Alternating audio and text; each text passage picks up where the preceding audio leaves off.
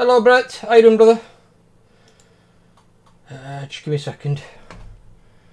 Just getting things sorted. How you doing, How you doing, buddy? You alright? Oh. Not ah. Not ah? Is that like short for not really? Are you not well again, are you?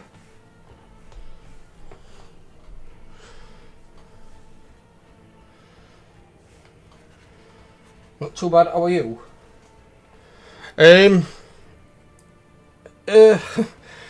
It's weird. I'm a little bit run down at the moment, sort of thing, like physically. And then I've also been stressing out of my YouTube channel, so I've been staying up really late at night and probably working later than I should. Yeah, it's been a trial. Forget if that one's completed or not. Let's have a look.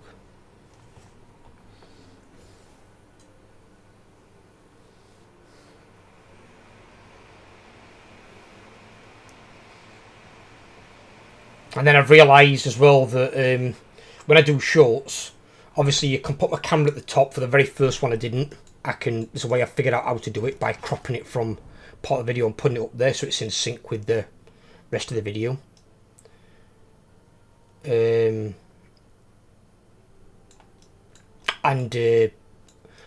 when you change your video aspect ratio from 16:9 to 9:16, so it becomes YouTube short,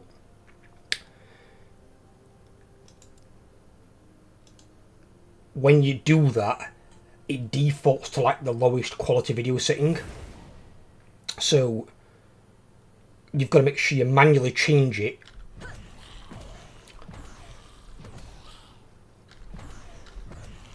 back to 1920 by 1080, because you can still put shorts in full HD. I doubt shorts will ever really go higher than that because of the resolution of the screen, and I'm fine with that because I don't want to do anything in higher than 1080p anyway. Oh, me. A second. Ugh. And hello, Cosmo. But yeah, just getting used to doing the YouTube shorts is something I didn't think I'd be able to do initially. And then, for some weird reason, when I started doing them, a piece of software popped up on my computer from Microsoft called Microsoft Clip something? Clippage? Clip Stomach? That's what it's called, something like that. And that popped up, and that actually helped because I couldn't put annotations in through my Cyberlink software, and I couldn't crop out the camera so the camera could go fully across the top, because there's nothing really in most cases at the top of the screen that you need to see. Usually the top of the bottom is nothing you need to see, so you can easily put your camera there showing your full face so you guys can see my facial expression, because I know a lot of people do that on shorts, because the few shorts that I have watched, someone has their camera either at the top, like third, or the bottom third, or sometimes even the top half or bottom half. There's that pretty kind face. Don't go that far, dude. I'm a bit run down at the moment. I feel horrible. So I'm only doing like 3 or 4 hours today. Sucks, man. Phil, I've been coming off a major burnout period. Hope you're doing good. Make sure you get enough rest, man. Don't stress too much. It's the main reason I'm stressing, Brett, in all honesty, buddy, is because obviously finances continue to dwindle. Bills have kept going up. I've had to get one of my bills capped at £50 for my gas electric, because it was going to be charging me £95, and I can't afford that. It's just too much. It's basically tripled the cost of my gas electric, and we're not using any more than there were in May, when it was a third that price. So it's feeling cheated, essentially. It's feeling all kinds of cheated.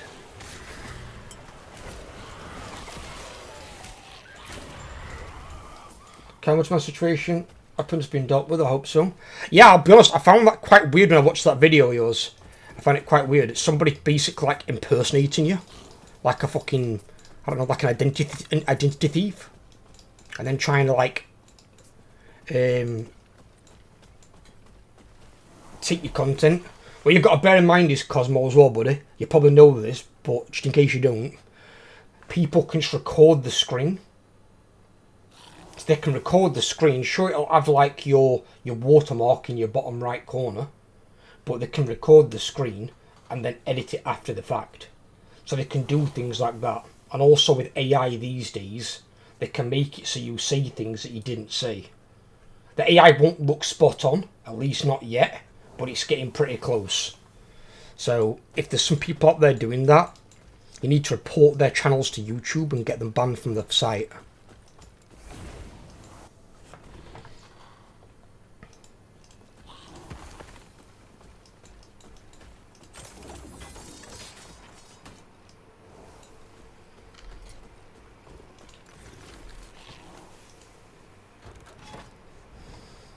I just got fucking eaten by a Spinosaurus. I was doing the next part of the recording on my Fossil Fuel 2, and that thing is big and mean, just like it is in the film. I know that's in the new Jurassic Park film. The sixth one, is it now? Seventh one. But this is going back to the island from the second film. Now, a lot of people didn't rate the second film from Jurassic Park. I actually liked it. I'd have preferred Alan Grant to be in it. He's like the key character. He's the fucking OG. But I didn't mind it. I liked the fact that it was like no fences. Dinosaurs were like roaming free and made up their own like little ecosystems and packs. But I liked it.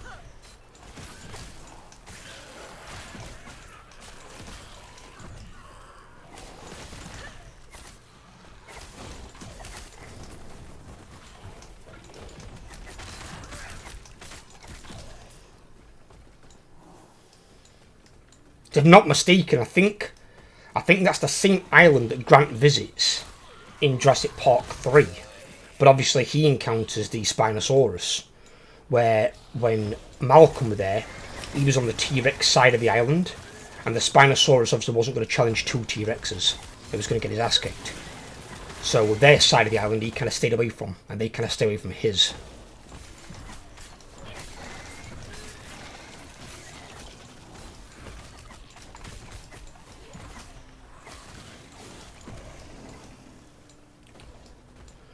Tried to go to the stream the fake account of me was at. Host has attempted deleting his stream after he's done with it. It's kind of weird that. Why would you delete your VOD? There was a guy recently. He weren't a bad person, like in a way, I suppose. But he's bigger than you and me, Cosmo, combined. He's got like 7,300 subscribers. But he's only got 5 videos.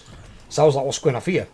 And he messaged me in one of my comment sections, because my videos have like gone to like an all-time low because of this impression problem that I've got with YouTube at the moment. But he said to me, can I help him out because he's been demonetized by YouTube. But he's been demonetized because the content that he's using isn't his. Basically, he's been taking clips from like well-known streamers' streams and then putting them into like a small form video, and it's like, well, you can't do that unless you ask the content creator in question for permission, which they're probably not going to give you because they're a big content creator. And if they're going to give you permission, they're going to want a share of the money, if not all the money. So that's why it's being demonetized. It got demonetized based on reuse, and that's why I hate React content. It's like so low effort. It's like, how hard is it to just make a fucking video? Or even make a YouTube short that's under a minute long? It's like, come on, tell me you can't make that? And if you want to, I don't know, make, say, 5 shorts that are just under a minute, then make them into a 5-minute video.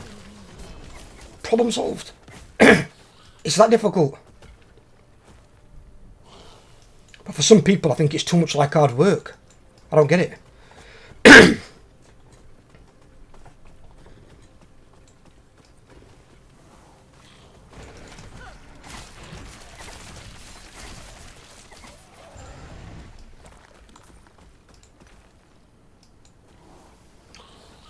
I like the second movie too. Yeah, second movie were good. They were.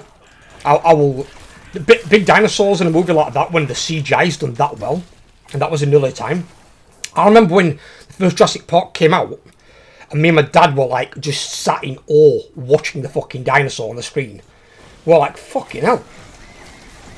And Dad like, if I get chased by one of them velociraptors, so I'm dropping my fucking underwear on the floor and it can slip in shit. And because that's how I'm going to escape. And I'm like, that's the invented escape method. Crap yourself and hope it just slips in fucking caca.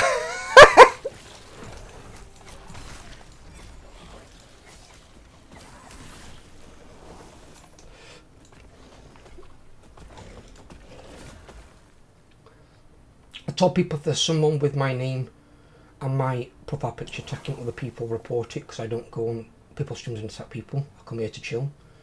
So another way to know if channel is real or fake is to compare the subs amounts videos made. Yeah, that will always be an identifier. That's why if you ever reach 100,000 subscribers, you get the verified tick at the side of your name. Because a lot of channels try and basically copy your content, re-upload it as theirs, saying that they're you. But when you've got 100,000 subscribers and they've got maybe 1,000, that ain't the case. There are scam artists out there trying to make money off it all the time. There's the people with very little imagination and even less skill. And basically they haven't got any talent and they've got no drive to try and attain it either.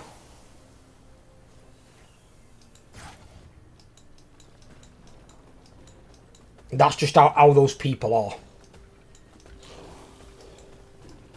You believe me, right, buddy? Dude, if you were attacking someone on this platform, you'd be the biggest idiot going. Because if you get reported for it on YouTube, YouTube aren't like Twitch. YouTube will look into it. If they know it's you, they can track it to you and your channel. They demonetize you in a heartbeat, and if it was really bad, they ban you from the site. If you put your channel at risk, you're an idiot. And I don't believe you to be an idiot. I had a friend called Epic Hands. I'm not sure what happened with Epic, but Epic's channel got removed from YouTube. And he had 5,780 odd subscribers when I last checked. And Epic were a brilliant guy. He were mellow as fuck. So I don't know what happened with Epic, I really don't. But he broke the rules in some way, and he got banned from the site.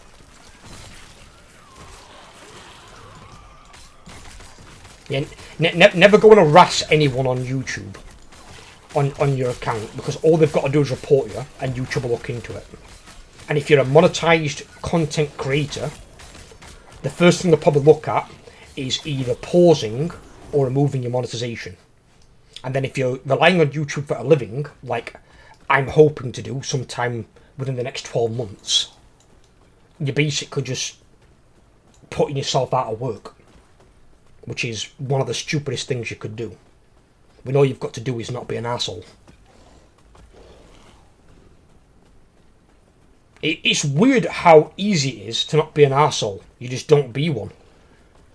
Where to be an arsehole, you've physically got to try to be an arsehole to someone. And yet there's people out there like your content thieves and your React content people, or don't even give a shout out to the channel they're reacting to their content of. And that's actually less effort than being an asshole. It really is.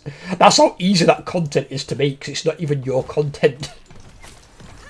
It's so much harder to be an asshole because you've physically got to go out of your way and try and get a rise out of somebody or piss somebody else off. So that the people who are like your die-hard trolls, we used to get them on Twitch all the time. That's why I prefer being on YouTube. On YouTube, I think I've banned 3 people. And there were 2 from the comment section and 1 from the stream. And the one from the stream is when I was streaming Dead by Daylight, which obviously DBD's got its own toxic community anyway.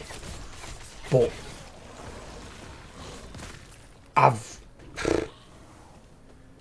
we had to ban so many on Twitch. Fucking, I don't know if Kyle had to deal with a lot of it. I think Brett did some of it. But definitely my other 2 mods, Matrix, did some. And then there was Whelp and Irony at the time. And we were banning fucking like anything from 5 to 15 people a week. Easy. Some weeks when you got these like troll account people, they had 200 accounts each. And I'm like, how sad is your life that you need 200 Twitch accounts? I'm like, literally, how sad, mate, that you need 200 accounts just to go and troll Twitch streamers. And it's like, oh, well, we have fun doing it. You have fun trolling streamers, trying to have a laugh with the community or make money? Like, fucking what is wrong with you people? Grow up. How are the people who can type still got the IQ for doorknob? I don't get it. It fucking blows my mind. It really does. And I was bullied as a kid at school. So, like, once you're being bullied, you never bully somebody else. Because you know what it feels like to be bullied. You know it feels horrible. It feels shit. So how do you inflict that on somebody else? Now, obviously, these are people that probably weren't bullied or they don't stream. So they're just doing it because they're just general dickheads. I remember banning like 30 people in one stream. Yeah, I know you had a bit of a rough go with it, Brett, I know. I'm sorry for it, buddy, as well. And I'll be honest with you as well. If it ever came down to it, Brett, and you just wanted to chill out in the stream, and you didn't want to be a mod, you let me know. Because responsibility isn't yours to bear. You don't have to be a moderator. You know, it's something you do for free because you cover my back, you're a mate. You know? If it ever became too much for you as well, Kyle, you just let me know. You know, I just give you guys mod because I trust you. I can trust you to make the right call if we've got somebody in chat being an Undead.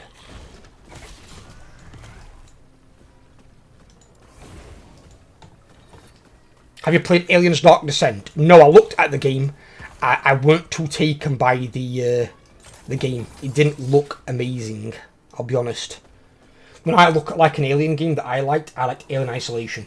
Alien Isolation was fucking mind-blowing. Such a good game. The fear factor in that game when that thing jumps down and starts walking around, it's like, oh my god. That thing was scary.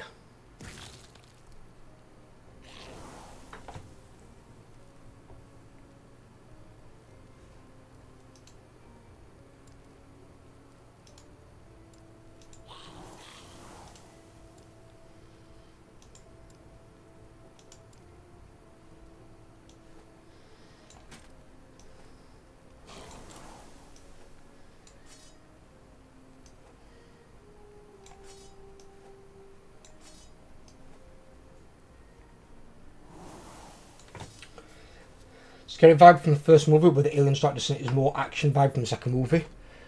I mean, it had some of the horror vibes in the second movie, but I get what you mean. Once the aliens started coming in mass and you got the Marines, obviously in the first film it was like a survival horror aspect because you'd not got anybody that were trained soldiers, and they were against this biological fucking killing machine.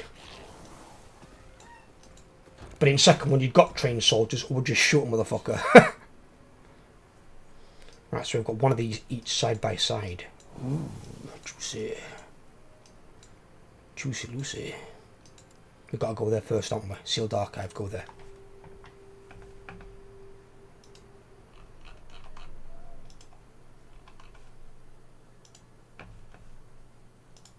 I had to put myself on Discord, I forgot. 90% of the time, people are chilled, so it's not too bad. Yeah, I know, buddy, I know.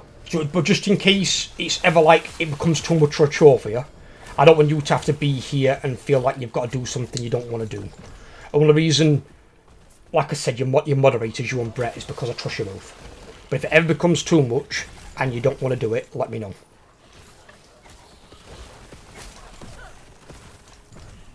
It's purely a trust thing with me. Trust is earned, it's not just given.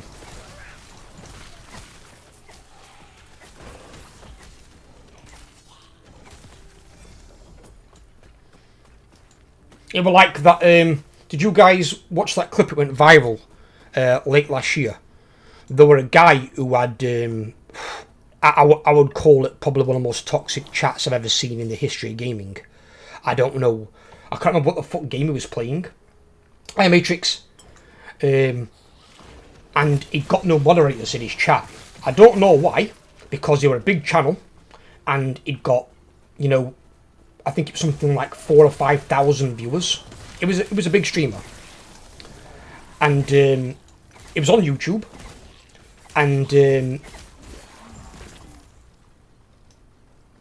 he basically had a long-time subscriber who's, you know, name he'd like seen pop up a lot in like comment section and stuff like that, and because his chat were like just spurging out and they were being racist, homophobic, all sorts. And if you don't moderate your chat, you can get in trouble as a creator. You've got to moderate your chat if they're doing that, because it's against YouTube's terms of service. And you can choose the like the tolerance level for your channel to be able to block like comments wise and stuff, because you can block keywords and things. Obviously, just like mine, he's got his, you know, like unlocked. But if that's the case, you've then got to make sure that you're managing it appropriately. And it gave this guy a moderator, and this guy banned like 90% of his chat. It was just a complete dickhead in disguise, essentially. And that's why I wouldn't just give a random moderator to somebody that I don't know. Same reason like World of Warcraft. I won't just give officer to somebody because they say they want to be an officer. I'll be like, no, I don't know you. So you get nothing. You get to be a raider.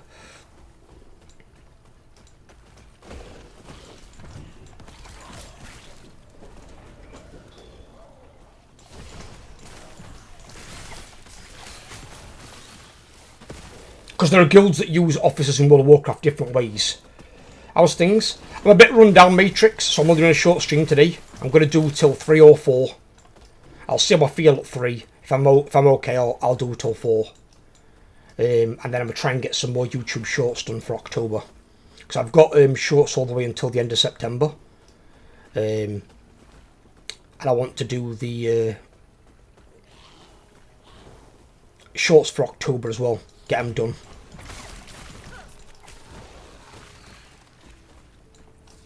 One short a day, 12 o'clock every day. They're less than a minute in length, so never going to be too long or anything. And then just see if any of them can pop off and bring more eyeballs to the channel. People I've spoken to have said that the shorts are really good for discoverability. So, and that's what we need. The problem is that nobody knows who we are or that we exist.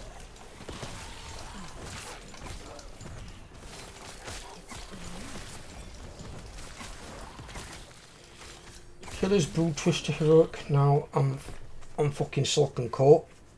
A Silken Court, a number of the Race to World Firsts have said could be one of the hardest second class bosses of all time. But I think they mean more so in Mythic, but by the sounds of it, it's really difficult. I feel though that we got cheated, right? I'll be honest with you, Matrix, and you can let me know this because you were there with us, right?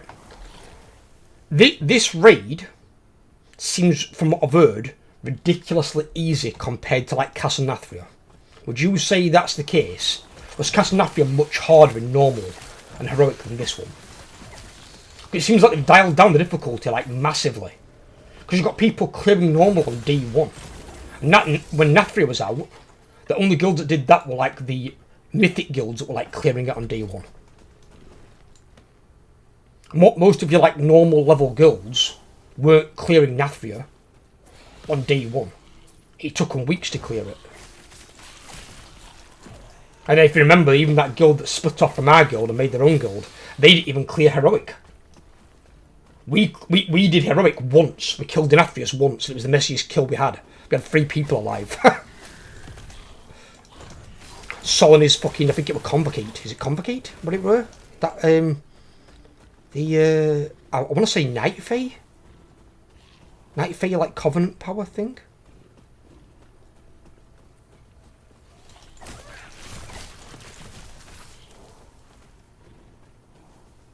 That boss, though, I'll tell you something, was so badly designed. Really were. I hated that fucking boss. Because even when I stood in the right locations, and we have it on recordings 3 times, and I think Cytrox clipped it every time, where I was stood in front of the boss, and the boss knocked me through him and off the platform. where when it's called a knockback, it's not a knock through, it's a knockback. I should have been knocked backwards into the middle of the platform, but I got knocked through the boss and off the platform. And I was like, oh, okay. So I hate knockbacks on, like, well, any boss really, but especially when it's the last boss, because all 3 bosses in Shadowlands all had a knockback, and I'm glad I only had to do one of them. Because knockbacks are they're just a piss poor mechanic, a way to kill people. And when they don't work right, they don't work right at all.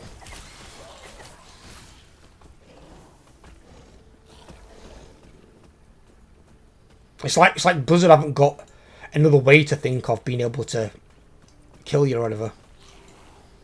Have you heard about those orbs matrix for the Silken Court in Mythic? If you get killed by an orb, you can't be combat resed. Because you've got an orb on you. So if you die on Silken Court in Mythic, it's permadeath. You can't be revived until after the boss encounter's over.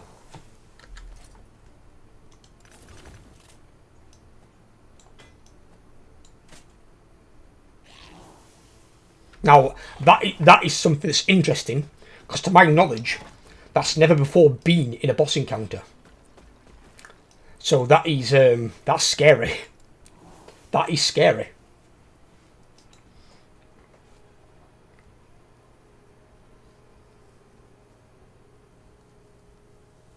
That's a whole new mechanic that Blizzard have come up with, and that one can make the Mythic raid bosses really fucking hard. Because if you can't use your combat reses and someone dies, you know they're not getting back up until the fight's over. So your combat reses are basically useless.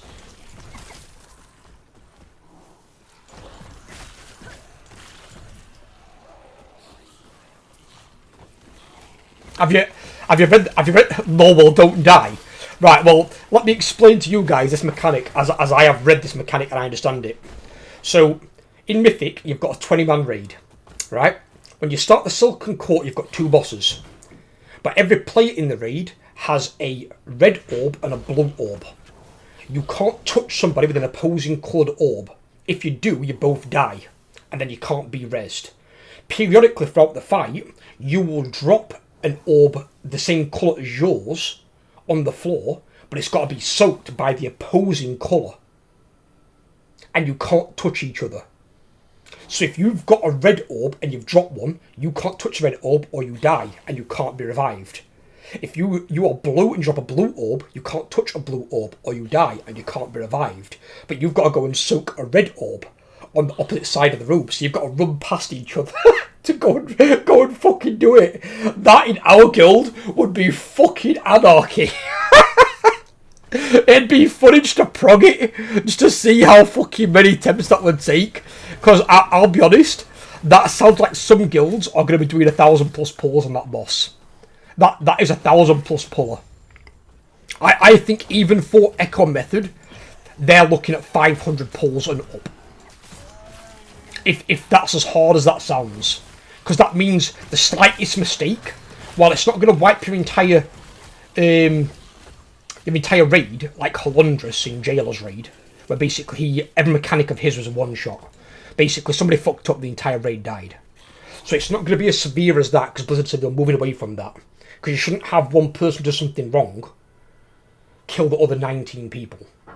But this new idea, where if you fuck up and you die and you can't be revived, that I like. Because then it's like, well, you fucked up, and now you're dead and we can't revive you. So if they start using that on the penultimate and ultimate bosses of raids, that's actually a really good idea.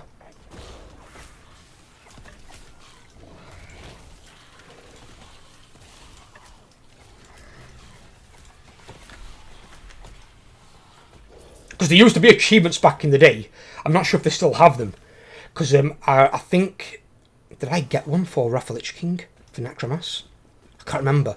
I'll have to have a look. There are basically these achievements you could get for the raids. And you'd get different titles for them. Like there's one called the Immortal. And basically you'd get the Immortal title if you did Naxxramas. I think it was the I'm not sure if it was just heroic or if it was normal as well. Because I didn't do it on heroic, I did it on normal. And basically, if you did it and no one in your raid died, you got the immortal title. But you had to have no one die in the entire raid. So like, you had to clear the entire raid instance. So you generally try and get it when you got it on farm.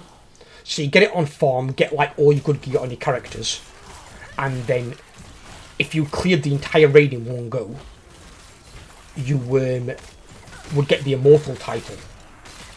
But you had to have no one die. So everyone had to do every mechanic perfect. Your healers had to be fucking on point. You had to do everything correctly. And that just shows you had a really well organised raid. Those guilds that were progging for Ak on the last day had over 1,000 pulls. I know they did, buddy. I know they did. See, the thing is, right, I'll be honest with you, I wouldn't mind being one of those guilds. I really wouldn't. In some cases, I really wouldn't mind doing it.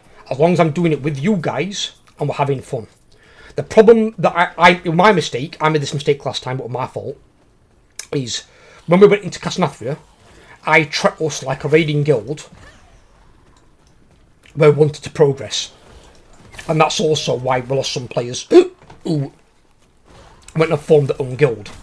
Although they failed really hard, which I was quite happy for. But this time round, we're not so much a raiding guild as we are a raiding community. It's part of my community from YouTube, basically built around my content creation, but the guild and the YouTube Discord are separate. If somebody starts any shit or any drama and brings it over to YouTube, they get fucking banned from everything. Guild, Discords, the channel. I don't want them anywhere near me. But we need to look at it more like a community, so people don't have to leave and try and find another guild for progress, because we're doing it together as a community, as friends.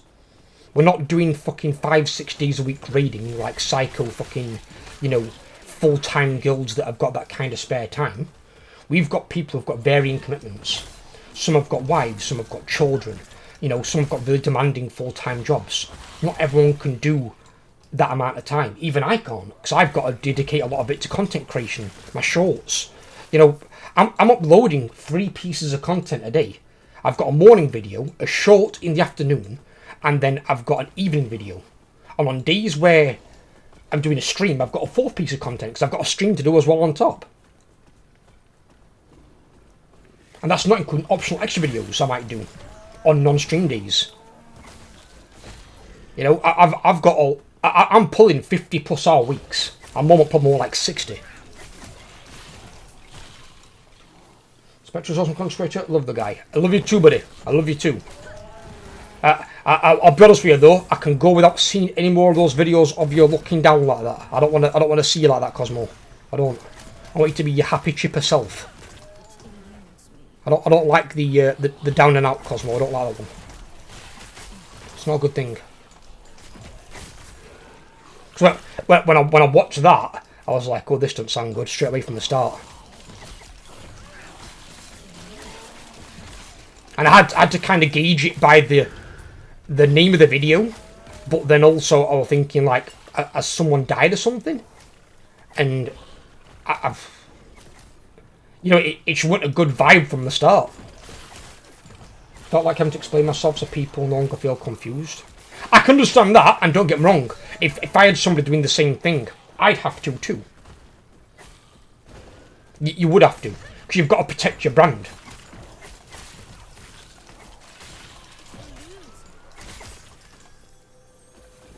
But like I said, if you know who the person is, dude, get them. End of the day, if somebody was using my image and my logo is copyrighted. I designed that logo myself. Somebody uses my logo, I'll sue them.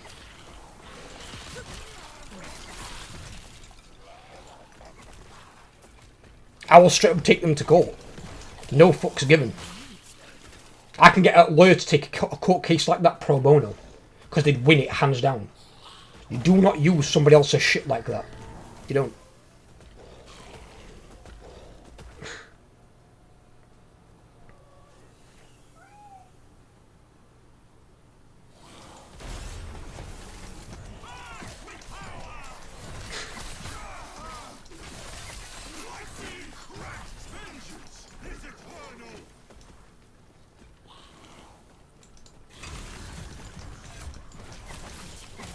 I don't like seeing myself that way either. I don't either, buddy. No, we don't. We all have those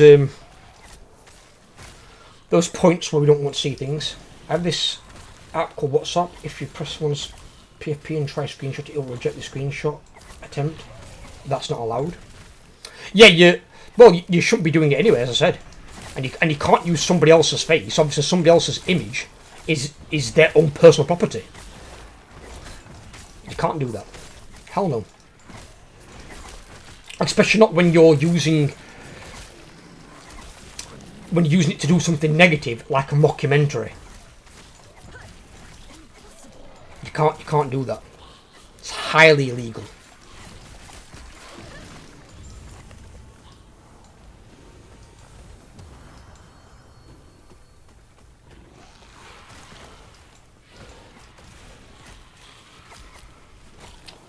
I wish that would carry on to YouTube where people are unable to screenshot PFP to avoid impersonation.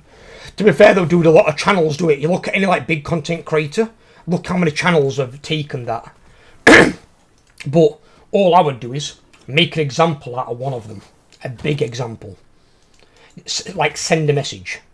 So someone does it, take them to court, sue them. And sue them for a large amount of money. And if that goes then public that you've sued someone for using your logo, your image, I guarantee you people will then not want to do it because they won't want to be sued. Once you put the fucking shit up and thinking, right, this guy's fucking serious, they won't do it again. They get a fucking court summons, they're going to be in some deep shit. And if they fail to show up, it gets even worse. Because then they add years onto your jail term and more onto your fine.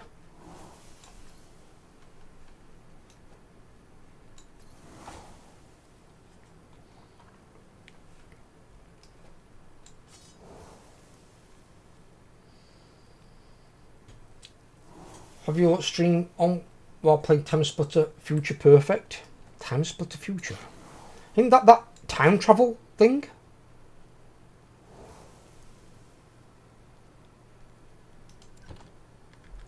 Where you like use that gun to like go back and in time or something?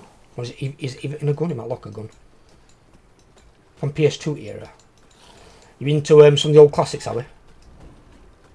Right, I've got 3 of these fucking things here. That one's 80. That one's 74. Okay. We've got a unique down here. Think about it. How much do I need to get the stability on this one? This is a lot higher than normal. Jesus Christ. Well, I can't do any of these until I've done the quest lines here. Otherwise I won't unlock the next one in the chain. Right, if I head towards a unique, we'll go this way. Time Splitter 2 and Time Splitter Future Perfect. They added those 3 games to PS Store last month. PS2 Classic. Well, actually, let's bring this up as a conversation point. What do you guys think of the current debacle with Sony? I would like to hear your thoughts on, one, the overpriced fucking cost of their new console. That seems ridiculous when you could buy a gaming PC on the lower end for the same fucking price. They probably have a much better graphic card. And also Sony's $250 million failure with Concord. Why would they think that Concord would be a good game? What were they thinking? Who put that forward and thought, right, this is going to be, you know, the game that like takes out fucking CS:GO? No, it isn't. CS:GO's been cemented for years. Nothing's going to challenge a big dog. Does this face answer your questions? I'll just be honest with you, Cosmo. I've never seen PlayStation fuck up quite that badly. That's what bothers me the most. It's like, have they put some new people in charge management-wise that are making the shots, like calling the shots? Because I've never seen something quite that stupid. And this all started when they tried to enforce the PSP network on Helldivers 2. They brought somebody into a management position somewhere that doesn't know the fucking head from their arsehole.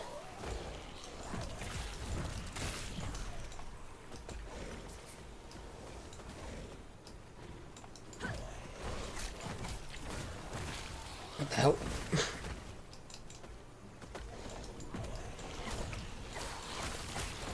I was also angry PS5 Pro controller cost €800 over here. What? For a controller?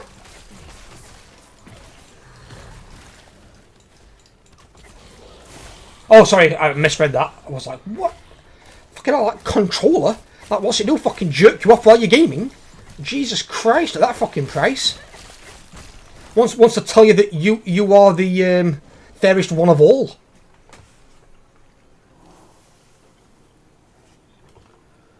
What's worse, the console set to release right on my birthday. Oof.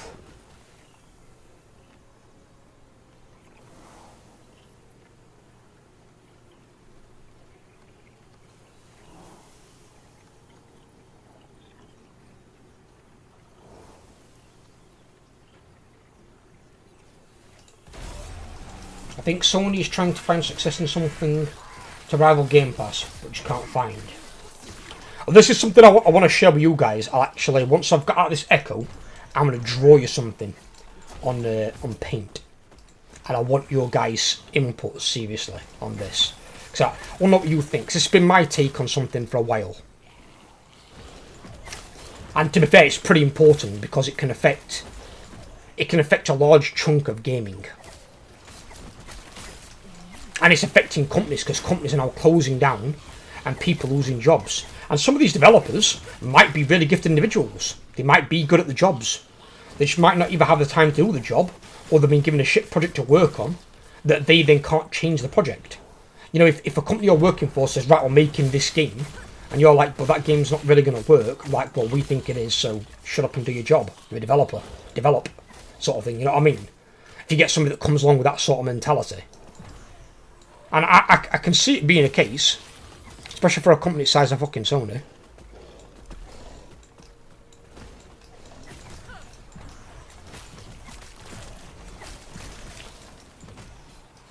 Well, even then, the PS5 Pro, it's not even a new console. I mean, personally, you just wait until the PS6 comes out. Why would you want to get the PS5? The PS6 can't be that far away now.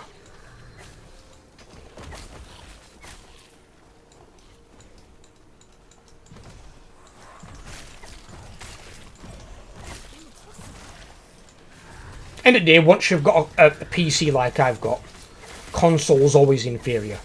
The only thing with console that makes it a bit more convenient is you ain't got to download like your patches and add-ons and worry about compatibility issues. It's just plug and play. Because it's got to work on the console to get on the console in the first place. That's why it's heavily like the quality assurance tested by the console teams to make sure the game physically works.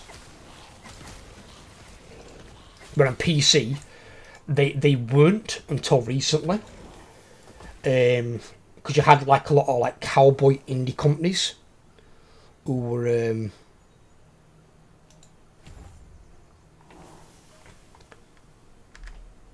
basically getting away with just releasing some pile of dog shit. But they've now put in a law where they can't do that anymore. It's got to be fit for purpose, otherwise they can be prosecuted. That would have wanted that. Right, okay.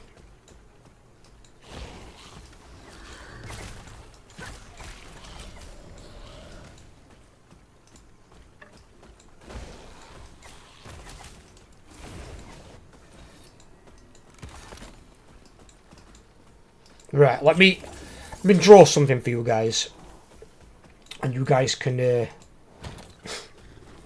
tell me one how shit my drawing is. And two,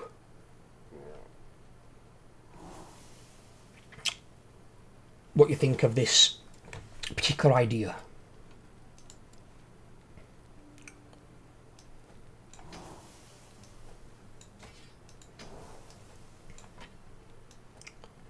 So I've been thinking about it for a while. I'm sure some other people out there might have mentioned it, but I've not physically seen anyone mention it myself.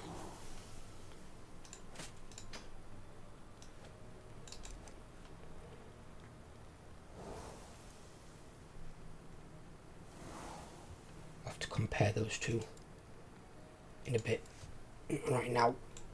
Right. If I quickly. Oh, not paint.net, just paint. In fact, we can do it on paint. We can do it on this, yeah. It's fine. This is what I use to design all my thumbnails and shit. Right, so if we use this. Right. So we've got ourselves here. A nice big fat chunky circle. Let's put in here.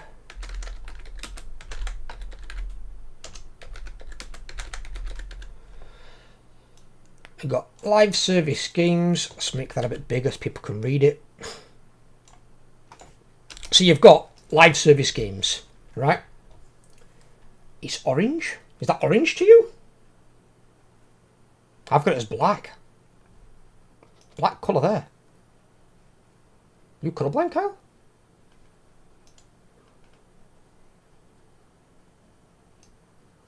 But then an example is here, right? Let's say we've got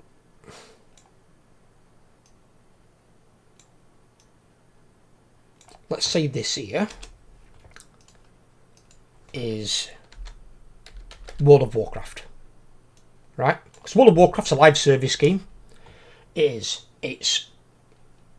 probably the biggest live service game in the world. It's the only one that I would play. My poor attempt at humour. Oh god. It's an orange in the shape. Oh my god. Wow, that took me long to get that. Fuck me, Kyle. Jesus. So let's say this little speck of shit down here. Let's say this is Concord. Right? So that's Concord there. So what other live service games out there have we got, guys? So we could do... Oh, fuck. Thank you, Overlord, for gifting a membership. To Brett yet again. Okay, have you and Brett got some sort of like thing going on?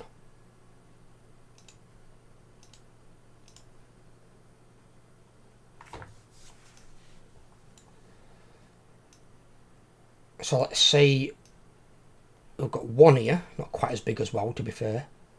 This one could be Ashes of Creation. So Ashes of Creation, which is another MO that's coming out at some point in the future. We could do another one. Let's do this one here. So let's do the what we got. Is old school RuneScape technically live service? Would it be like Final Fantasy? Actually, Final Fantasy a good call. Final Fantasy will be bigger than that.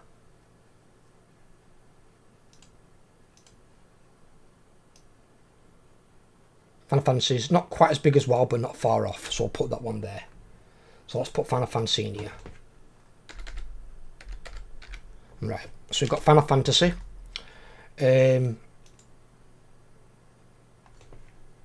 What else is like? What's that stupid fucking game they brought out recently? Kill Justice League. How the fuck did that happen?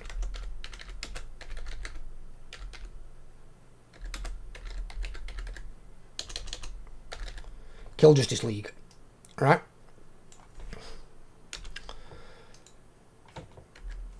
What else have we got? Let's have a little think on there.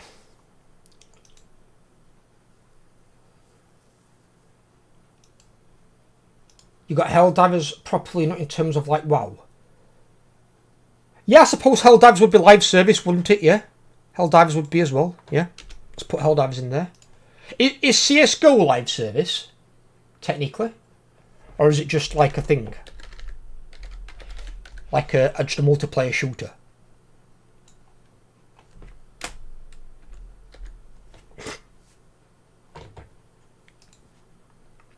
I forget.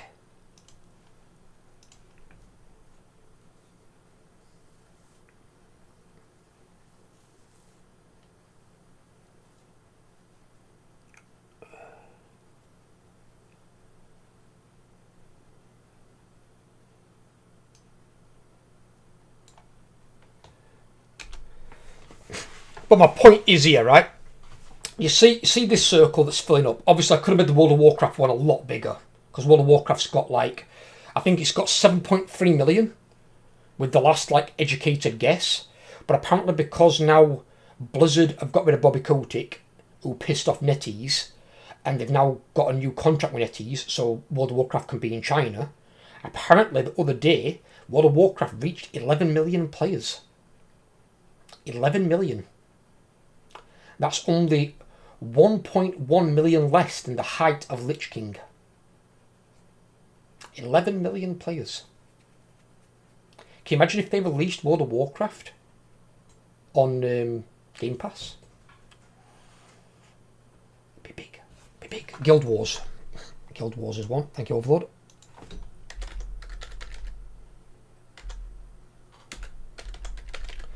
Guild Wars. Let's pop that in there.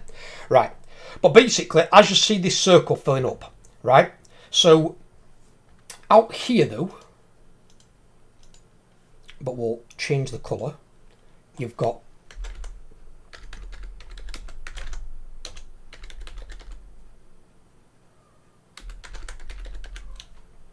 single player games, right? So then let's go over here, and you've got multiplayer, non-live service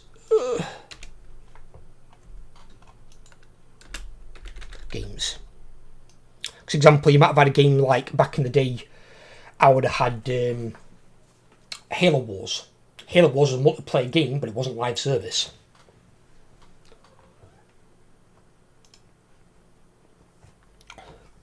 Diablo's not live service.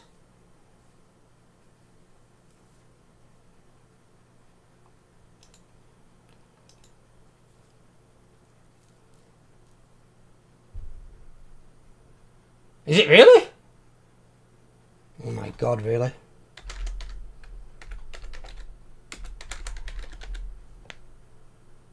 How do you make an ARPG that's single player live service? That doesn't even make any sense. You can still play it single player, right?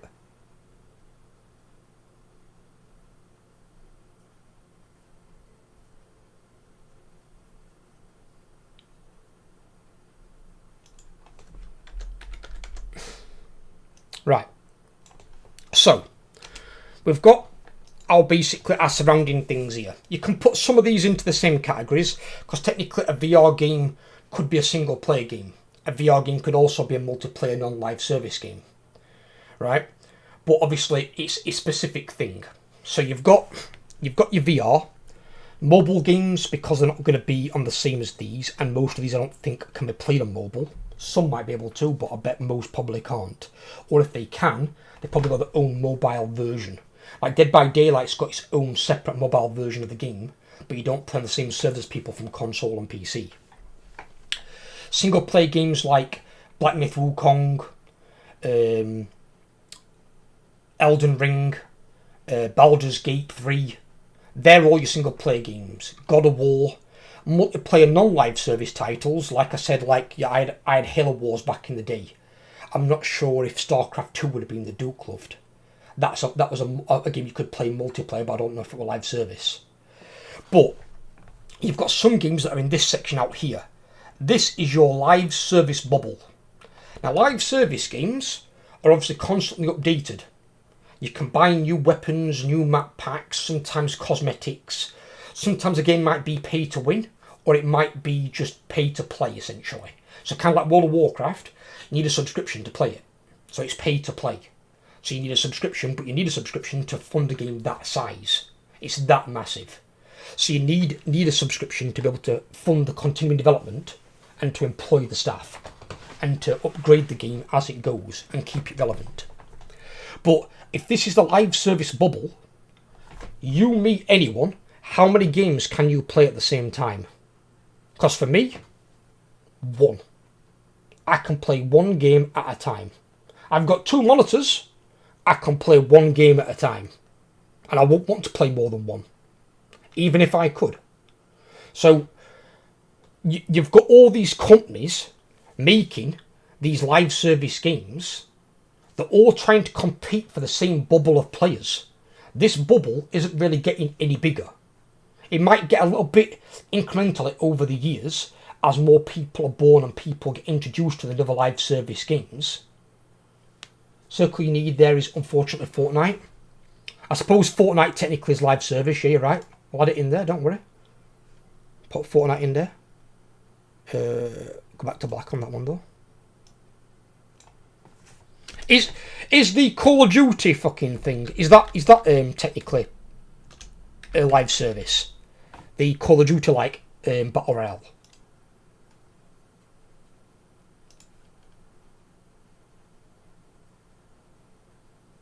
But this is the other thing, and this is something you're probably going to hate Cosmo, if you're a PlayStation fan.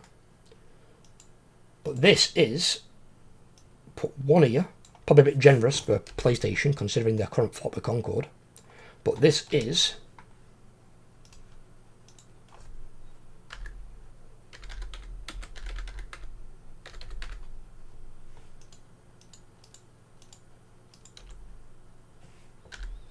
what the hell? Oh god. Missed my comments there, bud. Could listen to this guy's voice all day. He has this narrator's voice perfect for movies and video games. Bless you. I did, I apologise. You weren't wrong.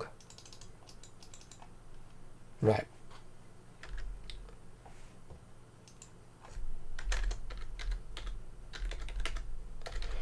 Now, if you guys don't know, these two down here just labelled PlayStation. This is two more live service games PlayStation are bringing out this year. Two more from different studios. So they released Concord that cost them $250 million and then lasted 9 days and tanked. They've got two more live service games coming out this year. You see how this bubble's starting to fill up. And bear in mind, you're going to have some players in it. Let's say we do green. And let's say we do this. Right? If we do this.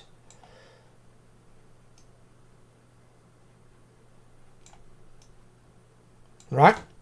What that green circle means is they are players who will only play World of Warcraft.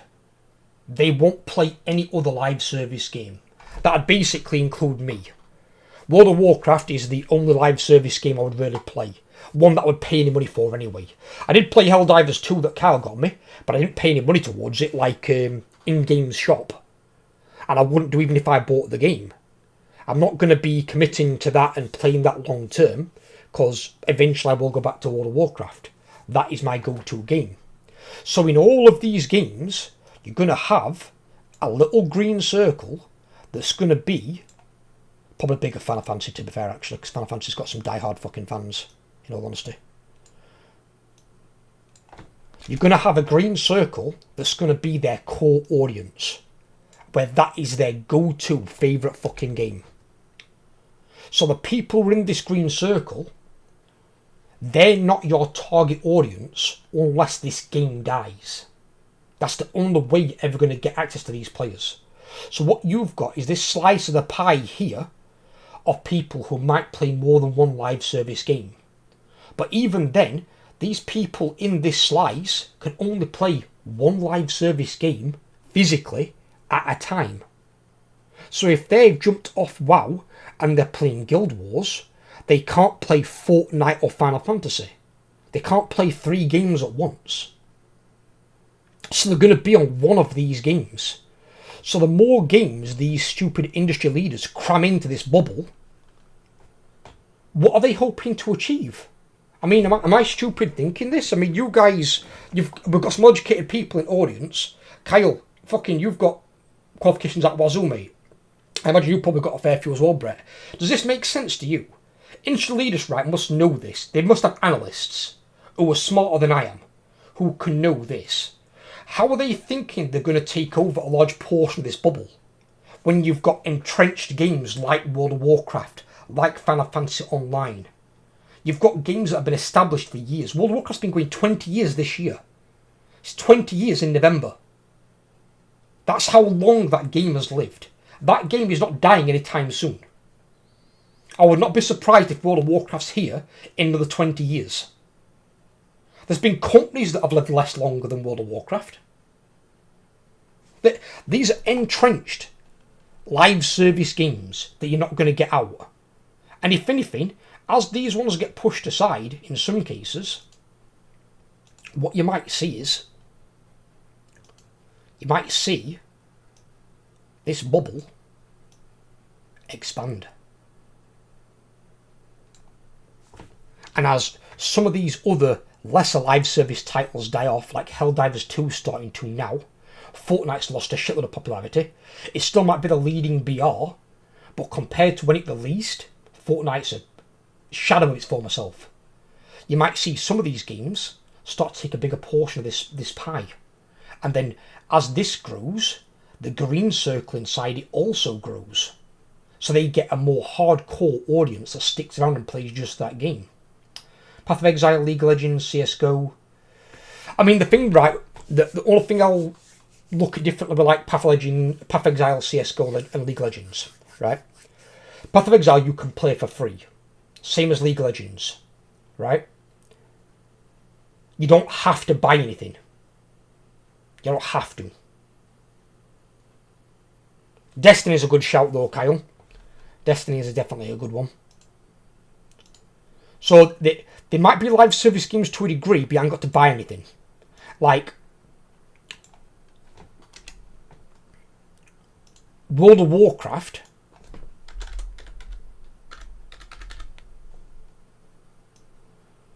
and Final Fantasy both have subscriptions. And then you're starting to get this overlap here, where you might get people playing a bunch of these different games, and then it's like, oh, which game do I log on and play today? So I've got World of Warcraft, I've got Destiny, which I might have spent most of the time on, Final Fantasy, and Kill the Justice League. Which one do I play? Or do I try and play all of them for an hour each? So either you're going to cut down your time you play on each one, but you can still only play one at a time. So you're going to encounter this issue. And this is another thing, right? So I've recently had Concord. We've got Destiny. We've got these other two here. What's the thing these four games have all got in common?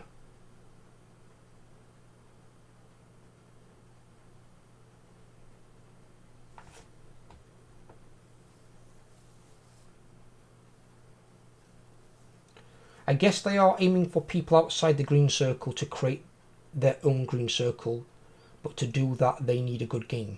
The live service sector is becoming too saturated. Exactly my point, Kyle. It's becoming too saturated. There's too many games trying to fit inside this bubble, right? And bear in mind, this bubble looks big, right? These people outside it, playing the single-player games, the multiplayer non-live service, mobile games, the VRs, that is basically the rest of the planet. That is massive by comparison to this live service bubble. This live service bubble is small. It might be 20 million, 30 million players worldwide.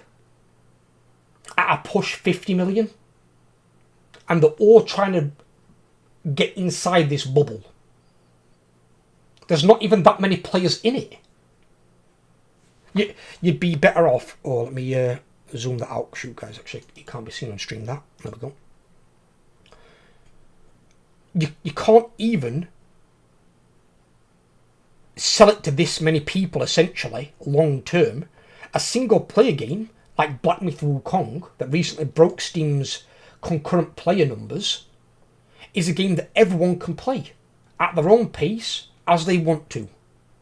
These games, you've got to stay on them on a regular basis and up to date, or you can risk falling behind, depending on the type of game that it is. Helldivers, not as much, I suppose. World of Warcraft, Final Fantasy, or MMOs, you need to stay up to date with the current gear, or you can fall behind the gear. Like when I go back to World of Warcraft, I've got to re-level to the max level cap, get all my new talents, get used to what they do, grind the new gear to be able to do the new end game content. So I'll already be behind, but at least I have knowledge of the game. Somebody's brand new going into World of Warcraft, that's going to be a lot harder. Especially when you've got to download add-ons. But they're all trying to fit into this bubble, and I don't understand what their marketing scheme is. Plus also, we've got this here. We're going to go blue for a big old case of depression. So that's what Sony is. Sony's a big bit of depression. So we're going to go 1.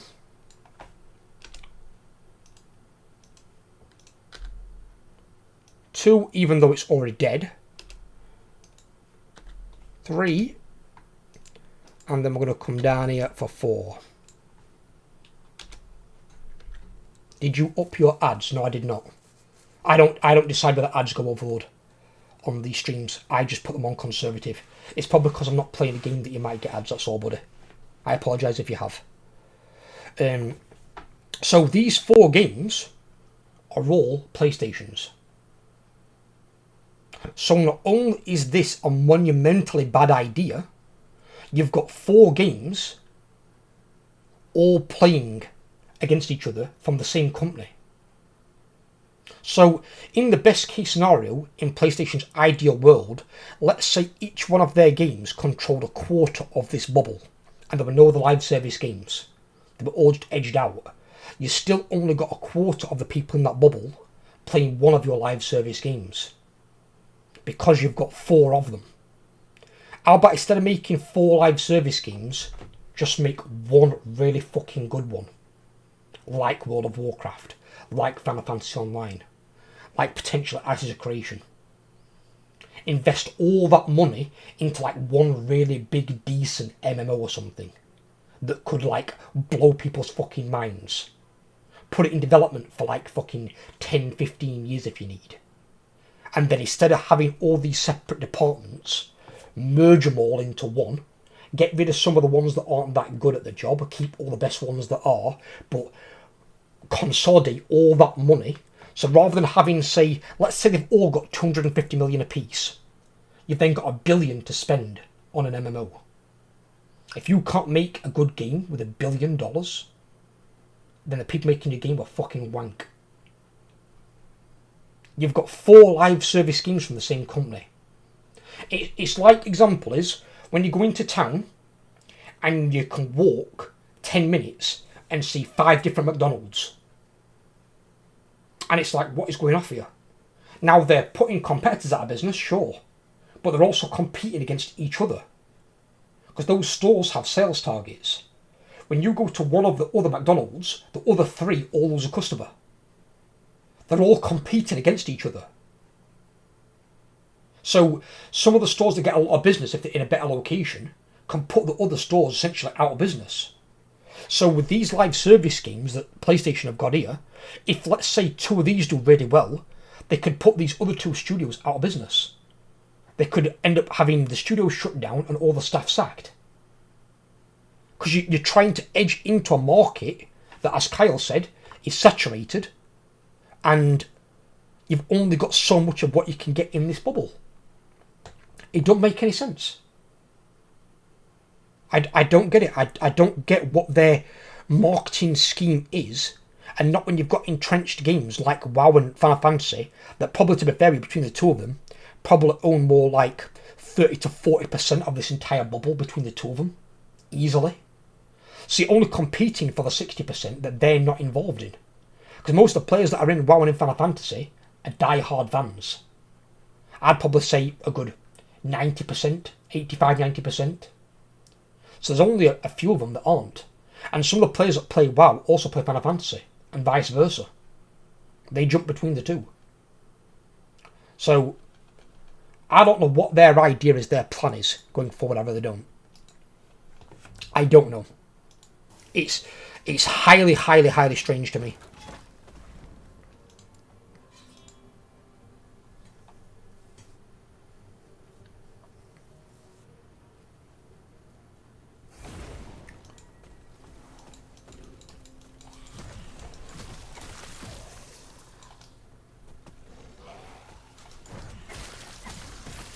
I'm trying to think of it. I'm not some brain box analyst or one of these mathematical predictors who can like try and predict the next 2 years of like where the market's going to go.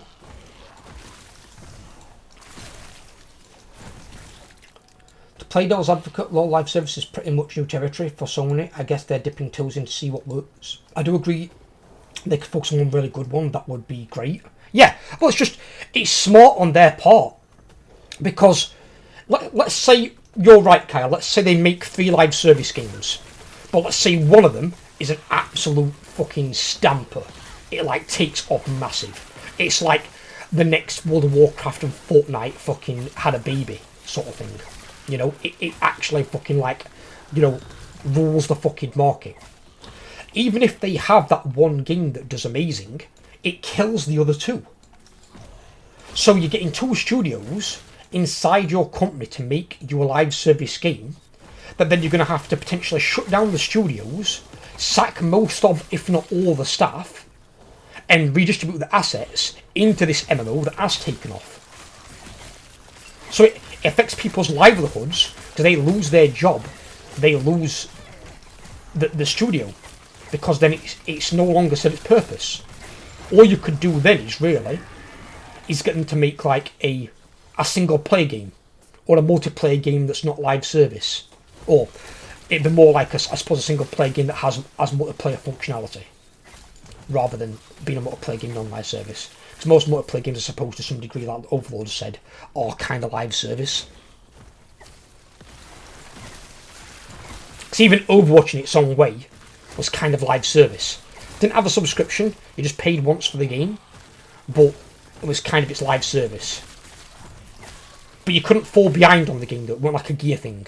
It was more like just keeping your skill cap high playing that type of game.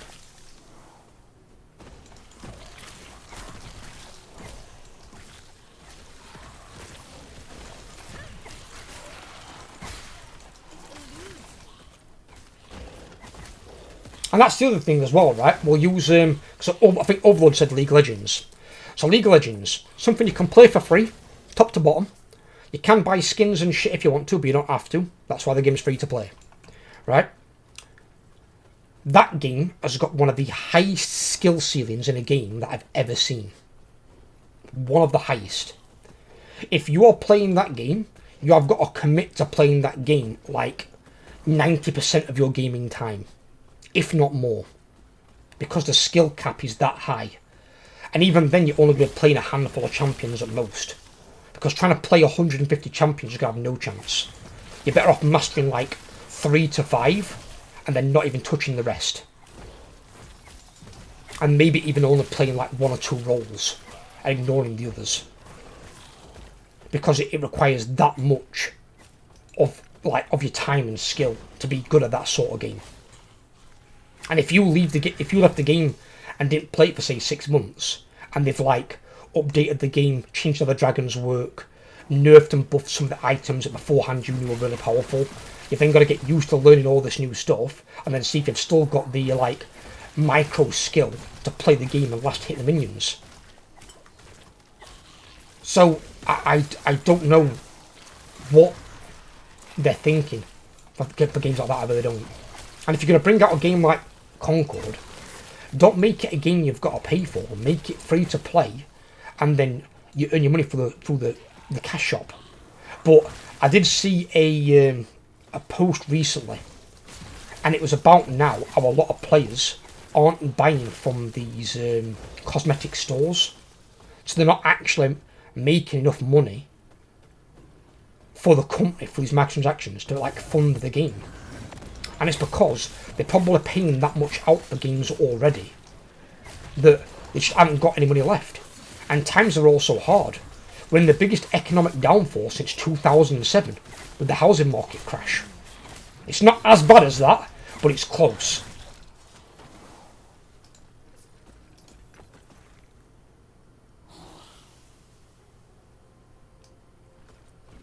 And it's kind of like trying to milk a dried cow's udder. Nothing's going to come out of it. I don't understand where these companies that have got multiple hundreds of billions, maybe even trillions. NPC. I don't understand how they don't know this. Or maybe they do know it and they just don't care. But then, if they don't care, sure, that's bad for their investors. Because all they're going to do is take massive losses like Sony have just done with Concord. If they've just lost $250 million, and then they don't care and are okay losing that again. I mean, why make 2 more live service titles this year? Why do that? There's not that many people who can play a live service game at the same time. They already play other live service titles they already enjoy. That might have been playing for years. It's really, really odd.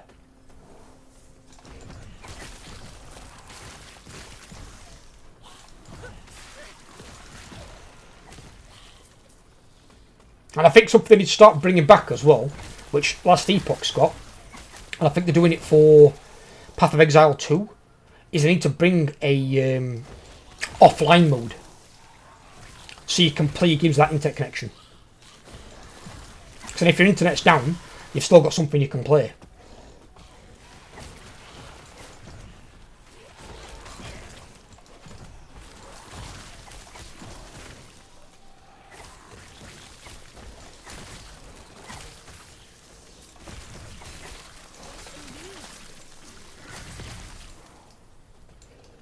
I remember when fucking internet first came out and I jumped online for some multiplayer on Sacrifice back in the day, and I had fucking a 56k dial-up connection, and I was in the middle of a fucking game and my auntie rung house and my fucking connection severed, and my character was stood there trying to cast this fucking spell, and it looked like he'd got a big ball of poo in mid-air, and it weren't supposed to like form into a rock and kill something.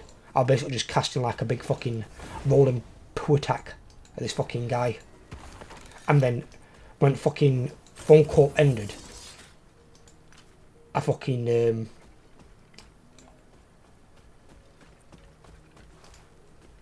went back onto the game and I was dead. They'd sacrifice my fucking altar. Careful you swing your age. I don't care, dude. Age is earned. That's the way I look at it these days. Age is earned.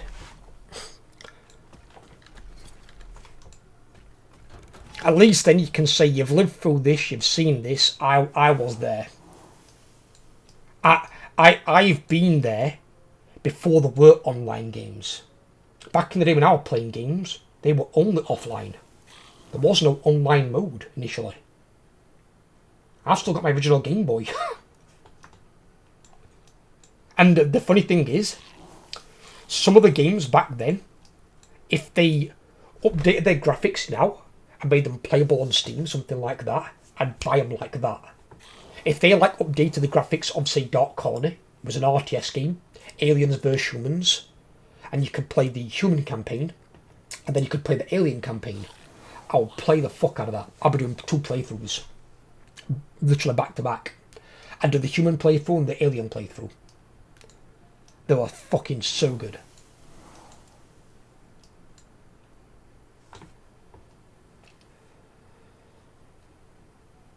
Oh god, really? Fucking hell. See, I'd say that's where we've got the advantage there, Kyle, where they haven't. Because they're these young millennials that don't fucking understand.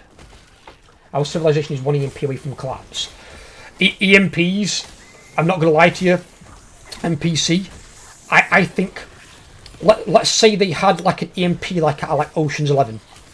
If you get EMPs like that, where it's just an EMP and not attached to like a nuclear warhead, if EMPs were launched all over the planet, would probably cause more damage than a nuke itself.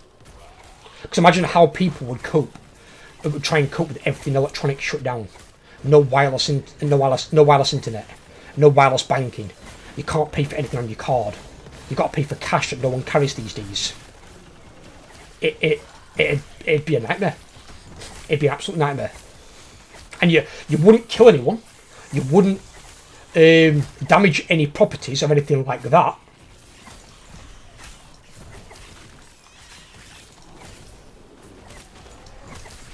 But the disruption it would cause on that size of scale You'd have to literally go analog. You're going back to the old days.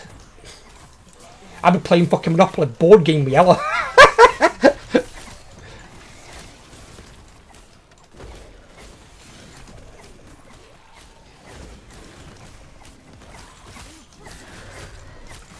People who are affected by EMP would do that.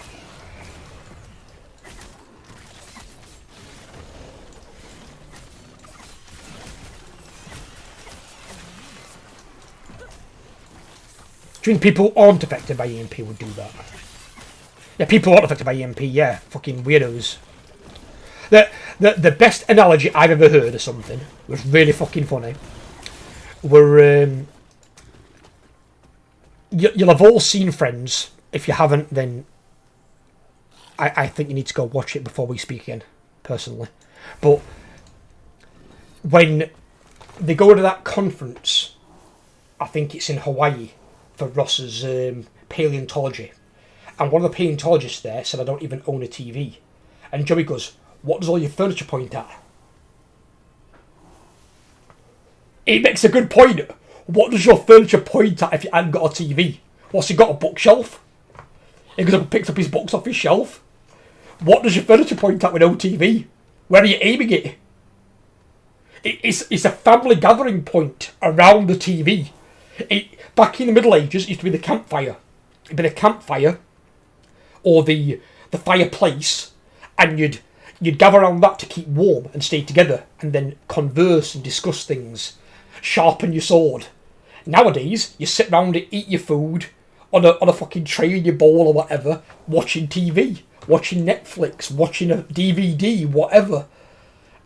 If you ain't got a TV, what the fuck is your furniture aiming at? I want to know, because that's fucking baffling.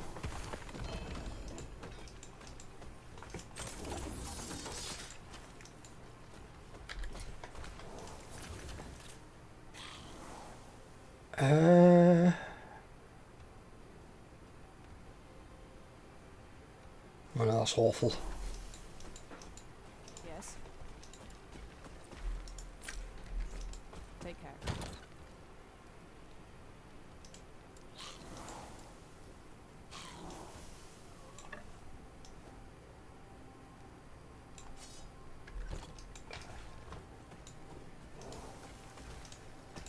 Is that one finished yet? 800. Right, we've got 800.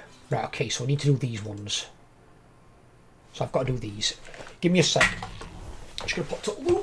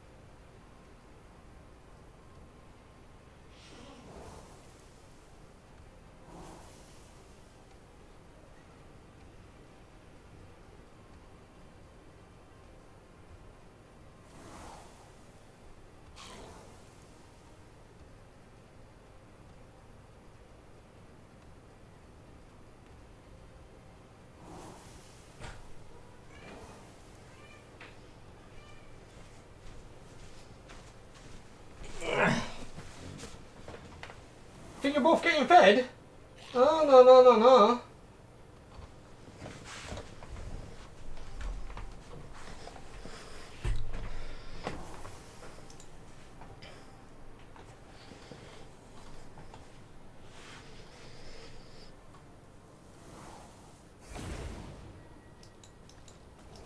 I see.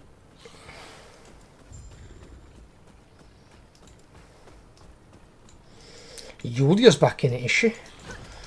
Alright.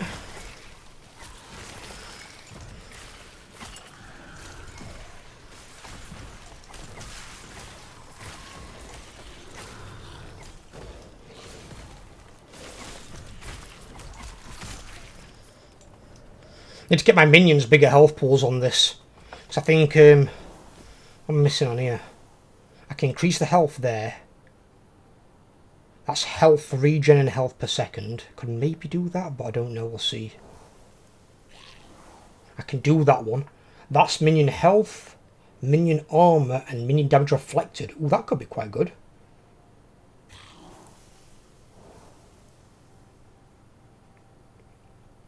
Could need that one maxing out as well though, because necrotic and elemental resistance, which is really good for us. I mean, necrotic's already fucking maxed out fucking anyway. But then elemental we're not doing good on. And then it just leaves us vulnerable to poison and void, really. Hang on, we got a thing from... Oh shit. 1 word per second per 3% necrotic resistance, uncapped. So the more I increase that, the more ward I'm going to get. Ooh, dirty.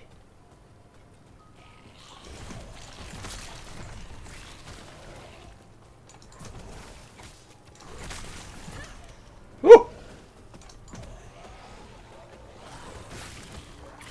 Out of the way! Coming through! Necromancer! And a lot of minions.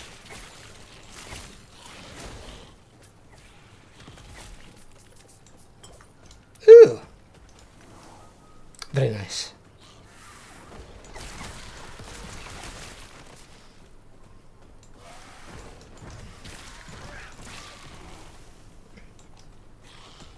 Jamie's got something planned though. I don't know what that means. But when Jamie has plans, usually good things happen. We'll have to see what it entails. But I don't want to put the entirety of the channel on one Jamie, bless him. But I appreciate you guys who've been supporting me as members as well. It's doing it's ticking away and keeping something coming alongside the ad revenue. We just need to get a bit more visibility, a bit more notice that this can come of it. I spoke to some guys actually the other day as well about shorts, and said, well, nothing's really happening at the moment. And he said, you need to get a bit more time. He said, just get a bit more time, and he said, you know, get an established base of shorts. He said, it's okay that you've got 3,000 plus videos, but you've not even got 10 shorts. He said, think of it that way. Hi, Ethan. He said, so you've got to start out with your shorts. He goes, get them rolling. He said, when you've got like, you know, 50 to 100 shorts, see how many some have got. He said, they've all got low views, so you might need to change. Set up at uni now. Nice, brother. Hope it goes well for you. Obviously, you know, go out, party, let your hair down sort of thing, but obviously make sure that your course comes first. Don't get off the academic track.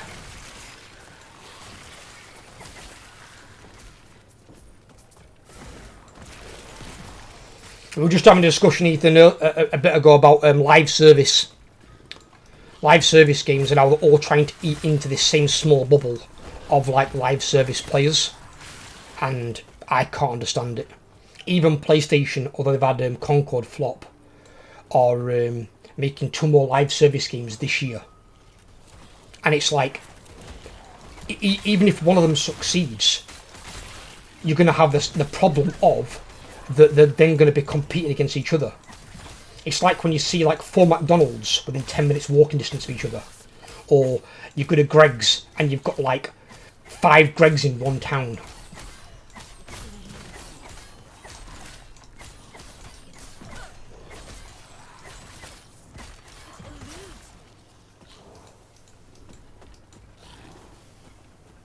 Live service games are horrible. I agree for the ones where you need to buy things, definitely. Escape from Tarkov makes you do that. Escape from Tarkov is not just live service. It's more of a scam. It's extortionate. I watched a video about one of their bundles coming up. The bundle was something like $250 or pound or something. I was like, what? What? I'm like, who the fuck is going to pay that? Like, it's a game. It should be like 40, 50 quid. That's it. I'm like, unless you're putting in a subscription and it's like an MMO, like World of Warcraft, because they need a subscription to fund an MMO, because of how much content goes into them and how much work goes into them. But other than that, no. But if like Blizzard in the future came out with an expansion and said, oh yeah, it's going to be 250, I'd be like, you're out your fucking minds. No one's going to buy that. Think I fucking made of money? The bulk of the people playing your game aren't fucking rich. Working class. And poor. I got a 90 quid version and there was 250 euro one. It's fucking stupid. I haven't even got the 90 quid one, dude. It's ridiculous. I would never pay more than 50 for any game. And the only game I paid 50 for was Gears of War 4, I believe it was. And even then I couldn't play it. Because as soon as I went onto the first cutscene, because I've got a G-Sync monitor, the audio isn't aligned with the characters saying it. So I couldn't do a playthrough of it. So I spent 50 quid for nothing. That was years ago though, when it first came out.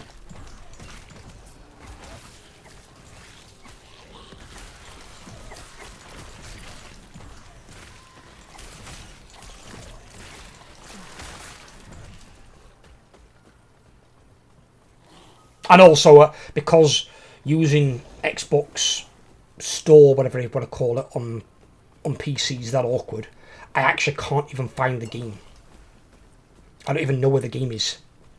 Because when I went on there trying to find it, I couldn't find it.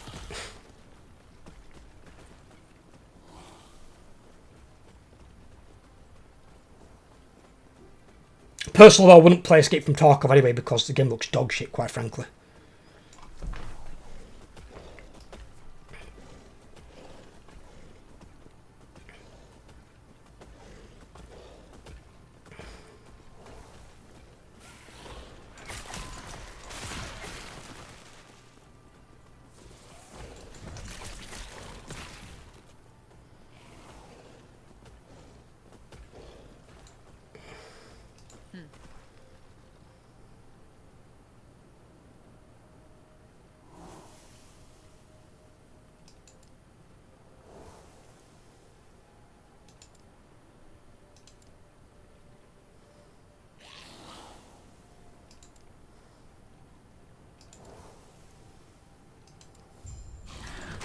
We gotta kill Yulia?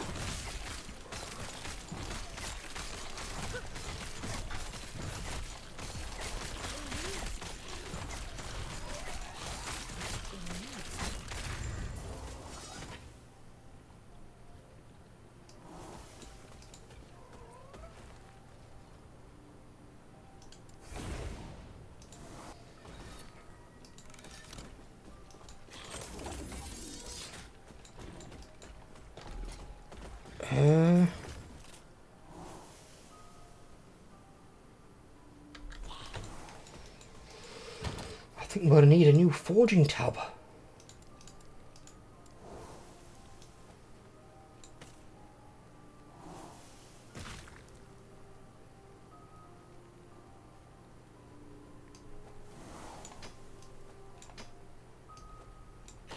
Never mind, my old Tetris skills came in handy.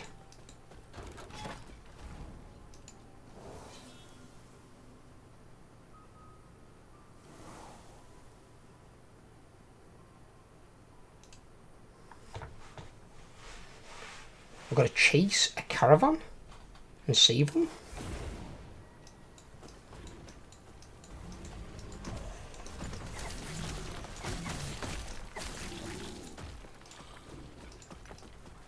Can you imagine yourself being in this predicament, if you will, just being invaded by like some, I don't know, extra galactic fucking force that's just got infinite spawning fucking like monsters and minions, and you basically just got to hold the tide. You have to like set up some sort of like impenetrable fucking bastion somewhere and just hope you can hold out. The scene that I get in my mind reminds me of the I think it's the 5th Resident Evil film, Mila Jovovich in it, when they're at the White House and they all go and stand on the roof and there's just fucking billions of undead outside, and then the big fucking undead monstrosities from the Nemesis program flying at them as well. And they're just like, what the fuck is this? This is a nightmare scenario. I don't know how it went from that though to the 6th film. It didn't make a lot of sense, that. I know it's based on a book instead. It's not based on the actual games. I think if they stick to the game stories, it'd be better. That's something that always gets me as well. Is when they turn a book into a TV series or a movie, and how much involvement the writer has on what they can and can't do, because you've got to rein them in. Otherwise you'll get these studio fucking writers who think they do better than a professional writer, and they can't do better than a professional writer. No, that's why you write scripts for a fucking movie.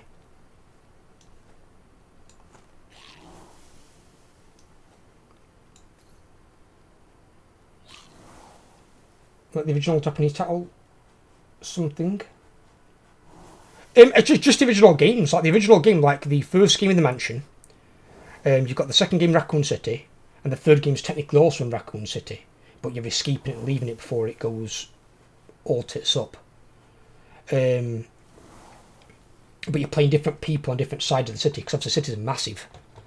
And then you have got Zero, and Zero was the train going out through the countryside near the mansion, and then some biohazardous organisms somehow came uncoupled and fell off the train, and that's what started the Resident Evil 1 game as we know it, because Zero was actually a prequel.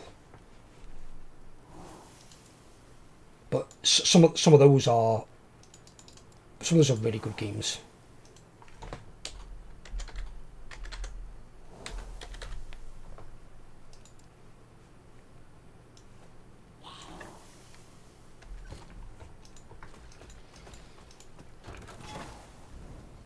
Dreadnought's wreckage into that boat.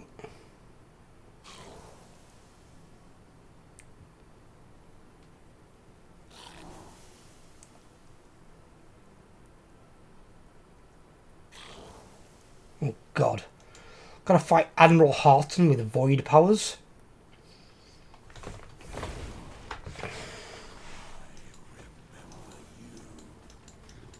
Good. Remember me kicking your ass then. Open down your goddamn ship, you big crab bastard.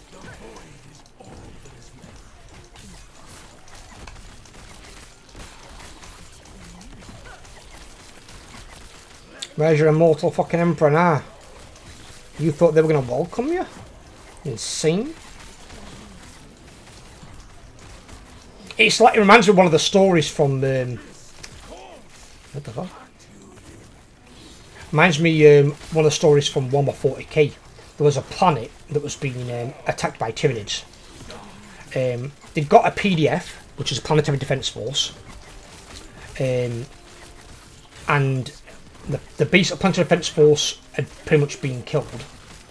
But the remaining people on the planet, rather than fight the Tyranids, willingly walked onto one of their hive ships to be consumed. And it's like, who does that? Who does that? They're like, oh yeah, we'll be a whole as one of the Tyranids' hive mind. Like, no you won't. That's not how that works.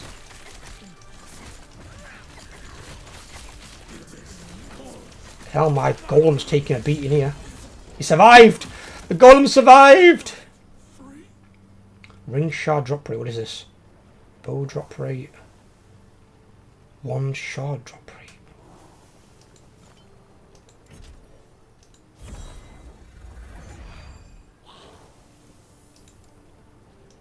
A lightless arbor key. Yes.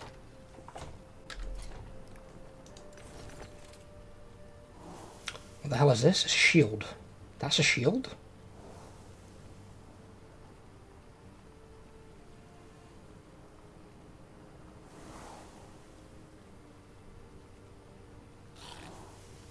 Some 40k stories are great. 40k, I'll be honest as well. 40k and fantasy. I've got some of the most underappreciated authors on the planet. Some of Games Workshop's book writers from like Black Library are fucking amazing. I'm a massive fan of Dan Abnett. Dan Abnett and who's the one just thinking now?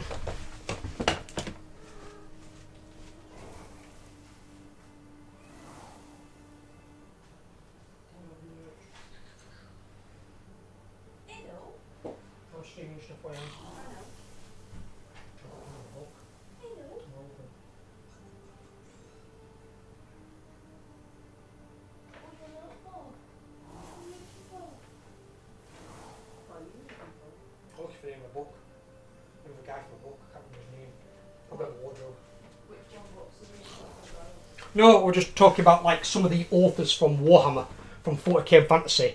Some of the authors are fucking brilliant. They're so underappreciated because they work for a company through Games Workshop called Black Library, and they make a lot of the novels from the game, and they're certified by Games Workshop. They're allowed to do them because Black Library's like their publishing company. And Dan Abnett is a fucking king. He is. And I found something out as well. I didn't know this, Brett. Dan Abnett wrote the story recently for a film. I saw his name pop up in the credits and I couldn't believe it. So he's starting to get some notice. He went Ready Player One. Ready Player One. It was a big film that's been out recently, and Dan Abnett was the story writer for the film. And I can't remember which one it fucking were.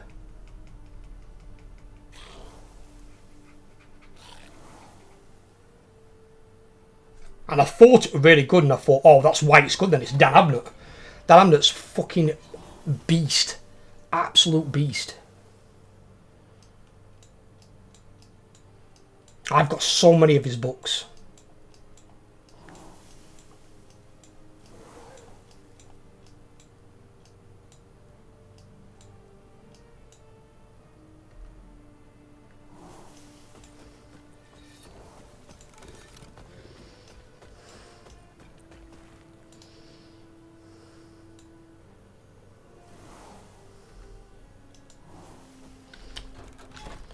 Too.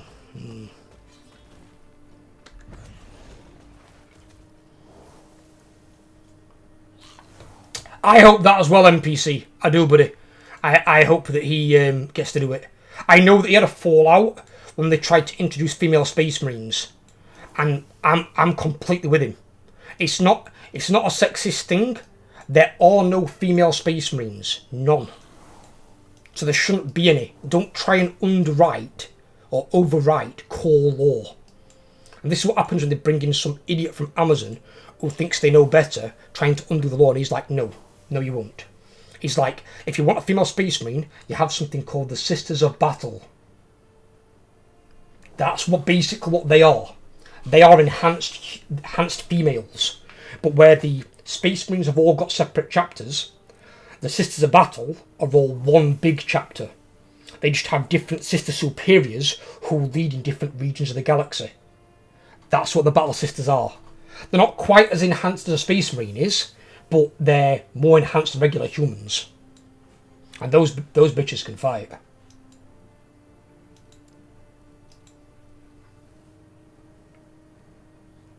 Guardians... Is it Guardians 1 and 2 that he did? Oh, it actually might have been. It was the Guardians one with Rocket Raccoon, where... I felt... What the hell? I felt right sorry for... that can't be good.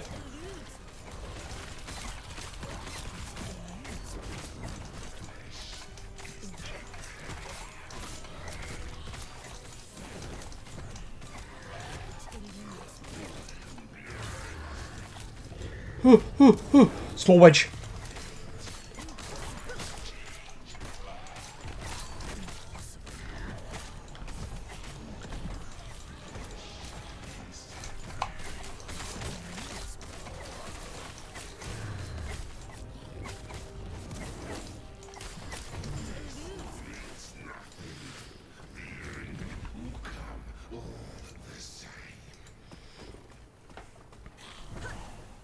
We're at my bone golem again. Orc lives matter. I disagree in World of Warcraft. I think Orc lives should end. Except Thralls. Thralls and before he died, Salfang. Garrosh, I'd have killed Garrosh so hard.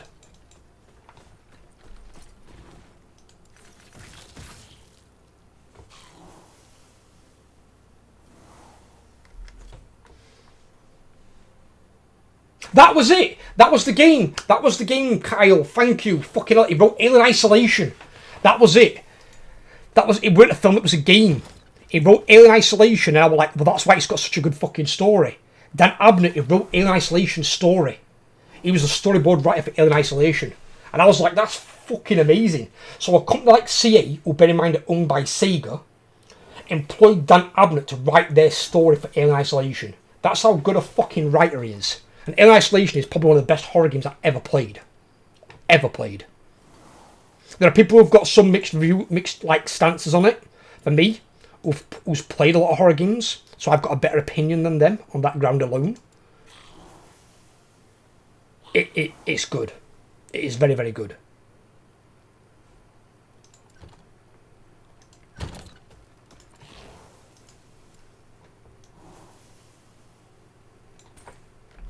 And when it comes to horror games as well, I will always say with horror games, in fact most games to be fair with you, it's not so much about the graphics as it is about the story and the gameplay. And the game plays well. I don't think the shooting in it's amazing, but I don't think it was designed as shooting. I think that was put in more as a late concept towards the end. But that's not something Dan Abnett would have anything to do with. It was writing the story. But the story is fantastic. And the atmospherics and the soundtrack, mind-blowing. Did such a good job on it. Yeah, but Dan Abnett is a beast. What the hell is this thing?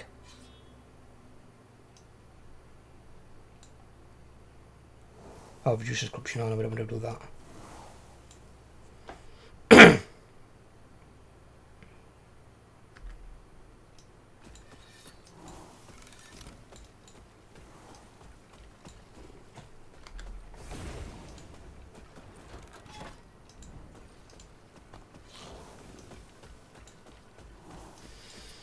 Right, so I've got this one, but we are lower level than this one. Not sure how well we're going to handle that. But I can always try.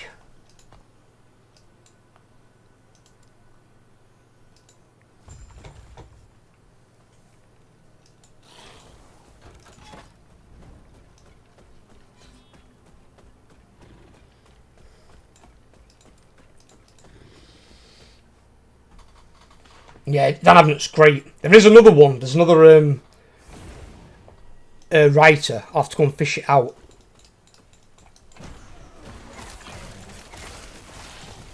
There's a few actually. There's a few good ones. But Dan Abnett's one of my favourite. I love Dan Abnett. Such a good writer. I mean, I wrote a novel, but I'd hope to be like 1/10 as good as Dan Abnett.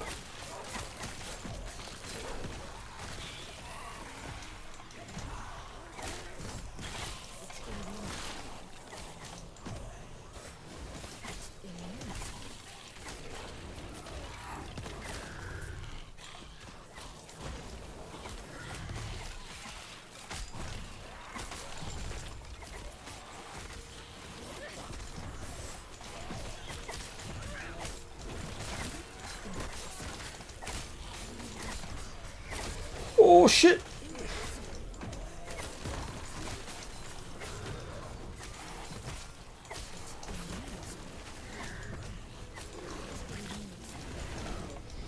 The Wraith that used to be one of my weakest minions are now one of my strongest. Because throughout those fights with those bosses, the Wraiths and the Death Knight didn't die. The Golem almost died, and the Skeletons were dying.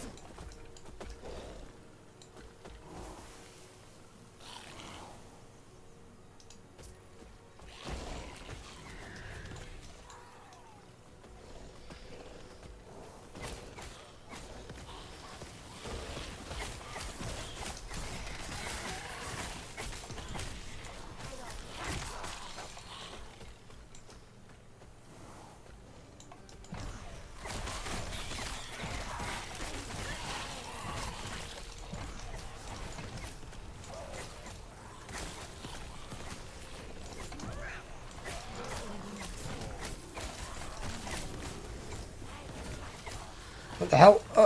Not right now. This is why they need to have WASD option to move and not click to move. Because you can click on things like that you don't need to click on.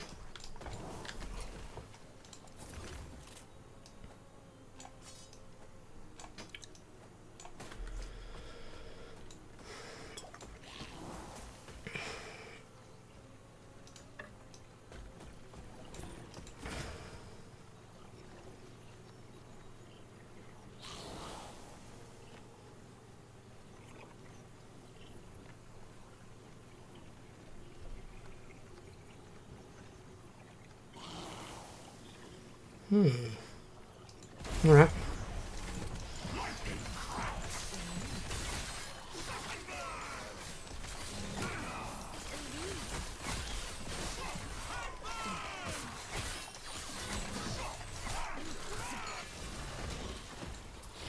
Two laser beams! I've been targeted by a Call of Duty sniper. Fucking predator.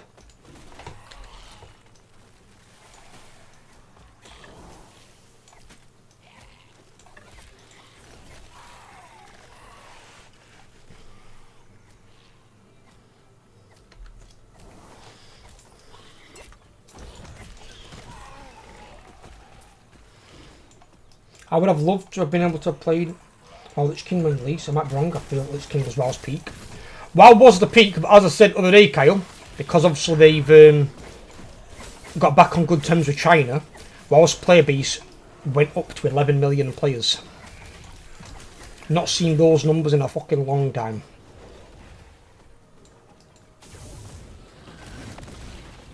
But a lot of those did come back to play Classic, the Classic era. Because I think at the moment it's on Cataclysm.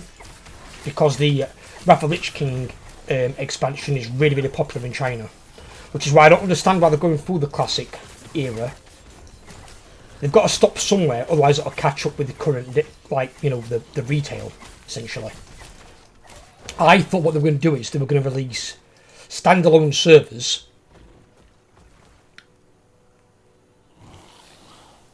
I thought they were going to release standalone servers for Vanilla Classic. They've still got them. I thought they were going to do the Burning Crusade Classic and then Wrath of Lich King Classic. So basically, you could take your character from Vanilla if you wanted to and level him in Burning Crusade, but then you have an option to turn off XP. So you reach the max level in Burning Crusade, level 70, and then turn off the XP. Or you can level through to Wrath of Lich King and you stop at 80 because you can't level any further. And then you could basically have characters in all three expansions, but they're on different servers. Because they're going to be Burning Crusade servers, Lich King servers, and Vanilla Classic servers. But they've not done that. They've still got Vanilla servers, but the Classic servers are kind of like the migratory. So you go from Burning Crusade to Lich King, from Lich King to Cataclysm. And there's some they're going to go from Cataclysm to Mr. Pandaria. Now I'm hoping that's where they'll stop. Because Ward of Draenor was shockingly bad. That's what almost killed the game. That expansion to this day is still the worst expansion I've ever done. So I'm hoping they stop in Mr. Pandaria, because Mr. Pandaria had some fucking good raids. I didn't do them because I was PvPing, but I had friends that were raiding and they said they were great. They loved the Throne of Thunder. Said it was fucking amazing. So I'm hoping they kind of stop the Classic era stuff there and don't go any further. Because they shouldn't have really done Cataclysm, because Cataclysm was the start of the downfall of the game. Mr. Pandaria came out and brought it back a little bit, and then Ward of Draenor just fucking put a nail in the coffin.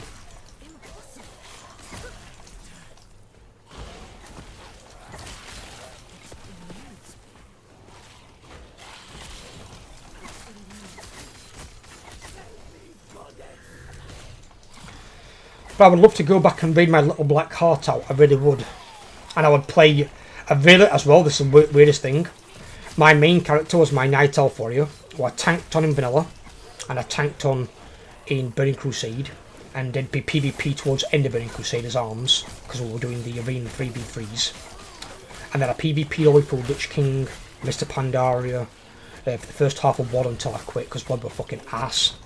And then I came back, I think, like the last quarter or third of BFA. Played the first raid tier, but that was on my paladin. But I did do one raid as my arms warrior.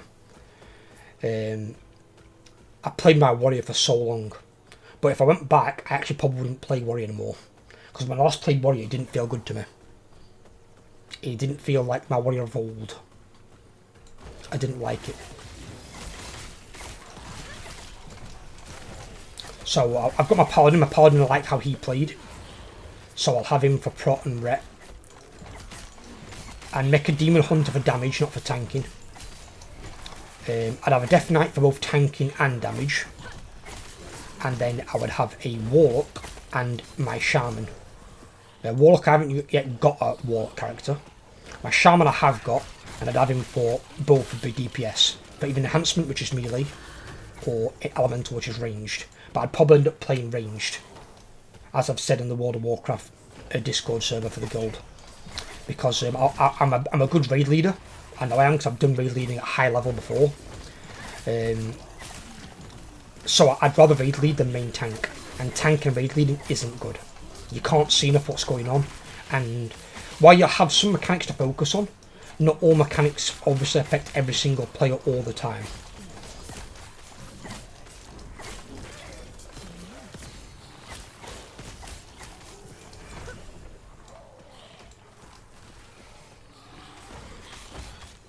But I'll level a variety character anyway.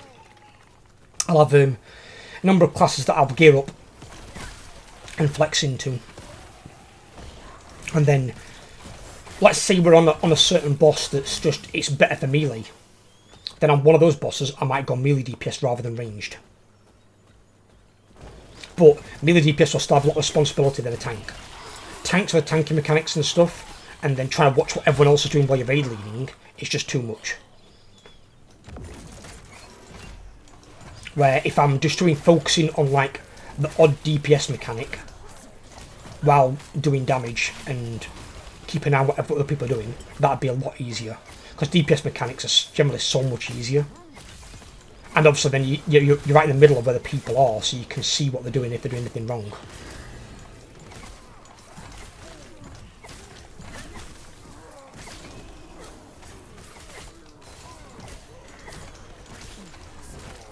And like sometimes as well, if you're one of these fortunate ones, you'll sometimes get mechanics that don't even affect you. So like, you used to get those ghost things on Artificer that would chase you. If they caught you, they'd possess you. Now I think they only targeted like 6 people. So if you weren't one of those 6 and it couldn't target tanks, basically you didn't have to do that mechanic. And I'm probably going to end up, when I go back, playing Affliction Warlock for retail, and then Destruction Warlock for Vanilla Classic. And Affliction Warlock's quite good, because all you've got to do is maintain your dots, and then you'll use like one of your 2 drain spells to deal like more damage. And when all you're doing is maintaining dots, you can do all the fucking mechanics in the world while maintaining dots. And most of the dots are instant cast. I think there's 1 or 2 that isn't for the Warlock. I think it's Corruption is not instant cast. But even then it's not a long cast, from what I remember.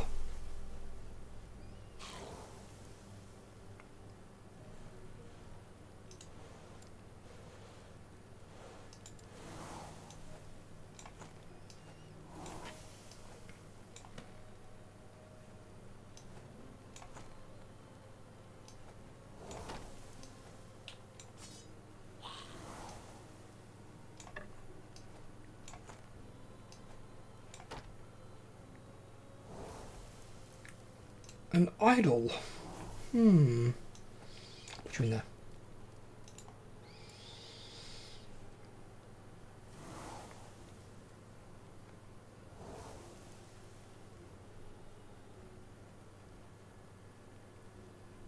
It's actually no good to me. That one I'd have to check with the Sentinel. See what he thinks of that.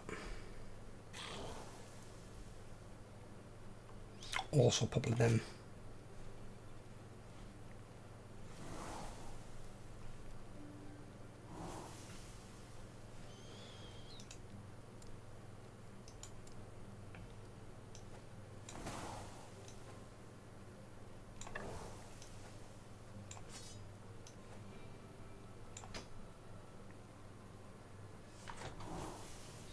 The funny thing that got me as well, Kyle, is they started to really up the difficulty in Lich King. Lich King was where it kind of started a little bit. Yes. It was kind of weird because they introduced heroic dungeons in the Burning Crusade, but not heroic raids. The raids were 10 and 25 man respective. There were 10-man raids like Karazhan, 25-man raids like all the other big ones, basically. And I think Zolaman was a 10-man as well. And that was like a weird version of Zolgorb.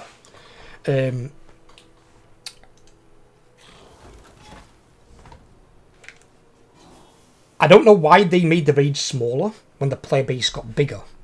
Kind of made no sense to me. It's kind of a bit weird. I didn't understand that fully.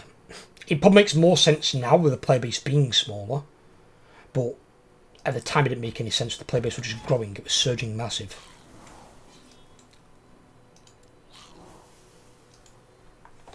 But they introduced heroic dungeons, which were 5-man content, so you could basically do dungeons at the max level. Any dungeon you wanted to do would be upscaled to level 70, to the max level of the game. And then some of the bosses could drop epic gear. So they could drop level 70 purple gear. Which was not bad, probably wasn't as good as the raid gear. Probably as good as some of the 10-man raid gear, but not the 25-man stuff. But it was still like some of your pre-raid base that you could get. But these heroic dungeons were quite a bit harder. So they continued that trend on and brought heroic dungeons into Lich King. And they even made some, like 3 really hard dungeons that were like no joke. In some cases you even needed like some properly decent geared characters to be able to fucking beat these dungeons. But they could drop you some good loot. But then they did bring in heroic raids, or hard mode raids, that sometimes also added an extra boss. Like if you did Ulduar hard mode, you got an extra boss called Algalon the Observer. So after what was the last boss in normal, you got another last boss who was even harder still. And it seemed to have this thing for like wanting to put in higher content. It was at the very, very end of Mr. Pandaria they brought in the first mythic raid, which was the Siege of Orgrimmar. And then all of Wards of Draenor had mythic in it. But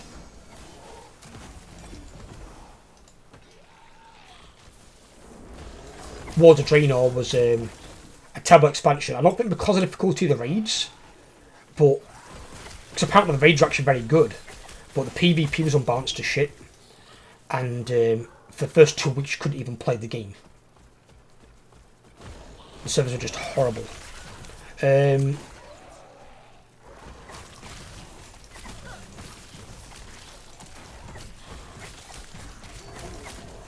But they seem to double down on difficulty. And then in Shadowlands, which is now also regarded as I think the second worst expansion, so it's just above Wards of Draenor. But in terms of raiding, it was way worse, because the raids were that hard. Like when they made loads of the encounters in the Jailer raid, the last raid of the expansion, they made it so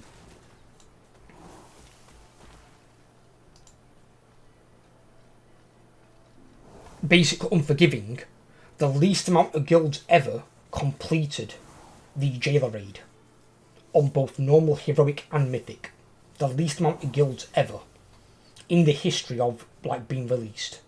So the developers put all this time into making these raids and made them super fucking hard, and nobody completed them.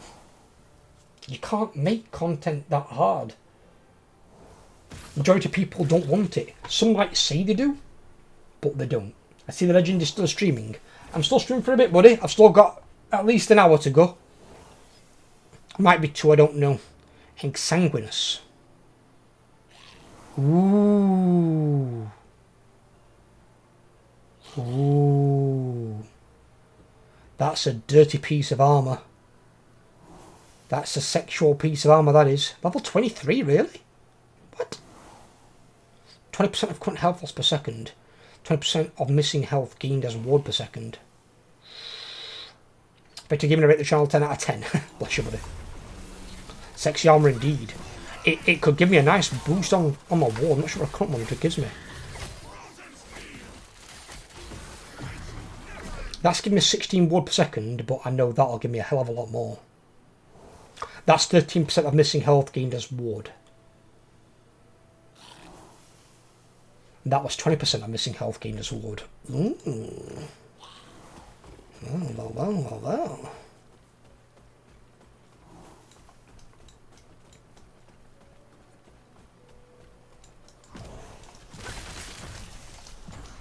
Into strategy games, Aliens, Dark Descent would be the perfect game for you.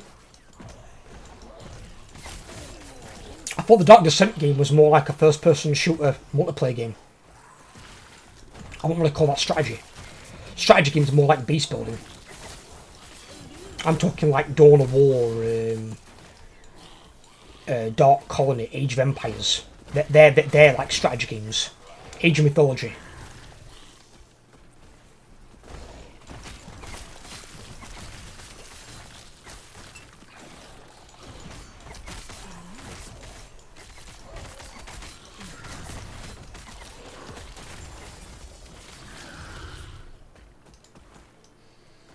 Quite a challenge, but a ton of fun once you get used to it. Dark Descent is not first person view. Isn't that the same one that we were talking about earlier on? Which one's Dark Descent then?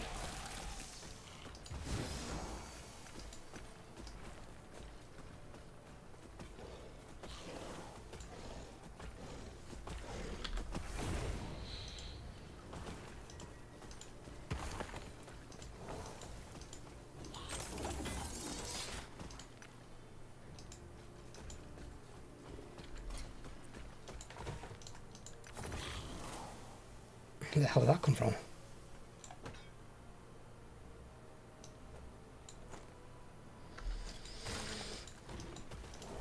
My zombie just blew up.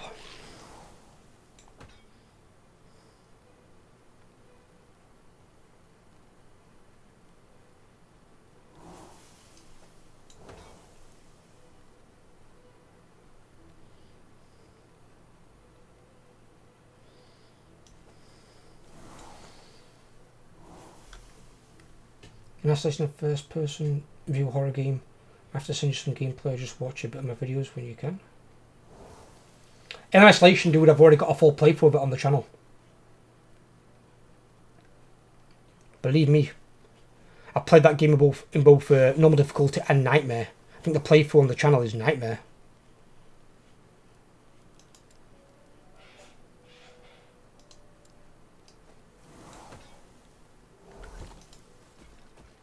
Yes.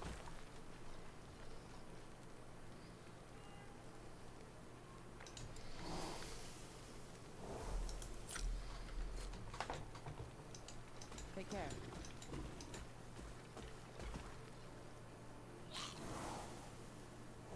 But Dark Descent, though, was a multiplayer game, though, right? I know Alien Isolation's first person, but that's single player. But Dark Descent's multiplayer, isn't it? Am I thinking different? How many fucking Alien games have they got out?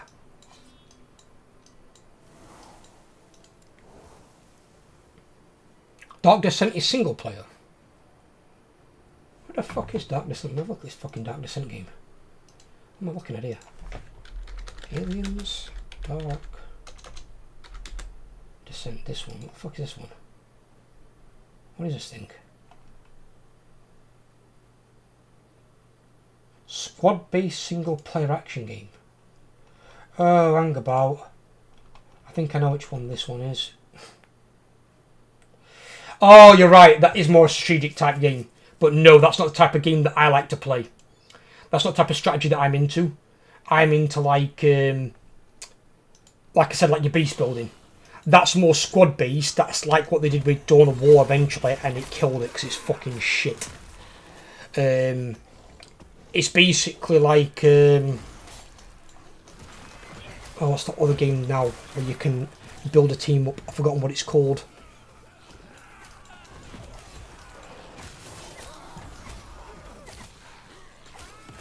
bit of RPG. Yeah, I don't like it when they mix those though, because they mix two genres for me, and they don't really work. I want RTS to be RTS or RPG to be RPG. When they mix RTS and RPG, I don't like that. It's like if you use mayonnaise as sugar. It's not the right thing. If you enjoy it though, buddy, you go for it. But no, they're not my cup of tea. Those. They've done something like it with 40k, I think, as well. There's something with Terminators on board, ships with gene stealers, but I don't really like those types of games. What, Alien Isolation type games? Those, fucking love those. If they bring out Alien Isolation 2, which I've heard rumours they might be making, oh, I'm gonna play the fuck out of that. That is getting a playthrough and a half.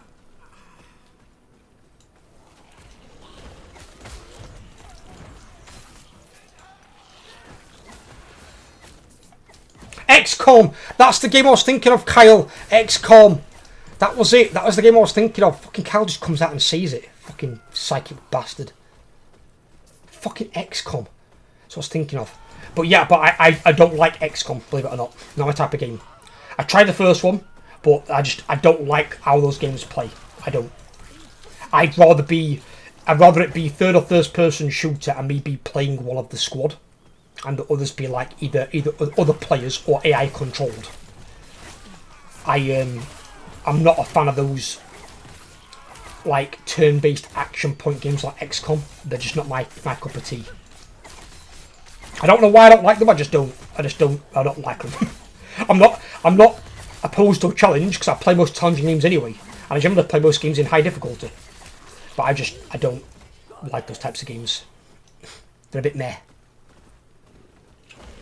The force should have VR to play certain games. If a game's in VR, I don't buy it. Cosmo, that's what I do. Because VR's dog shit. And I'll be honest with you, I don't think VR will be good even in the next 20 years.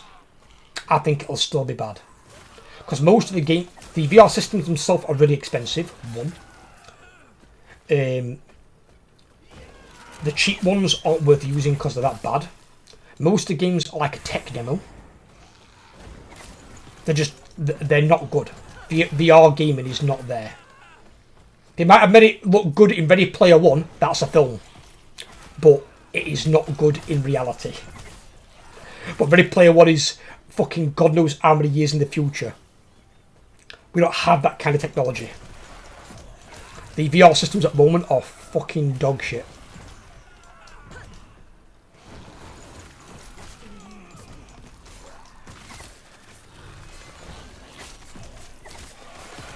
If a game is VR only, I am not their target audience. Put it that way. Because I will never be spending a penny on that shit.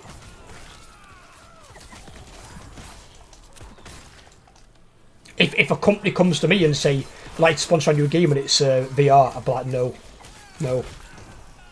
But why? Because VR games are just fucking dog shit. But no, mate. I'm not telling my community, my audience, that your game is good and worth playing when they know I fucking hate VR games. So no, I'm not going to do it. It's not going to happen.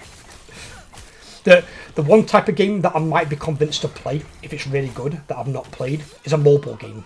But only if I can play it on my PC. Because I've heard some mobile games actually are quite good. But I don't want to play them on my phone. So my phone's not a gaming phone. I'm never going to get a gaming phone. And battery life on phones universally is crap. Even on gaming phones.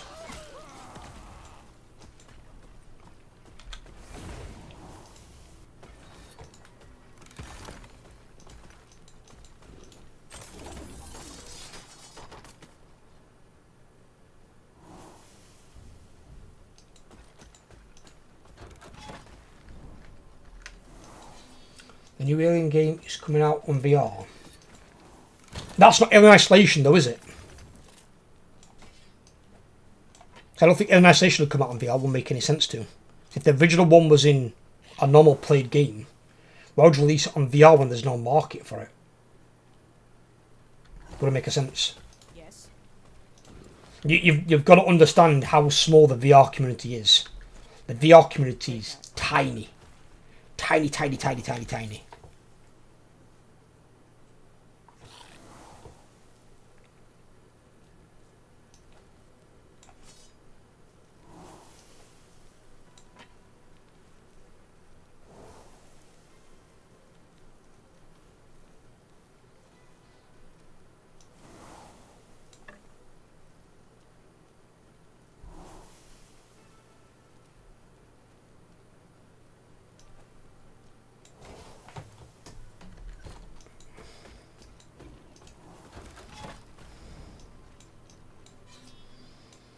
Don't get me wrong, if they brought it out and made it so it's VR compatible and you can play it on VR as well as normally, I would understand. But I wouldn't understand if they released Alien Isolation 2 and made it purely VR, because then that means none of your previous player base that enjoyed it would be able to play it. Because I guarantee the majority of the people who played Alien Isolation don't own a VR system. And even the ones that do probably don't want to play Alien Isolation in VR. It's not a game really designed for that. I only get motion sickness from some games. To be fair with you, NPC, I went to a convention once for work. I used to work at Curry's, and I went there with a colleague of mine called Andy. And there was a VR system there. And I get motion sickness, like in normal vehicles. And I was playing on the Summit, is it Vive? Vive or Hive or something, one of the fucking VR systems. And this was like one of the best ones. It were like £1,600. It was fucking super expensive at the time. And I couldn't play it for more than 30 minutes at a time. I got a headache. Because, you know, because the screen's right there in front of your face, I can't have the screen that close to my face. I need at least a good, like I've got here, I've got a good 12, 14 inch gap. I can't just have it right against my eyes. And so because it was right against my eyes, it was hurting my eyes. I physically couldn't play it. So that is one reason why I'll never play VR, because you've got the screen right against your eyes. Unless they can somehow make some futuristic fandangled screen that doesn't affect your eyes in any way, I couldn't even play VR.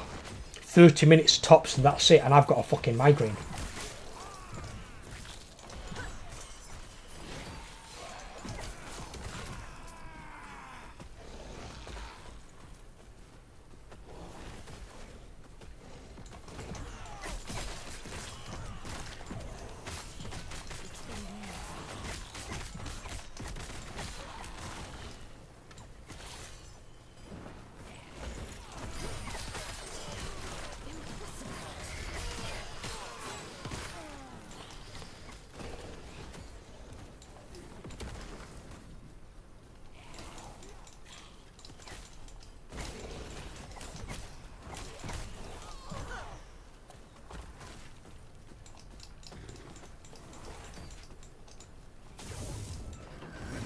Get this guy out of his prison.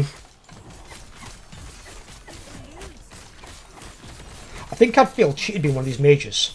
So you're locked up in some sort of goddamn prison to then be released by a guy that then kills you.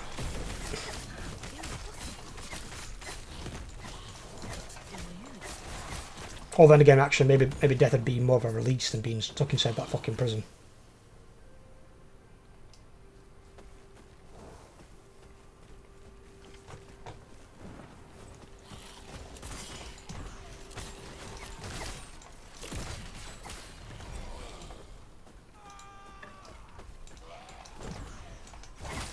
Has the release date of PoE 2 yet?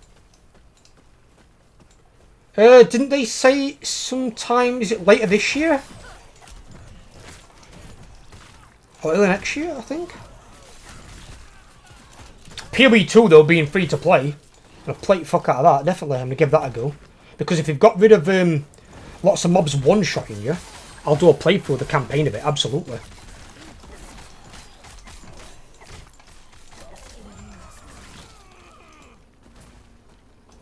And yes, before anyone asks, I'll be playing Necromancer. I'll be developing a full minion build. That is what I want to play. I like the Lazy Boy minion build, it's very good. Especially when you've got minions as powerful as these. What they've got to do is just not do a Blizzard, which I don't think grinding gig games would. But Blizzard released Diablo 4, and the only spec of necromancer you could play was like a bone mancer. So basically you were casting necromancer based spells. So basically you were just a different kind of mage. Where anyone who wants to play necromancer, the one thing you can do that a mage can't is summon a small army of minions. That's what you want to do. You want to summon a small army of minions. If you can't summon loads of minions, you've not made necromancer properly. It's something I think they should probably do in World of Warcraft. They should make the unholy spec, they shouldn't have been regarded as like their minion spec, and have it where the unholy spec has like 2 or 3 abilities, and the rest of it is just summoning permanent minions. So you could summon like, I don't know, a few skeletons or zombies. You've got your abomination gargoyle thing. You could summon like some sort of fucking wraith or spirit of some kind. You know, they can make that into a full-on minion build, but in an MMO. Obviously you're not going to go around soloing dungeons and soloing bosses, but your minions, they can make them fucking super strong. Like minions in this take 50% less damage from all sources. So they've got a lot of sustain. So the majority of your minions aren't going to have that higher health bar. Some will, like your Death Knight and your Golem. But then again, my Wraiths do, because my Wraiths also have a lot of lifesteal. So even if they take damage, they just heal it back through their combat. And because they can deal such fucking high damage. Like that Wraith there hit that guy for 1,812. Yeah.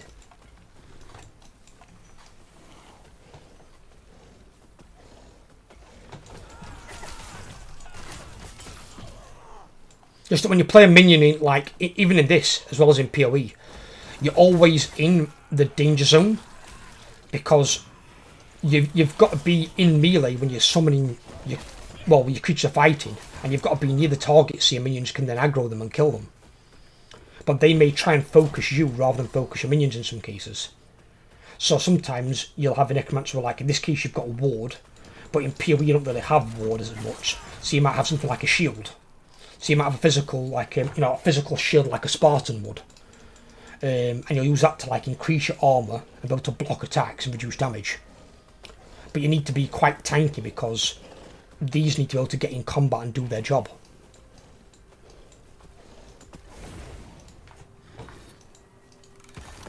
But a lot of these things in PoE 1 just one-shot you. Even like rare mobs out in the world are just one-shot you. You'd get hit by an attack and you'd be deleted. And I'd be like, what? I could not imagine the people that play hardcore PoE where if you die once it's game over. Because personally, those people must have too much time on their hands. They've got to be fucking psychos. Because that's not just hard, that's unforgiving. If like some random rare mob can just one-shot you. They might even be off your screen and you can't see them. And they deliver like a range attack and you're just dead. And I'd be like, oh yeah, that was fun. I saw what killed me there. Just absolutely not.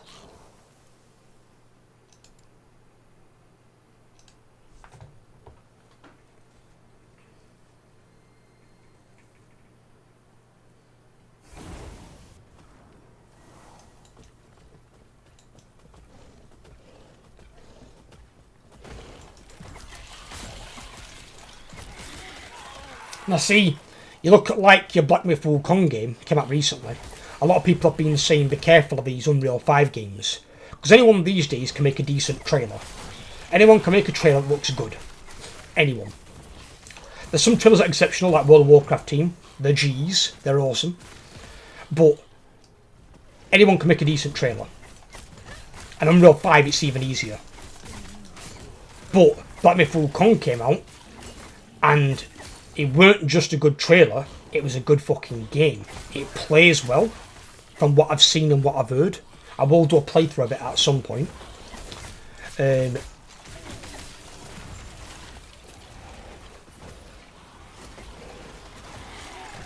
it's also got a good story.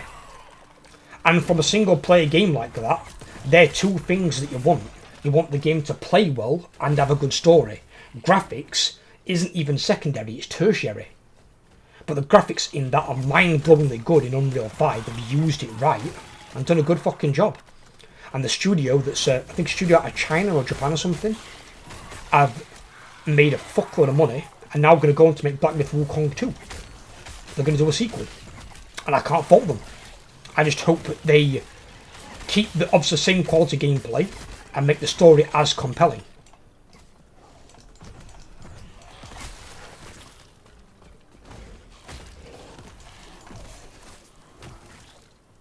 What I think they could do a good single player title of. You'll still know some of your dwarf lore, don't you, Kyle? Or Brett? I'm not sure if Brett's big on dwarves, I don't know. I know that Kyle was to a degree.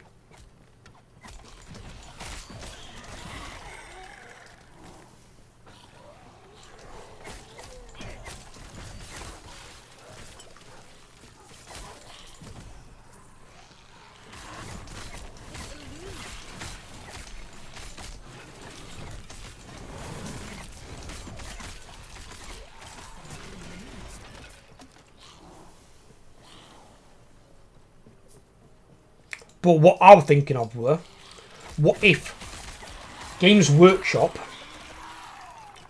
got a studio, even maybe the studio that did Black Myth Wukong, to do a single player game for Grombindle the White Dwarf. Because one thing that Grombindle and Wukong have got in common, they're both demigods. So they could do a Black Myth Wukong style playthrough of Grombindle's story. Of him like fighting against like at one point 10,000 Chaos Warriors and killing the Chaos Lord in single combat. Imagine that as a battle on your screen. You walk into the battle, like Grombindle's there with his magical fucking axe from Grimnir, the Dwarven God of Death. And you've got a valet of 10,000 Chaos Warriors and the Chaos Lord out front. And you fight the Chaos Lord first and then you've got to beat his army. And that'd be a fucking great start to it. It really would. That in Unreal 5 graphics playing Grombindle. Oh, it'd be so good. So fucking good.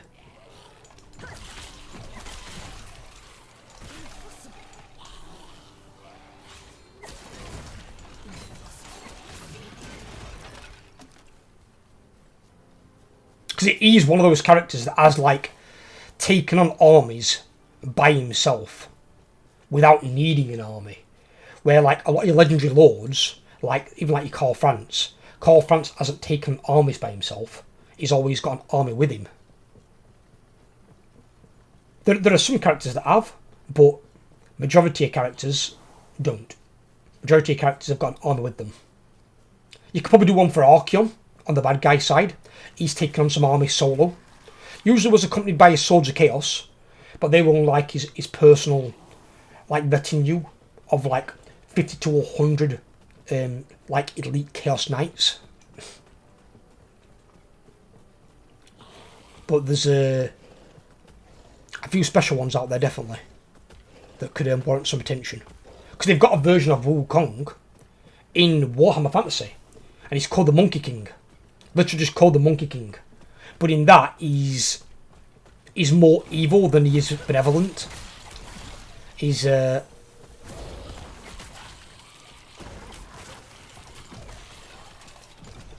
bit of a dick to the Cathayan Empire.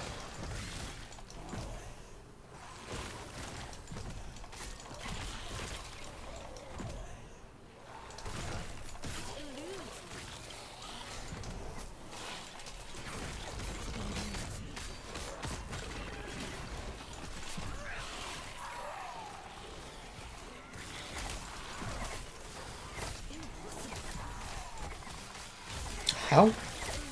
Praetor? What the fuck is the Praetor in here? It's a Flame Wraith. What the fuck?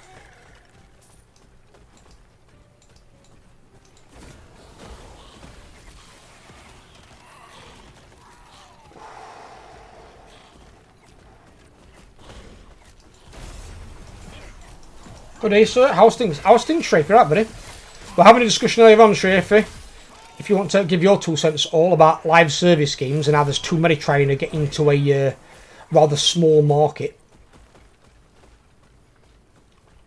I was just saying that, like, you've got, like, example, like, I know somebody said it's recent Concord flop, but Sony's releasing 2 more live service games this year, and it gets to the point where it's like McDonald's all competing because there's all like McDonald's within a 10-minute walk. If you're going to have like 4 live service games from one company, people can only play one game at a time, so you're going to split your player base. So rather than having 4 live service games, how about pull all the resources, all the money in the studios and make one really big MMO like World of Warcraft? Make one really, really decent live service game.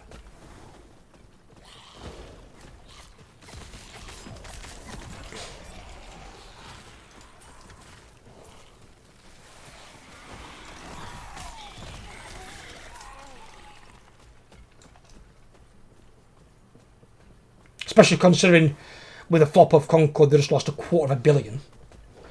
But that's going to be a nice thing to explain to their investors. Ubisoft's going out shitter, which I can't be more than happy about.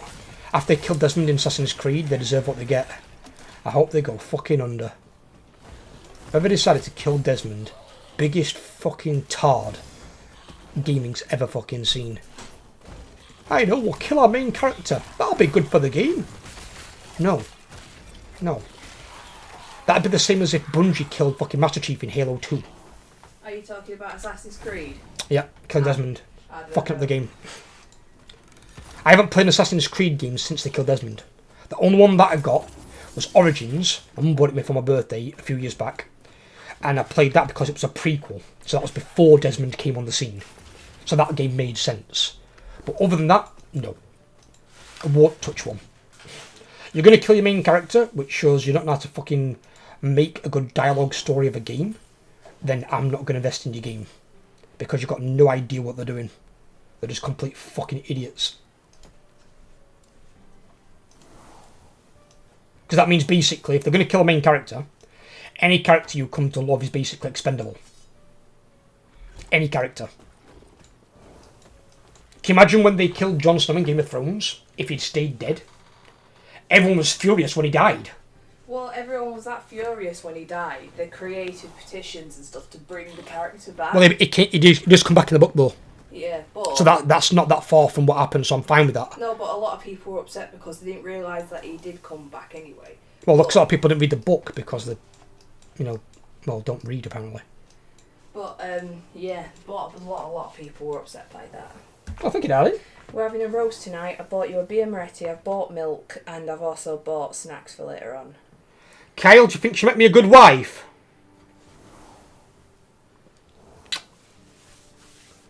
Fucking understatement of the century, I know. So I don't think anyone is going to be able to make it big in the live service circle till then. WoW is done. When WoW is done.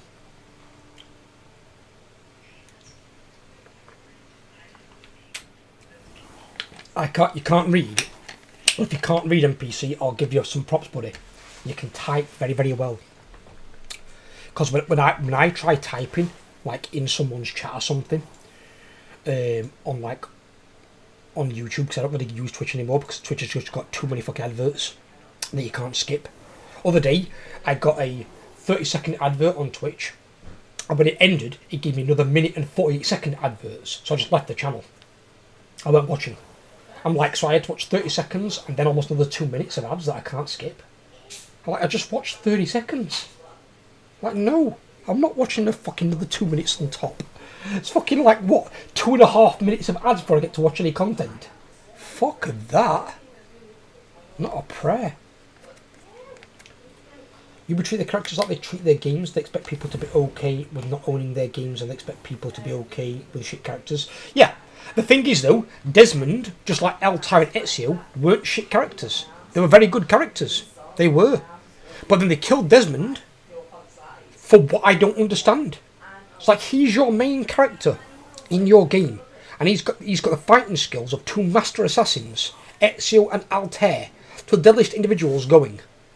He could have been like a god tier assassin. He'd been like Deathmaster Snitch from Warhammer or Shadowblade look bad, potentially. He'd have been that good. And they killed him. It's like, why would you kill your main character? If I was going to kill a main character of a game, you know when I'd kill them? If I was going to, it'd be the very last game in the series. If they died going out fighting, that'd be the only time logical to kill them. The only time. Otherwise, you don't kill them, and they go on being the hero.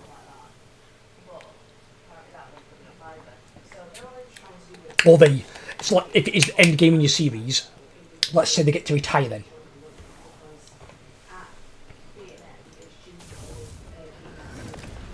I played Mirage, as I said, it had the OG flavour, which in my opinion it did. Like probably the first AC game I've enjoyed since they killed Desmond. I mean, if it plays well, that I can get behind, because they did say they went back to more the stealth side elements. We're not supposed to be like taking on 20 guards. That I can appreciate. But to me, the story's still going to be bad because they fucked it when they killed Desmond. You can't do that. They want diverse chars for a modern gaming audience. Well, you can have diverse chars. It don't mean you kill your main character. That's fucking stupid. Master Chief, in the games, you never see his face. He's always got his helmet on. So you could picture him any way you wanted. And they could kill off Master Chief. There's other Spartans out there, but there's only one Master Chief. Master Chief is the original Spartan, the badass. He's seen as the pinnacle of Spartans, and he is. Because even Locke tried fighting him, and Locke got his ass kicked. You don't beat Master Chief. Aatrox came at him from fucking out of left field and attacked him while he got a gun. The only thing I'd say the problem with there is Master Chief was treating Aatrox like any other brute chieftain. He wasn't treating him with the respect he deserved as like the pinnacle brute chieftain. Aatrox is of brutes what Master Chief is of Spartans. And if Master Chief would have treated him the right way, Master Chief could have beaten him. But he didn't treat him the right way. He just basically there thought of him like another chieftain. It's another chieftain with another gravity hammer. It wasn't. He's the chieftain that other chieftains fear.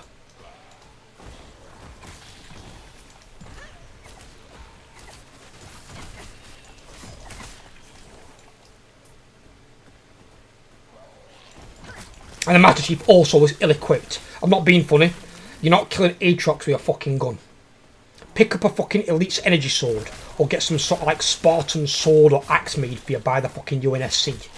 You know, actually meet him in close quarter combat. Go and fucking show him some Spartan fucking speed and strength. You're not going to be shooting him with a piddly fucking assault rifle, trying to get through his fucking shield and his armour. Go and stab the bastard.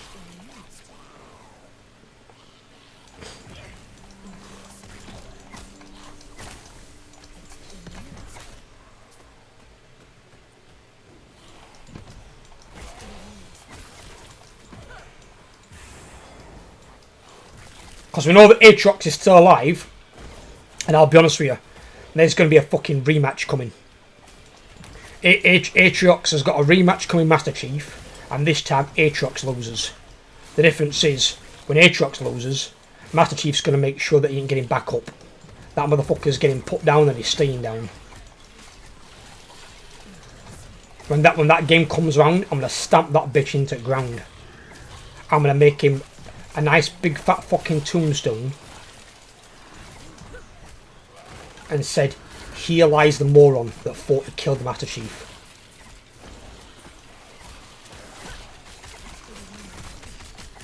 It's like when Hector thought he killed Achilles. Here lies Hector, the fool who thought he killed Achilles. You thought you killed the Master Chief? Thought you killed the Master Chief? By what, dropping him into space? In his airtight enclosed Majolinar armour? I don't think so. As the Arbiter once said, were it so easy. When he said that, I was like, oh, yeah! I was like, yeah, the Master Chief's just a fucking, he is the big dick. I was like, he getting respect from his, like, most regarded enemy. Were it so easy.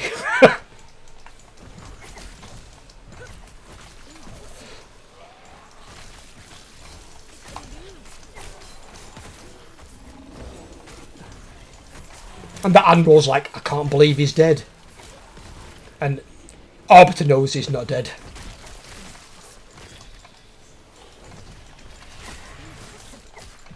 And see, that there, if they'd have killed Master Chief there and they weren't going to do a Halo 4, that would have been an okay time to kill Master Chief.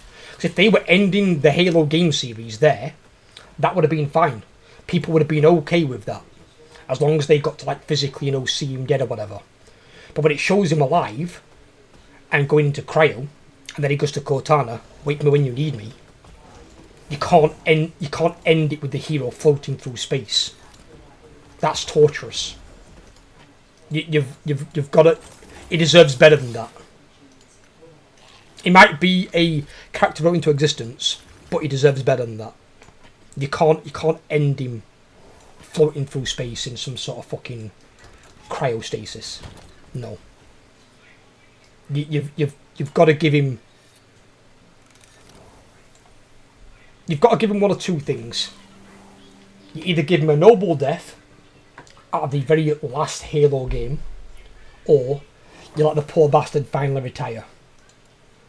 And they could have some, like, I don't know, Spartan fucking retreat where all the Spartans are sat in some fucking, like, massive cabin in fucking woods, telling war stories and fucking living through the PTSD. That's kind of the one or two endings the Spartans want. A bunch of them there together. And then honouring their fallen ones. Having like a big wall with Spartan names on it.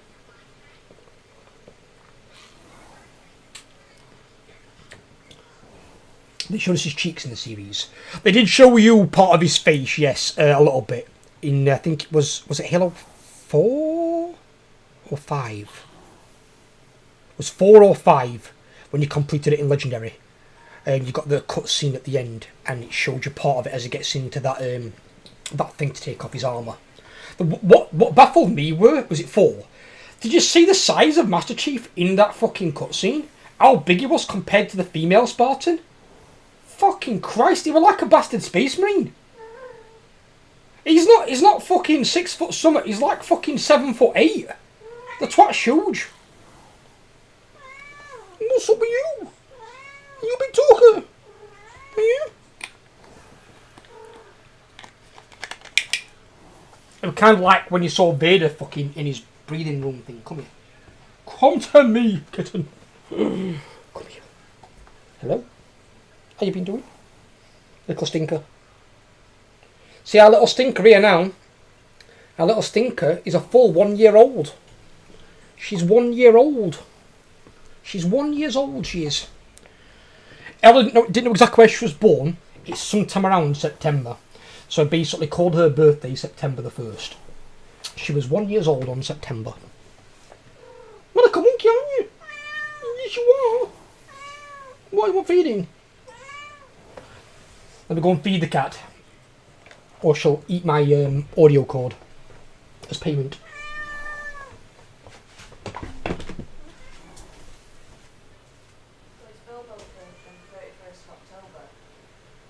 Is a Halloween cat? That's what I'm putting it at. Because I want to put it as Halloween, really. I don't really like the idea of it being, a Halloween cat and potentially coming out with a kitchen knife. let me put it to you like this then, darling. When we got him, yeah, thank you. When we got him, he was 8 weeks old to the day. So that was about mid-December. So he's about 31st of October to 15th of October, or he wouldn't share birthdays together. What, do you want to go and buy one? Yeah. It's in the month of October, I just don't know when. So if you want, share it. Halloween's Halloween, isn't it? And then you might just get somewhere before you go out again. And Well, it's Sunday. it's Sunday, I'm doing it tomorrow. They've got it off. I am doing it off.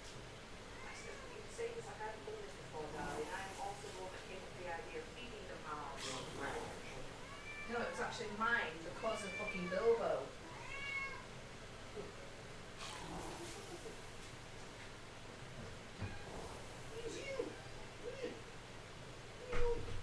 Well, my idea because of Bilbo, because Bilbo can't eat an entire way out. You're more thirsty, aren't you?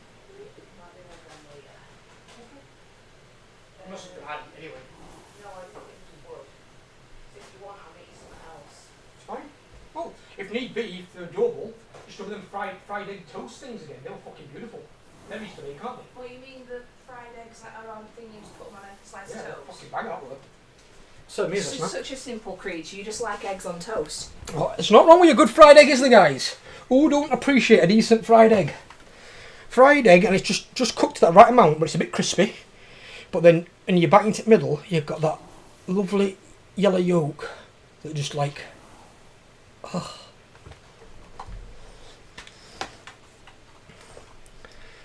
A nice fried egg sandwich. Ooh, there's an echo of information up there.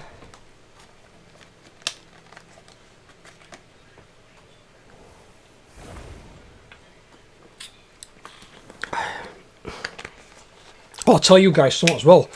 You want to see some fucking... I will show you a clip. You're all going to get a clip for the ones that are here for being on the stream. I'll show you a clip of the new game that I'm playing. This game is fucking terrifying. I get jump scared that much in this game. I feel like I've got schizophrenia. I really do. Right, go on that one.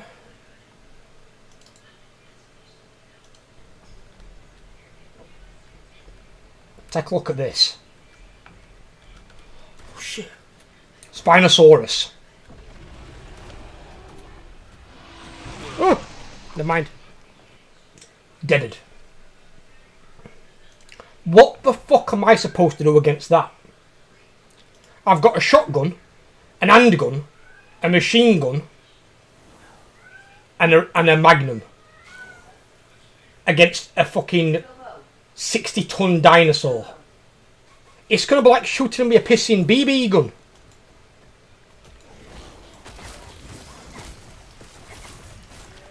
Your favourite dino is not my favourite. He fucking ate me. I don't like him. He's mean.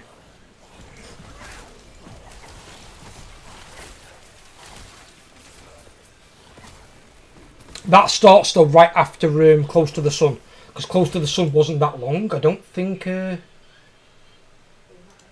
How much has it got left on Close to the Sun?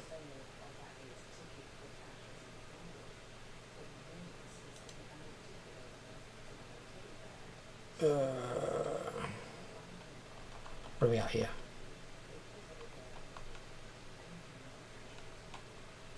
You've got 4 parts left of Close to the Sun. You've got 11 today, 12 tomorrow, 13 day after, and 14 after that. 14's the last part. And then Fossil Fuel 2 starts. And it has... It's a scary game. Yeah, it's not a very long game. But the good thing is, a good game. I enjoyed it. Plays well. No crashes and bullshit like that. Apart from the fact you can't manually save. I hope that's something they change if they do bring out a sequel. Because they leave it open-ended for a sequel. So I'm hoping they do the sequel. They just want to put in some sort of manual save system. Even if it's like save points like in Alien Isolation. I'm okay with that.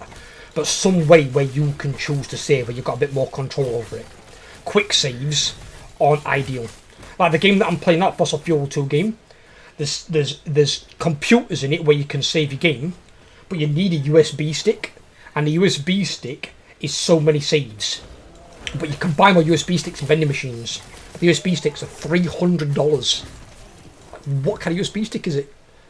But basically, you use the USB sticks to do saves on your game. So you don't want to save too often. You want to be a bit more sparing with your saves. So you've at least got them in like relatively good locations. And don't save every time you see a computer. I've learnt that one after what happened yesterday when I fell through fucking floor into a basement. Luckily the basement had already been cleared by me because I went downstairs first. Otherwise I'd have been ambushed by about 4 raptors.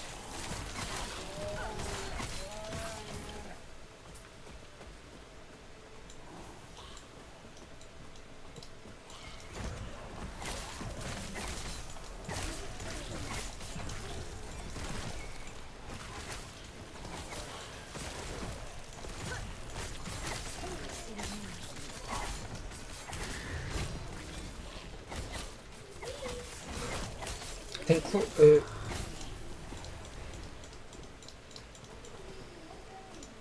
I have a question for you, Sharif, as well, right? If you like Spinosaurus, if your favourite dinosaur, right? Spinosaurus can swim. I'm not sure if it can swim for like long durations underwater, because it's obviously got a bit of oxygen breathing. If it can swim, won't that dinosaur in the second Jurassic Park have swum to one of the other islands?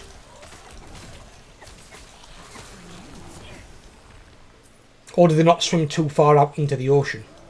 Because T-Rexes can't swim at all.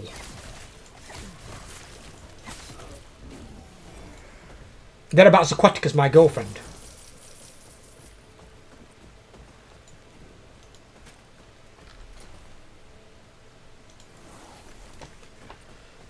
Miss games that make you have to save like the old Resident Evils. That is one, if you like that. And I even mention it in the video. I even mention it's like the old Resident Evil. Because in the old Resident Evils, you had to like physically go to like a typewriter to save. It's same with in Isolation. You had those save stations where you'd go and like save your progress with that like card you had to like use.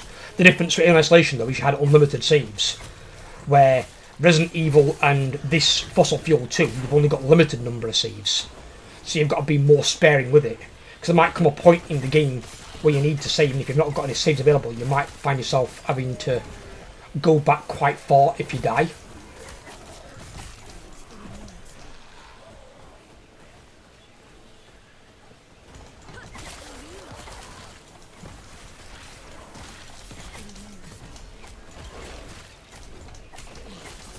I've got to do some more recordings today or Tuesday as well, my day off. Because I'm not behind, but I need to get some more done. I'm getting closer to completing the Warhammer one now with Kemlet. It's on 50 parts still. Can't believe it's taken that long. But it'd be helpful if my ally were doing something, but my ally's fucking useless. Fucking Ikit Claw can't auto-resolve fucking fairy.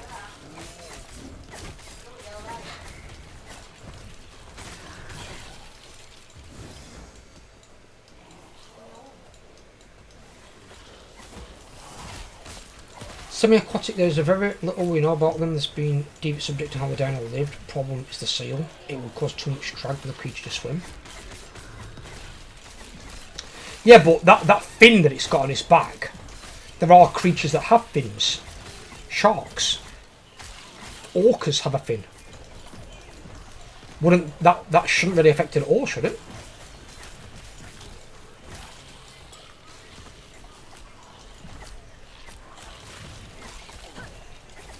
In fact, I thought the whole point of the fin was, because obviously sharks have got fins at the side and the big one at the top, was to actually keep them balanced in the water.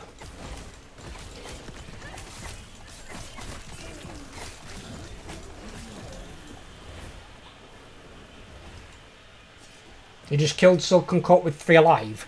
That's basically Matrix, the same kill that we got against Heroic Side Denathrius, where we had Saw alive on his bare form druid and 2 healers. Everyone else was dead. 1 tank and 2 DPS. I'm surprised the tank was alive then. Unless the bosses hit like pansies. Yeah, it was at 3% on Sai, if you remember. When Sai killed everyone, it was at 3%. And then Saul used Convocate and killed it. Hello, Jamie!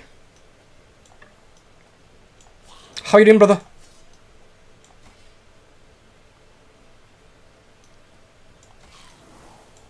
Are you there? You okay? Yeah, I'm here. How are you? I'm good, but I'm not bad. Just been talking about various things. Well, I want your opinion, since I've got you on comms and whatnot. What do you think about this old debacle with Sony and PlayStation making too many fucking live service games? Because obviously Concord tanked and cost them $250 million. And they're now making 2 more live service games this year. And it's like, how many live service games do you think people can play? Can they play one at a time? Otherwise, they're treating it basically like online version like McDonald's. Where you've got McDonald's like around every corner. You're going to have a live service game, fucking that many from Sony. They're all going to be killing each other. When they can only play one. The only live service game that I want to play, World of Warcraft. That's it.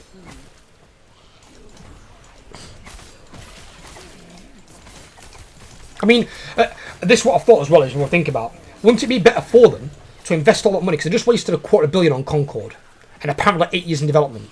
I don't know fucking how, but it is in development. But wouldn't it be better for them to put all this money from these 3 or 4 different live service games into one really big, decent MMO, and make a game that like can withstand the test of time, kind of like WoW?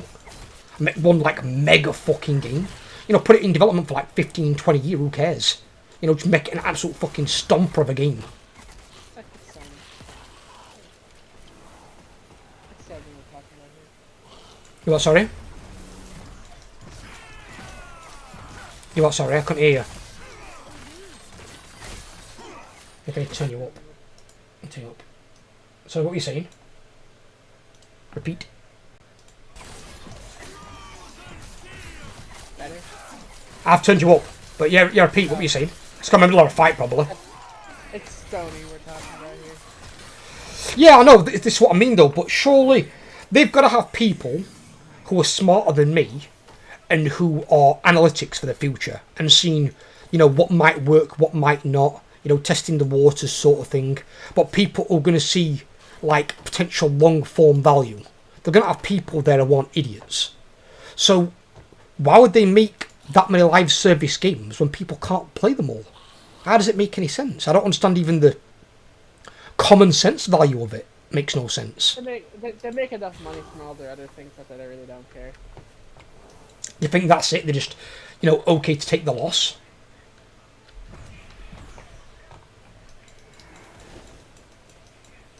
That's all my guess is.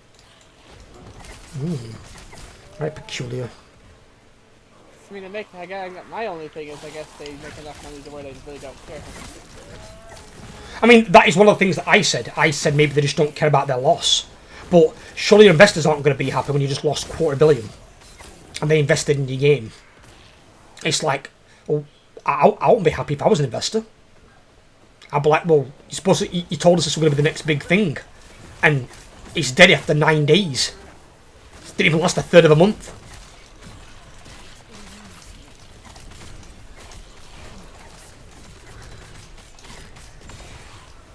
Because then the problem with that is one, it'll drop their share price, which is something companies never want, because the bottom line they're being affected. But also if they have too many games that flop like that, you'll have the problem that Ubisoft's now having, where they might have a hostile takeover of the company, or might even go under. You can't take too many losses in a row, and then people will stop investing in your company. Is another thing that could happen. So it's an awful risk.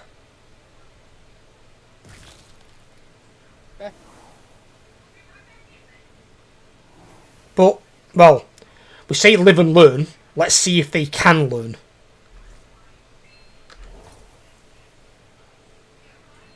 Yeah, we'll see. Indeed, brother. Like I said, they make enough money to where they really don't care. They are a rich company, I'll be honest, yeah, they are. It would take... They're much richer than Ubisoft. So it would take them a long time to, like, have to have money concerns. Top-heavy corporations need to sack the top execs and not hire consultants. I don't think it's the need to not hire consultants. They need consultants on the payroll that should be working for them already. They don't need to hire outside consultants, that I agree. Because they should already have these people on the payroll who actually know what they're talking about. They should already be employed by Sony, not some third-party company that don't really care whether they give you good advice or not.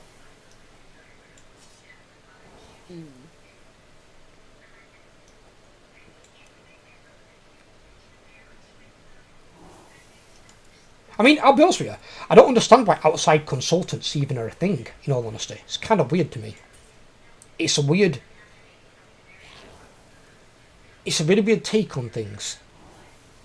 Because it's like, you've got outside consultants who come in to consult and give you advice on certain things. Now, they can give you good advice, they can give you bad advice. But either way, if your company goes under, they don't give a shit. If you do well or do bad, because they get paid. And then, alright, they might not be able to be rehired by you as a client if you go under, but consulting firms don't just consult for one company. They consult for many. So they've always got other clients coming onto the field that they can work with.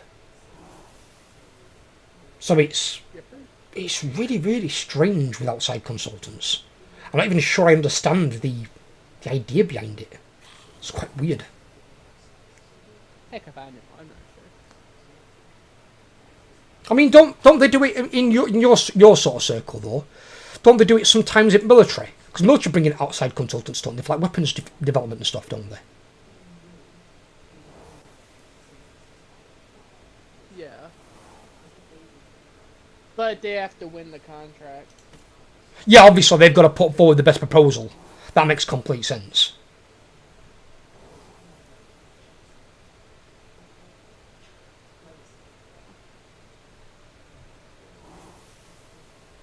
Can't believe how good this armor is. It's for level 23, but then I just realised this one that I made legendary was actually for level 13. And that one was good, but this one, it still takes off 20% your current health, same as that one, loss per second. But 13% of the missing health is gained as ward on that one. That one's 20% of your missing health is gained as ward per second.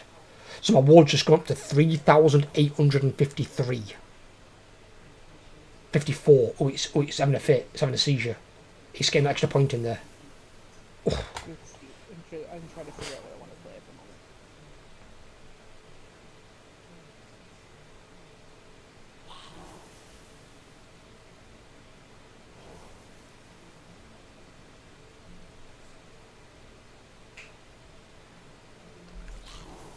Yes. Can't do anything else with that one. I'm keeping this one on. So I'm looking different. No, doing looking different. Well, since Jamie's just trained me, I will continue on till 4 o'clock. Consultants are supposed to be experts on some subjects, but the modern companies keep hiring Sweet Baby Inc. and other... Oh god, not going to be selling Sweet Baby Inc. Sweet Baby Inc. are the biggest bunch of fucking morons the world's ever seen. Who are just activists pushing agendas. The results show with Concord and Assassin's Creed. Yes, they're stupid. And like that character in Assassin's Creed, right? The black assassin guy, I forgot his fucking name. He's based on a real person. And what was it they tried to change him? They tried to make him, was it gay or trans or something? And it's like, well, that's not what he was in real life. It's like you can't change a historical figure to be something that he's not. Whether he's good or bad.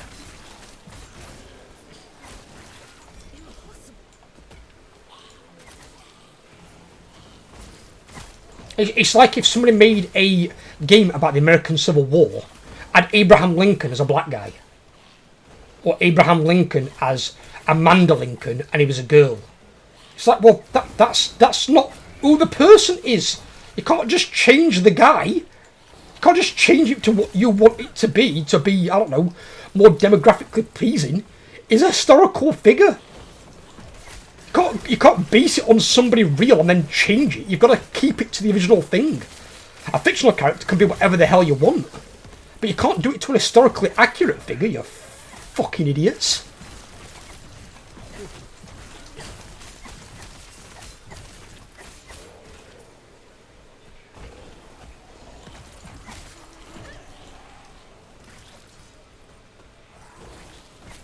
And this new PlayStation as well.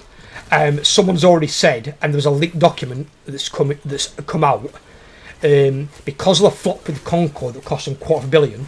That's one of the reasons the PlayStation 5 Pro is so expensive. They basically up the price of the PlayStation 5 Pro to make up for some of the shortfall loss they lost on Concorde. So it's like Concorde have fucked up and made a shit game that Sony asked them to make, and then we're going to front some of the bill by paying for a PlayStation 5 Pro? I don't think so. And it's like, no one's going to pay that for that piece of shit. It's like, all you do is you just wait for a new console to come out, PlayStation 6. No, they're probably just going to get the regular PlayStation 5, really. Because there's really no difference between them. Really. Yeah, I know, that's what I'm saying. So, if a PlayStation 6 comes out, that'd be, you'd hope, a lot better technology than PlayStation 5. So why would you buy the PlayStation 5 Pro? Unless you don't currently own a PlayStation 5 of any kind. And even then, the price they're charging, you can buy a gaming computer for that price. A low-end one, but a gaming computer. that will give you better graphics in the PlayStation 5. It's like, you buy that, you're fucking an idiot with your money. So it makes terrible decisions. You are not wrong, NPC. You are not wrong, buddy. Like, literally, those words you just typed out, they should engrave that on the front of their building. Alongside their motto. I can't really say anything. I have everything. You have what, sorry? I have every current generation thing. I don't mind people support them, buddy. It's not a fault of you as a gamer, because they have made some good games. I used to have PlayStation 1 and PlayStation 2, and the Xbox came out, and I just started getting Xboxes because I preferred the games. Because they've got things like Fable, they've got Halo, they've got Gears of War. None of these were available on PlayStation. And the only game on PlayStation at the time that was exclusive that I liked was the Final Fantasy games. And they've all come out on Steam, so I don't need a PlayStation anymore, they're obsolete to me. But what NPC says is right. They just make incredibly bad decisions.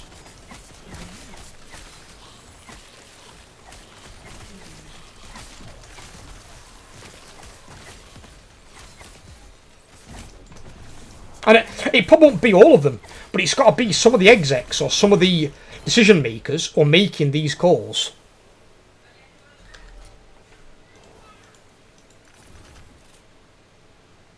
The Ghost Maker.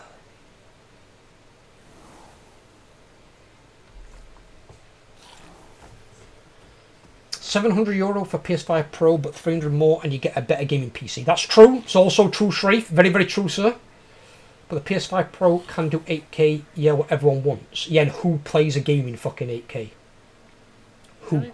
What? Well, I mean, are the games actually even in native 8K? Jamie's right.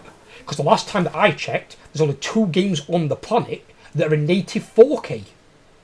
And even they don't run at 60 frames. Because they can't run them at 60 frames. So you're running the game at 4K in 30 frames, which is going to look choppy as shit. And even 60 frames, I'm not being funny, 60 frames these days is a joke. When I record my videos on YouTube, I record in 90 frames, but I play the game in 120 frames. I'm not doing no 60 frame rate bullshit. I've got to do it for streams, because YouTube captures streams at 60. If it goes above 60, it starts giving you warnings that you've got to turn it down to 60. So I've got to stream in 60 frames. So what you're seeing now is 60 frames on this. But I'm running the game at 120. But I'm not doing none of that bullshit. But I still think 1080p is the best. I watch all my content in 1080p. I don't watch it in 2K or 4K. Fucking, do you realise how big the files would be if I did a 30-minute recording or a 20-minute recording of a game? And I had to load it in 2K or 4K? Fucking Christ. I've got a video at the moment. I'll try and show you. Actually, let me show you. We get a little bit of peek behind the curtain. Right. Example here. Right. Boris game. Here, one of the recordings. 10.4 gig. And that's in 1080p. So if that were in 2K, that just doubled in size. If that were 4K, that quadrupled in size. A 40 gig video I've got to upload. Realise how fucking long that would take? Fuck me. I'd be uploading that bastard overnight and it'd still be good at morning. Fuck that. Because that's your upload speed, not your download speed. You're not downloading it. And your upload speed, bear in mind, is like a quarter of your download speed. But if it were download speed that we're doing it, at 80 whatever it is meg, that'd be fine. But when it's 20 meg or 19 meg, and I've got to upload a video file that size, that's going to take hours. If I had to upload that at fucking 2K or 4K, fucking Christ. That's like uploading a fucking game to a platform. I don't fucking think so. Not happening. Now, admittedly, nobody asks you to do videos in 2K or 4K because the bulk of YouTube channels are in 1080p. Because people are happy with 1080p. 1080p is where it's at. Nobody needs better than 1080p. Whenever I watch a video on YouTube, if it's in higher quality than 1080p, I turn it down to 1080p. I don't care about 2K and 4K. I honestly can't tell the difference beyond 720p. From 720p to 1080p, I can tell the difference. From 1080p, I can't tell the difference. One thing you might tell on some TVs, like your OLED TVs is you might get deeper blacks. That's it. Might, in terms of like, I can tell different sometimes. But if I've got a screen like this right now, where there's not much black and it's quite colourful, I'm not even going to notice. I can't even tell.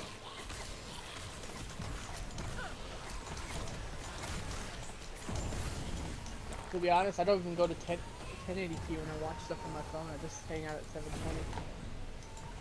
There you go. And that's on your phone. And I only realised other night, Jamie, and I'll be honest, and I apologise to you guys in advance.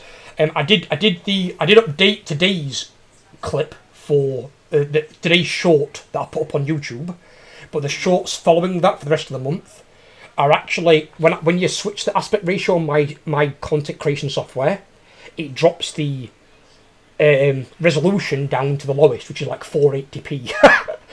I didn't know that happened because I've been turning it back up my videos. I didn't realise I've got to change it on the shorts. So my shorts are actually in 480p apart from today's. I didn't know that. I think they still look like they're in 1080p for the most part, but that's basically what mine have gone to. So if they look a bit sketchy sometimes, that's why. But the ones in October are all going to be 1080p. Because 1080p is the maximum you can upload shorts in on YouTube. For obvious reasons, because I don't think most phones even handle HD, as Jamie said. It puts his in 720p. My phone can run 1020, it's just I don't really need to. There you go. I'm a PlayStation fanboy. I've had ever PS console, skipping the variant. I would justify the money for the little I now game. Well, the thing is, Kyle, do you already own a PS5? I already own one, so I don't need it.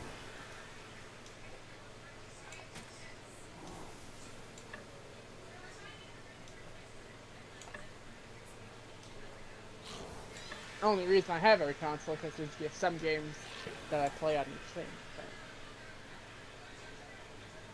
You've already got a PS5, dude, then you don't need the PS5 Pro. It's right there in the name. The PS5 Pro isn't a new console. It's got slightly better hardware, and as Jamie said, slightly. It's not a new console. Until it says PS6, you don't need a new one. Yeah. And if the PS6 comes out with the price of the PS5 fucking Pro, I'd hold off buying it for about 6 months and let it come down in price. I didn't get my PS5 until a year after it came out. There you go.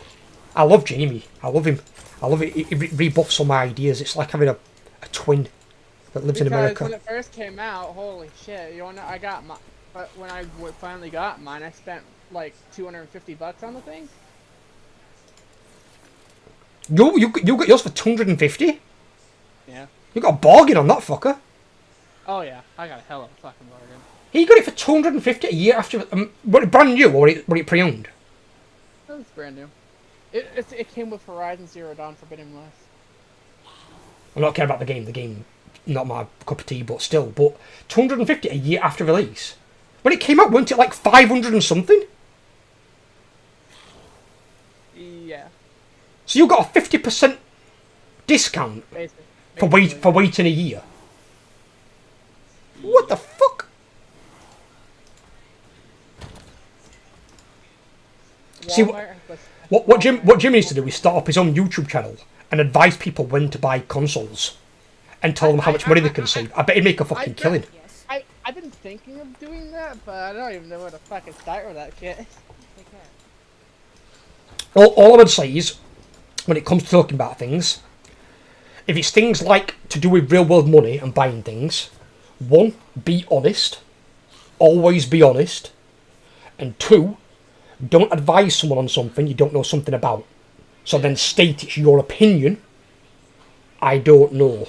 Because if someone then assumes your opinion is Lord's gospel truth, and they go make a bad decision, they might come back at you and go, well, you fucking lied. And be like, no, I didn't. I said to you it's my opinion. You didn't say it's fact. That's why you've got to be very, very clear and concise with your words. Because some people are half listening, half doing something else, hear that and think, oh, I'll do that. But then if something goes wrong, they blame you. And it's like, well, no, I didn't say that. Watch the video, listen carefully. That's the only time you've got to be careful of things like that, because I've seen it bite other content creators in the arse. But that's because they haven't stated it was their opinion. Because opinions aren't fact. Opinions are your opinions. Everybody's got one. Does it make it correct? Does it make it wrong? It's an opinion. Well, yeah, I got my PlayStation 5 for a bargain. I got the disc version. 1080p to 1440p is noticeable. It's much sharper. See, maybe it's just my eyes, but I would disagree. I don't know. If I'm watching a YouTube video in 1440p, I can't tell the difference. It might be different if I was playing a game in 1440p, but when I'm watching a YouTube video, I cannot tell the difference. If I'm watching a guy talk on the screen, maybe showing a bit of background gameplay, I can't tell the difference. His face doesn't look any sharper to me than it does in 1080p. Now, if I downscale it to 720, then I'd notice the difference. I'd notice the degrade. Yeah. But when I turn it up to 1080, I notice the difference in the quality from 720 to 1080. From 1080 to 1440, I cannot tell the difference. Especially not if it's like, if I was doing this, if I did this now. If I'm like, hello there, Sheriff. You see me now with this wouldn't be any sharper. This wouldn't get any better looking. These eyes would still be here like this. I'd still have these bags because I don't sleep very well because I'm a fucking gaming toxic life freak. Who just likes to game for fucking hours on end. It wouldn't get any sharper or better looking. You're like, that's right, Kyle. Look into my eye. To be honest, I wouldn't even know where to start with that shit, so.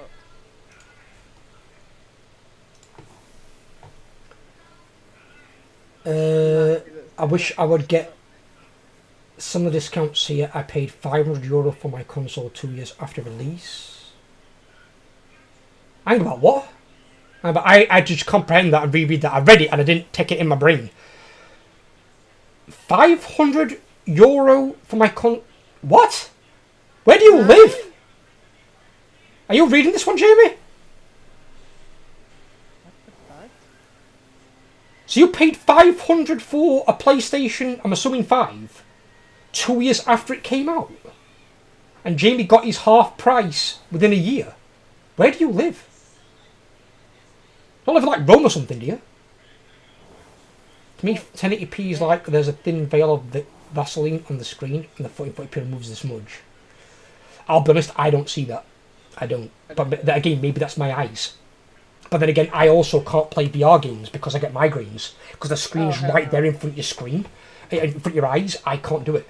I need this 12 to 14 inch gap between me and my screen.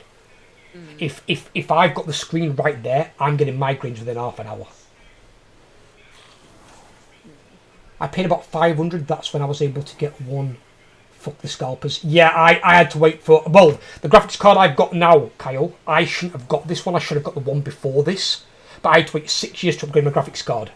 So luckily I got the graphics card before I stopped working at Aldi. So I was able to afford the cost. But scalpers are assholes. But at least it's now a thing of the past. Because they now develop these Bitcoining cards specifically for those people. And the scalpers now, because they make that much supply to meet the demand... There's a scalper recently who was complaining about it, I think, on Reddit. He bought 100 graphics cards, kept one for himself, and only sold 2 others. And he's left now with 97 cards that he can't sell. And I'm like, serves you right, mate. Why would you buy 97 fucking 100 graphics cards that you don't need to then try and sell them on eBay at twice the fucking price? I'm like, you're a greedy twat. And if you can afford 100 fucking graphics cards that are fucking 800 a piece... How much fucking money have you got? No. You knobhead. Just buy one fucking card. Fucking dick cheese. Fucking some people, I swear. If I saw him fucking, if we were like one of these guys that buys an Xbox and runs outside store and throws it on phone, smashes it up, I'd fucking jump out of line and yell and clack him back at neck. It'd be a fucking karate chopped. You're like, you fucking dick cheese. Fucking throwing money away in front of people. Fucking hate those people, me. They're right knobheads. I mean, I remember when the PS5 first came out, it was a pain in the ass to get one. Well, yeah, precisely. That's another thing. And you get these people who run videos where they buy 2, one they keep, and the other one they destroy in front of people waiting in line to get one. And then there's one person in that line, or be told, sorry, there's none left, that could have had that console that he destroyed. You ruined someone's entire fucking probably month. Oh, I'm sorry. Somebody did that in front of me. I just went up and beat the shit out of him. Oh yeah, I'd be beating him with the remains of his fucking console on the floor. I'd be using the fucking controller like a fucking, what you call it, what he uses in fucking Turtles. I'd be whipping shit out of me, like, take this, you twat. Fucking, I'll show you what the fucking beat controller's for, you dickhead. Have this fucker up your ass. Are we still doing the Mario stuff? Yeah, we'll have to start a new one though. We have to just message Overlord, let him know. Yeah.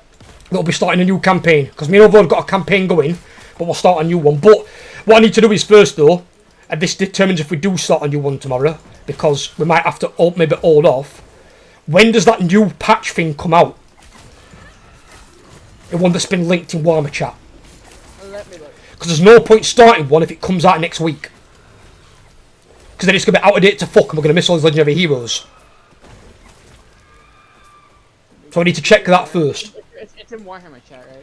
Although I put it in Warhammer chat, I think, yeah. It's like it tells you about the new patch updates. But we need to know the release date. If the release date's this month, it's not going to be worth starting a new one. Because we won't complete it in time. Is it the 6.0 one? I ain't got a clue. Whatever that one is that's in there. It's releasing all the new heroes. You get the new legendary lords from Ogres and Khorne. And I think something else, I forgot what it were. Greenskin? Is it Greenskin? Greenskin, yeah, Greenskins are the one. And then it's releasing new units and new legendary heroes. But if that's coming out this month or early next month, we might as well wait. Because we're not going to complete it in time.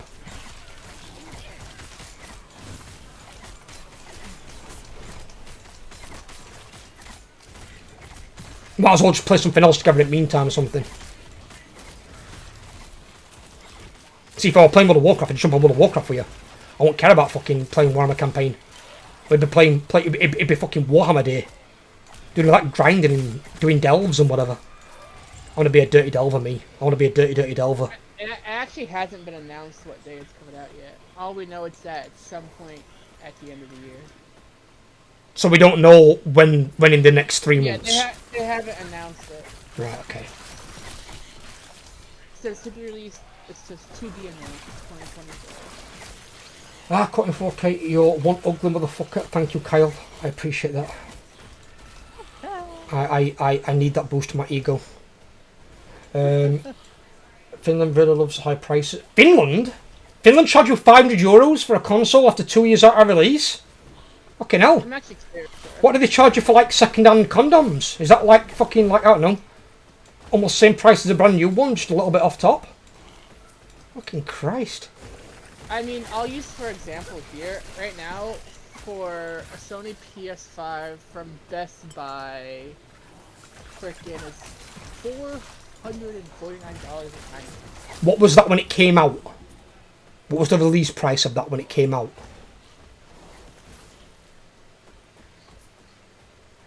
But I'm assuming that's because you're paying for it in store. Is that online? Online. So why is theirs so expensive when you got yours for two? Where did you get yours at then for $250? When it first came out, actually, no, it stayed about this. It stayed basically its release price. So how did you get yours half price? Did you buy it on like Black Friday or something, or on Cyber Monday? Black Friday. You bought it on Black Friday. So they had a Black Friday discount in US, 50% off a PlayStation 5. At Walmart. Yeah. That's where it is, Shreve. It wasn't you, buddy. It's because you bought it on Black Friday. Black Friday is like one day where things become really fucking cheap. For one day only. Jimmy bought his on Black Friday in Walmart and got it 50% off. That's why it was so cheap. Because the only other time you get something cheap but not quite that cheap would probably be January sales. And that's when companies have bought too much stock and trying to get rid of the Christmas excess, and they drop the prices down ridiculously low for January. Good old Black I'm not sure if you have those in Finland, I don't know. Do you have January sales or Black Friday? Good old Black Friday when everybody gets the fist fights in the store. So. Yeah, we used to have some people do that, I'll be honest with you. Oh, that happens here. And I had two people fighting over a fucking... Oh, what were it now? It were a very shit brand TV. Hisense. Hisense TV. And these two guys were getting fucking up in each other's face about this last TV that was 32-inch. And I just walked outside them and I said, both of you buying that piece of shit, you both got no sense. And I said, there's a reason it's going cheap, guys. It's not a good TV. And I'm like, if you start fighting over it, I'm going to bring you both with it. And I'm like, so one of you take it, whoever grabbed it first, which I think were you, and you, go and get an actual decent TV. And then what happened is, neither one of them bought it. they left it to some old guy to buy, and then I bought LGs back at TV, back at the department, that are about twice price. I got a Samsung, a 75-inch Samsung smart TV. So. They're like, oh, they were like, oh, we thought it were a good deal because it were on Black Friday offers. I know. I'm like, no. There are some that have offers on them, which you can see. But when it's called iSense, have you ever heard of iSense before? And they're like, no. I'm like, well, neither have I. And I work here. And I'm like, LG, Samsung, Panasonic, Sony, they're your big brand TVs. They're your general good ones. I'm like, something called iSense, it's like the same as that own brand Logic. It's like it's not something you want to buy. I'm like, it's at front at store so we can get rid of the piece of shit. Yeah, that's what mine TV is. It's a 75-inch Samsung smart TV. I couldn't believe it. That's what I use as my monitor. Oh god, no, I won't do that now. It'd stress the graphics card the fuck out. There's no way I'd do that. That's why you look at like gaming monitors. There's a reason gaming monitors are capped to a certain size. Now recently, some of the newer ones have gone up to 32-inch. But I've not seen any bigger than that. Because the bigger the screen it's got to display the image on for the graphics card, the more it stresses out the graphics card. Now if it's a low graphics game, it's not an issue. If it's a high graphics game like Black Myth Wukong, your computer's going to be like, what are you doing to me? And it's going to basically have a fucking freak out. And it's not going to want to live. It's going to want to end its own life.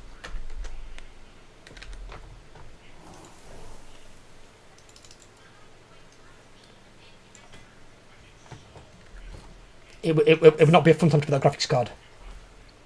I could not imagine trying to run Black Myth Wukong on anything. Well, to be fair, what I've got here, this in front of me, this is 24-inch.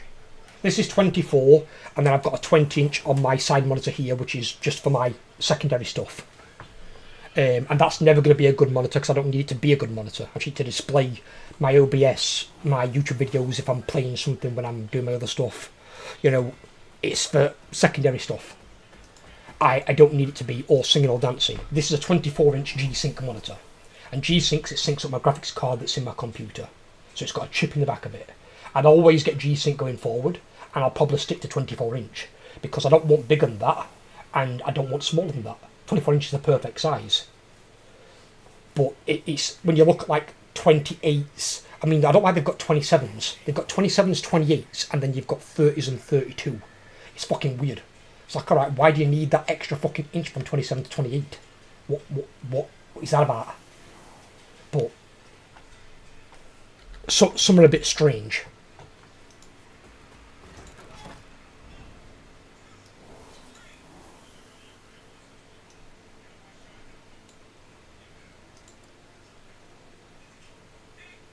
The catalysts.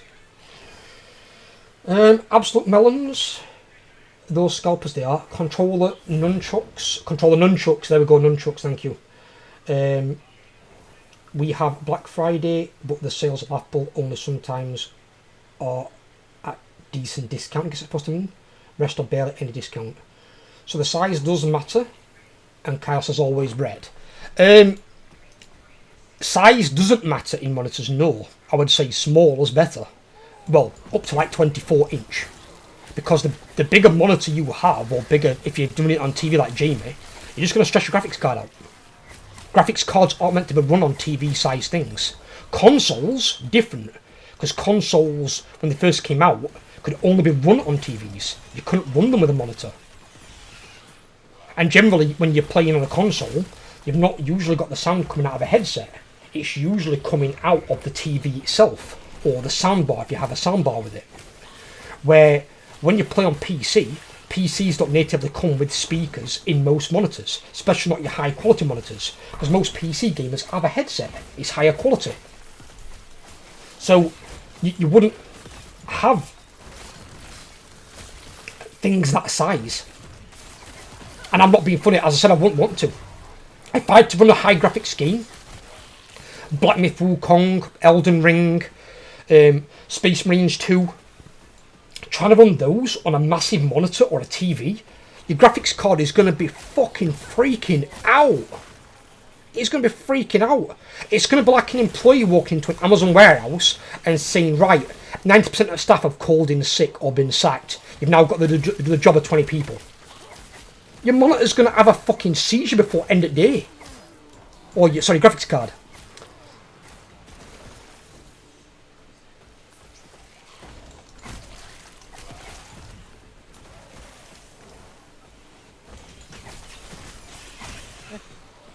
I'm not a fan of 40k. You know what, buddy?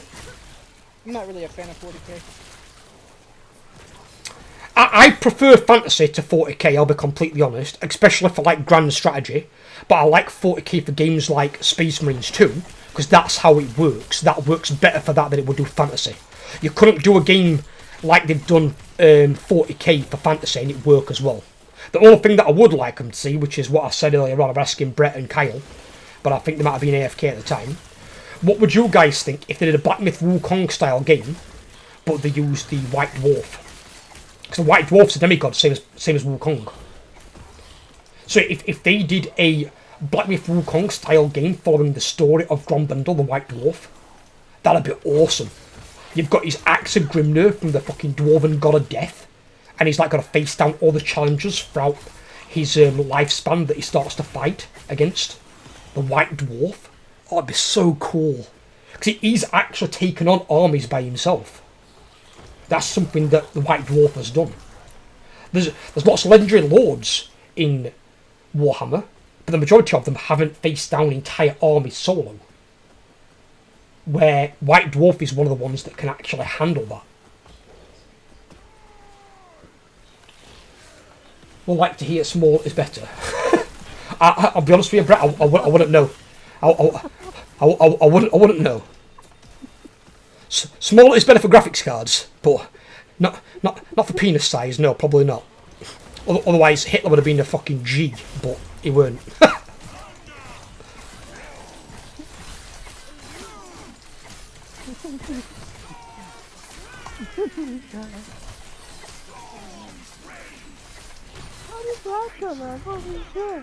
It's because Brett's got a filthy fucking mind. He's like a carbon copy of me. I'm innocent. You are too innocent, you sometimes, you are, yeah. I think this community partly violated your innocence, I'll be honest. It did. It brought him from the fun-loving Jamie that's still fun-loving, but now he gets to hear all these horrible, toxic things that we put upon him. My poor boy. You broke Jamie. Yeah, we did, a little bit, yeah. To be fair, though... Did you hear the meowing in the background? I didn't know. This game is quite loud, though, to be fair. My cat was talking. Hi, buddy. You are weird. You like belly. Is the kitten still in the bathroom?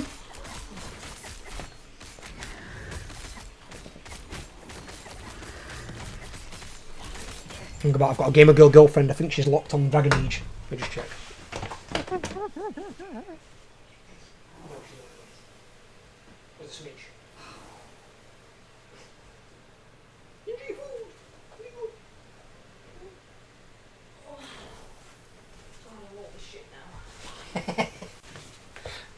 Kyle and Brett, my girlfriend says she's old and she's a very ripe 28. I'm old. You're not old. When I get up, Jamie, you're not old. Jamie, how old are you? I'm not being when I get up, I make 23. stupid noises. You can't say she's not old when you're 23. You're 23. She's got 5 years on you. Absolutely, That's not fuck old. you. She's not old, no, but she's older than you. Yeah, but I don't consider somebody old until they're like late 30s. Ah! What? What? Did you hear what he said? I'm 38. I'm 39 on the 10th of October. And I don't look it. I get told all the time that I get asked for ID at Tesco's, which for some reason still infuriates me. Why do I get asked for ID? I swear to God I need to stop getting my hair cut. If I have my hair long, they don't ask me for ID. When I've got my hair cut, they're like, oh, you got ID on you? I'm like, ID? Like, how old do you think I am? That's alright, I still get called a high schooler, so. You are a high schooler. I'm not no fucking high schooler. So.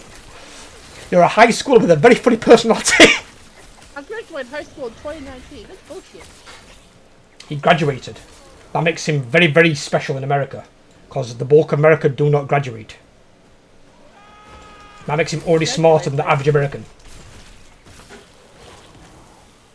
That'd be great. I need a good studio to pull off. Though most Warhammer games are rather shit. Well, that's what I said, Brett. What if Games Workshop went to the studio that did Battle with Wukong and got them to do their style of game for Grombrindle the White Dwarf? Because they already know what they're doing. All they need is the graphics of Grombrindle and the histories of these battles. It'd be fucking amazing.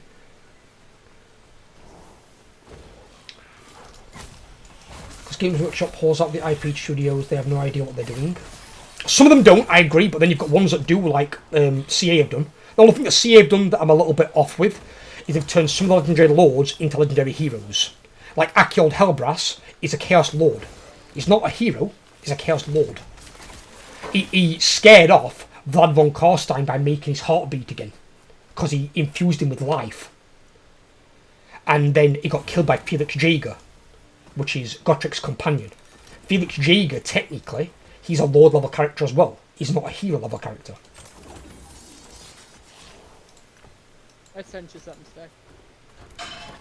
Stack. Lol, I'm older than Jamie. Damn, that makes me really old. I'm 29, I still feel like I changed to 37, 38 at the end of the year. Yeah, fuck you, Kyle, you son of a bitch. Fucking got a year younger than me. 34, but I feel like I'm old. I feel like I'm 50. That's what my girlfriend keeps saying, Shreve. She says she's 28 and feel like she's 48. I said, wait until you are 48 and see what you feel like then. I always get told that I have plenty of youth and that I'm very young, so I think Ella is definitely not old. She's not old, she's not. She's got creaks and chiropractic problems, and she likes to, I don't know, have a little whinge, don't you, darling? I've got what, sorry? She's got creaks and cracks and has a So I'm chiropractic old. problems. Creaks No. and cracks usually means you're old. Look at the ages in my chat here. Brett, 29. Kyle, 37, 38. So I'm fuck 29 off. and I still feel like a teenager. He's What the hell are he's you 34 doing, and he Brett? feels like he's 50. Jamie's 23. So Jamie's But just... Ella is definitely He's- not old. Why do I feel 88 then, Brett? So- Answer me that, will you? So I'm 23 and my freaking knees pop every time I get up, and boy, that hurt. yeah, but to be fair though, your knees pop because you've broken most of your body parts. I think there's not much of your body you haven't broken apart from your skull and your neck.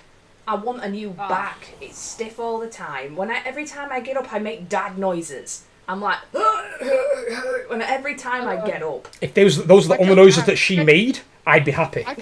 But those aren't the only noises that she makes. I could make a horrible joke about what she just said. I could really make a horrible joke. See, we broke him. This community broke him. They broke Jamie. We corrupted the innocence. I could make a horrible fucking joke of what she just said. We broke him. What do we do to this poor boy? This 23-year-old who still barely gets out of his cot. I never leave my house unless I work. Unless I'm working, I rarely leave my house. Well, I don't blame you. I don't leave my house pretty much at all, apart from to go shopping, to like food and stuff. Or when I'm going out with family for their birthday meals, that's it. I work at home. It's my place of peace. End of the day, ask yourself this, right? Everyone's like, oh, why don't you go outdoors? Why don't you go to fucking Lake District? Why don't you go biking or hiking or whatever? Like Element hiking recently, it's our own fault, right? Why have we spent, not billions, trillions, perfecting inside our homes?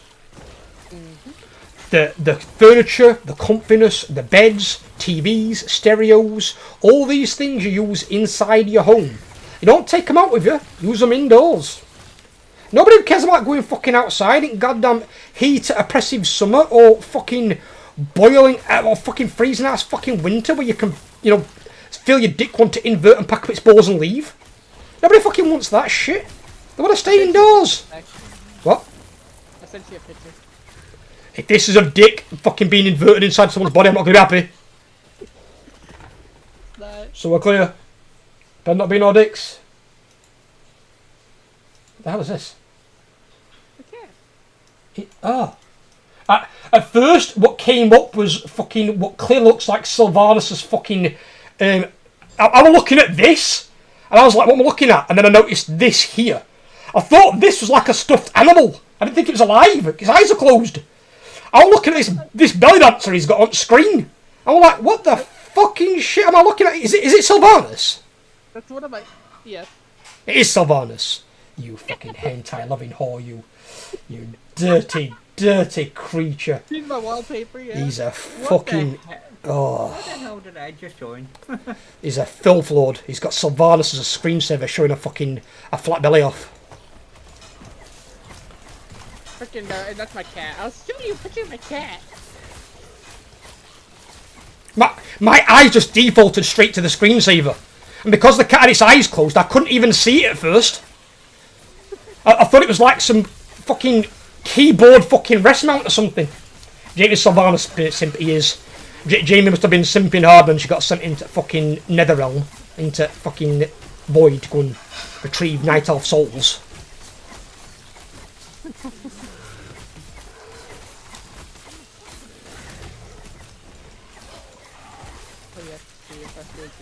But at least now, I suppose, one thing I can forgive on Sylvanus is now she's actually Sylvanus again.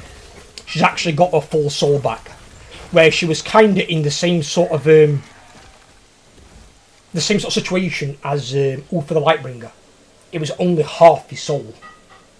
So he kept the mean-spirited bitch half, that was the part that was on Azeroth, and the good part he kept away from her. And he gave that back to her to basically mellow her out and make her realise all the horrible things that she's done. It's kind of like when Spike gets his soul back in Buffy. And then technically it weren't Spike, it was William. Because the guy's actually the human's name was William. So William gets his soul back, but then he remembers all the things that Spike's done. Using his body to kill people. And it obviously affected him in a big way. So how was boot camp, Jamie? It was a nice experience. Apart from getting stood on by a giant. Apart from getting stood on by a giant. He got stood on by a guy who was 6'8". He never explained why he is. So he got stood on by a 6'8" giant. If someone 6'8" stood on you overload, I imagine it probably hurt. So when this guy like cut into his lane and fucking stood on him with his foot, and Jamie's this like little 5'5" morsel of a man, and this fucking 6'8" giant stands on him. Jamie's leg obviously broke under the weight of this 6'8" behemoth. I am 5'9", thank you very much. 5'9"?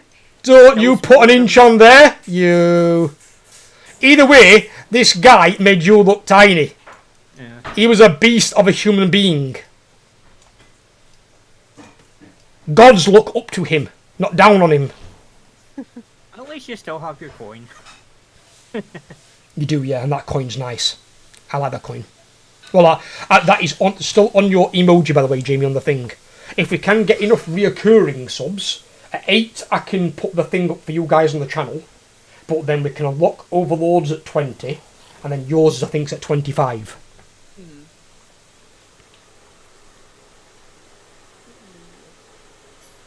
Oh shit, I forgot to take her medication. Here. Go take medication. Okay. The lemon. I'll be back. Yeah, go for it. Not be forgetting things like that, it's important. How hard did he step on him? I'm not being funny though, the guy's got 12 inches in height on him. So if he's got 12 inches height headroom, imagine how big he was width. Because if he's not going to be tall and thin, he said this guy was built like a shit brick house. So this guy will have been chased after by a fucking space marine. And then this guy kind of like slips and stands on Jamie's foot, and Jamie's foot just goes crunch. And Jamie's like, "Aah!"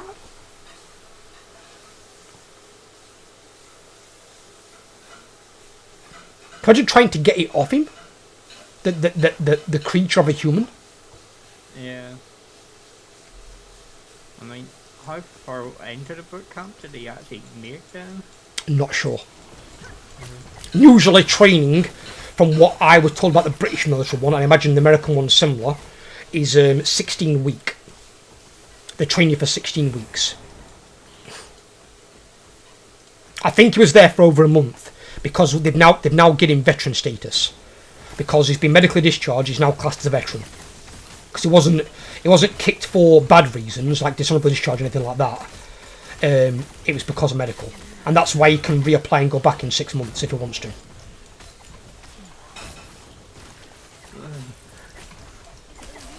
Bet next time you'll ask what size the people are in his. No, just don't run alongside one that's a fucking giant. But like run alongside guy that's size a fucking Bilbo, and then if he gets in your way, you just fucking chuck him off at track and be like, get the fuck out of here, you goddamn dwarf.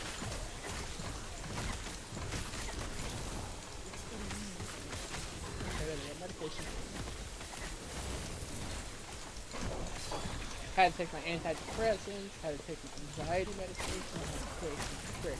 I mean, can you imagine if they have to do like one-on-one like contest of strengths, or like there's some like combat routine where you've got to fight someone, and they've got a guy in there smaller than Jamie that's like 5 foot nothing fighting a 6'8" giant. It'd be like David and Goliath. I'd want to watch that shit on YouTube. That'd be fucking comical as fuck.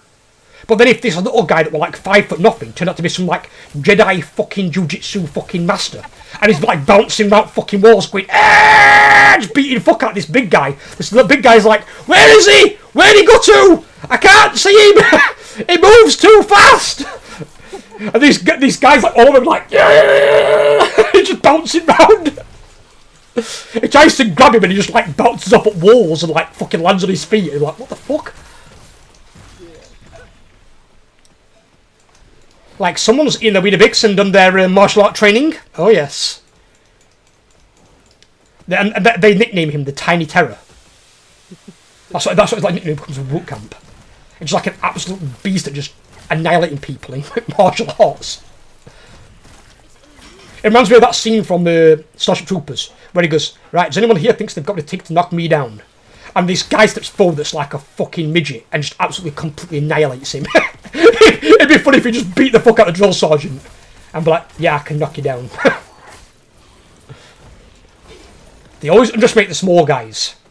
Yeah. Except when you meet Yoda. Yeah.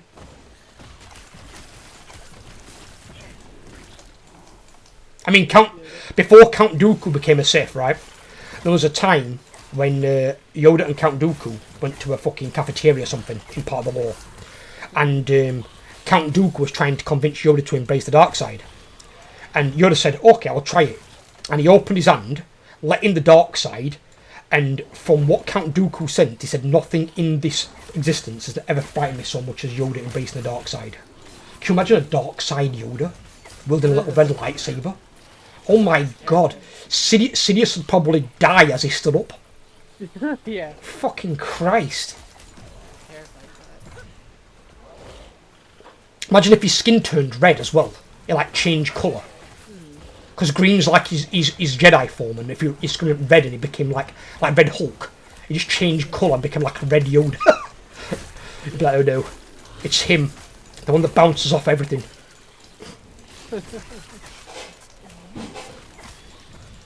I'll be honest, when he got out his lightsaber, and it was this small little green lightsaber, I'm surprised Count Dooku didn't say to him, is that from Kids Department? Where'd you get that one from? You're not supposed to take younglings' fucking lightsabers. You're supposed to leave them in fucking building. It was so small. And then there's the fact, if that's how scary Yoda was, imagine. Imagine what? Imagine what? Grogu. Grogu's not as strong as Yoda. Nowhere near. Not a moment. Not until he gets older. You've got to bear in mind, by the time Yoda fought Count Dooku, he's upwards of 800 years old. Yeah. He's an experienced fucking Jedi, and he's tested all 7 forms of the Jedi art, including the one that's forbidden. you don't beat a guy like that. Even look at Sidious. What did Sidious do when Yoda chased him? Everyone says that Yoda got beat. Yoda didn't get beat. Sidious fled. Sidious was shit scared of Yoda. He didn't want to fight him. Fucking coward. He knew he couldn't beat Yoda. He barely beat Mace Windu. And Mace Windu would get dicked by Yoda. He weren't beating Yoda. I think the closest person to age to Yoda, I'm trying to think. Well, some of them like Ella's informed me about some of them. Some of them don't age.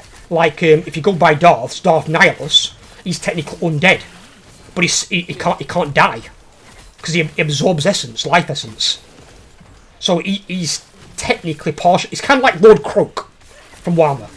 His body's dead, but his spirit's that strong. He's like, nah, I'll just not die. The only reason why Darth Nihilus can't die is because so long as Darth Nihilus constantly consumes planets, he's able to sustain his life force.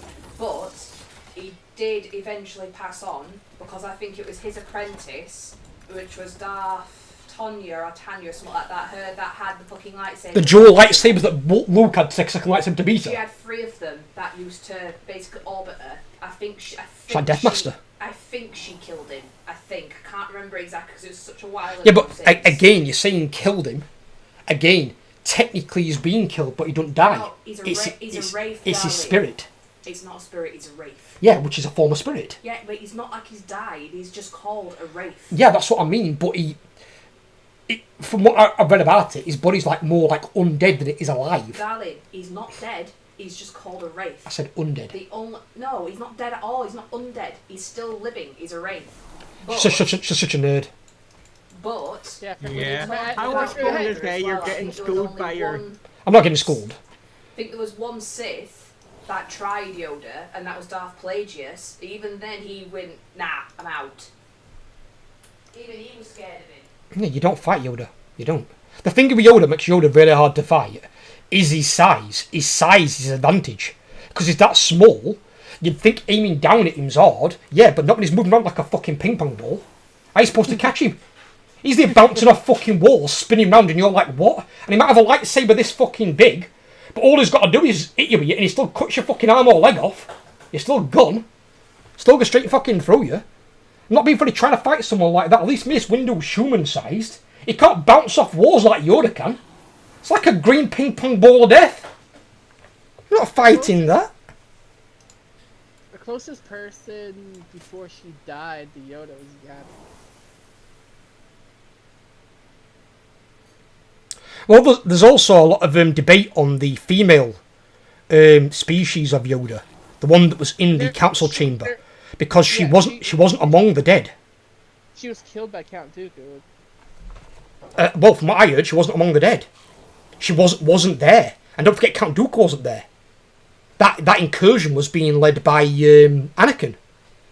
I think what happened with her is she's in Clone Wars, and from what I remember of Clone Wars, she tried to stop Count Dooku from becoming a Sith because he was making plans with Sidious, Palpatine, and at that time she found him, realised what was happening, and tried to stop him from becoming a Darth. Right. But at that time, Darth Sidious turned to Count Dooku and said, "Prove yourself now, kill her." So I'm not sure if she's... I can't remember. Well, he said that Dooku might have killed her, but I'd have thought personally she was better in combat than If I'm going Dooku. to be completely honest, I think Dooku would have killed her just because Dooku's also the guy that trained Qui-Gon Jinn, and then he in turn trained Obi-Wan. So all 3 Jedi in this case, Dooku, Qui-Gon and Obi-Wan, are like some of the elite fighters. So in my personal opinion, I think he would absolutely decked her. Bugged out. What? Just Discord.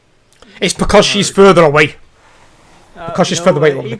Even when you're speaking, it seems to cut out. It might be Discord, it might not. I'm not Well, sure. it seems fine for stream, so it must be your Discord thing. Because I've got it on here on my OBS, and there's no issues with it. Just go on stream, it'd be easier. Talking Star Wars is fun. It is, and like I know they've got a lot of flack for that acolyte, and I don't know I haven't watched Acolyte, so I can't make a thing on it. I personally liked it. I liked it a lot. But I think from why is it everyone's flamed it then? What's all the flame about? I've not watched Honestly- Acolyte, so I don't have an opinion. Honestly, I don't know. It's just freaking. I don't understand why they slack about it, to be honest. It's really weird. It's really, really weird. Yes. Dooku is like the best Plagueis- duelist to ever live. Anakin only beat him because of his old age. Anakin beat him because of his old age, and Anakin was coming up in skill. And after Anakin lost his hand to him the first time round, Anakin the second time round learnt from his mistake. He was a lot smarter. Plus, also, there is the thing of when he beat Dooku. Apparently, Sidious, the move that he could have blocked, Sidious kind of locked Dooku in place, and then Anakin was able to basically cut off his hands. So it wasn't completely Anakin. It was Sidious betrayed his apprentice because he wanted a stronger one. Every So he Sith knew that always Anakin was betrays going to their be stronger apprentice. than Dooku. You want to know Every something? Sith always betrays their apprentice. Always. Darth Not always the apprentice, no, because sometimes the apprentice destroys the master. Nah, just because the master always betrays the apprentice, it's a circle. Because the Sith's only in it for themselves. The Yeah. only reason why they might get apprentices is purely down to a power struggle, and they might do that to extend their own power. Once they've gotten it back, they don't need the apprentice anymore and kill them. They did that with Starkiller. They did that with Tanya. They did that with Revan. They did it with a lot of them. And obviously he didn't want Dooku anymore, he wanted Anakin, so when he was fighting Dooku, he kind of... The thing is, he stopped him with the Force, a move that he should have been able to block, he didn't, and then Anakin cut off his hands, and then cut off his head. When he cut off his head, that was the first It's step on his because- path to the dark side. Yeah, it was because Sidious at that time knew he wanted Anakin. That's why when Dooku looked at him shocked, he realised he'd been betrayed, but nothing he could do at that point because he was already at an impact. He couldn't move. But what were I gonna say now?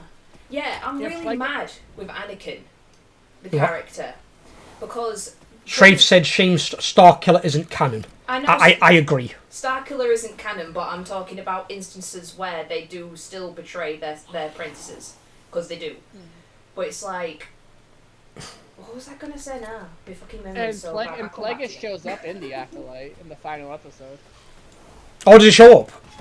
And he shows up in the last episode. So that means then that Yoda's got to be somewhere around at that point in Oh time. yeah, Yoda shows up in the last episode too at the final end. Because Yoda will beat any of them. Yeah, Yoda and Plagueis show up in the last episode. So does a Plagueis see Yoda and shit himself? No, Plagueis, they show up in different parts. So, I'd love to see that showdown. Yes. Plagueis won't fight Yoda. It'd be like, no fucking chance. yeah, Right. but I personally liked it. I think it was a good watch. I've watched some of the fight scenes on YouTube. Because I do want to watch it if we get that again at some point, and probably will do. As I said, what makes Star Wars for me is Jedi and Sith in both the games and the films and TV series. If there's not Jedi and Sith in it, it might be watchable like Mandalorian is. Mandalorian's still really good without Jedi and Sith in there, but Yeah. that's an exception. I do prefer there also to be like- Jedi and Sith and Force users. When they've got what's the recent game they brought out that's tanked? Outlaw crap thing, whatever it's called. Well, yeah. Outside of Outlaws, you've not got a single Jedi or Sith in it, you don't play one. You play some like female version of fucking Han Solo. And it's like, no, we don't want to play that. That's basically GTA in space. We don't want that. We want Jedi and Sith. You dickheads. You've got a unique thing in your sci-fi universe, lightsabers and Force users, and you've not got one in the fucking game. Morons. I'm not being funny. When the Star Wars universe, when the people that obviously did that game for Outlaws, they basically just created Star Trek. Yeah, Because it's basically Star Trek. There's no lightsabers, it's Star when Trek. I play a game to do with Star Wars, I want a Jedi or I want a Sith. End of. Because that is what makes that universe. It's what basically culminates a lot of that universe. Yes, there are still traders, and yes, there are Han Solos all over the place.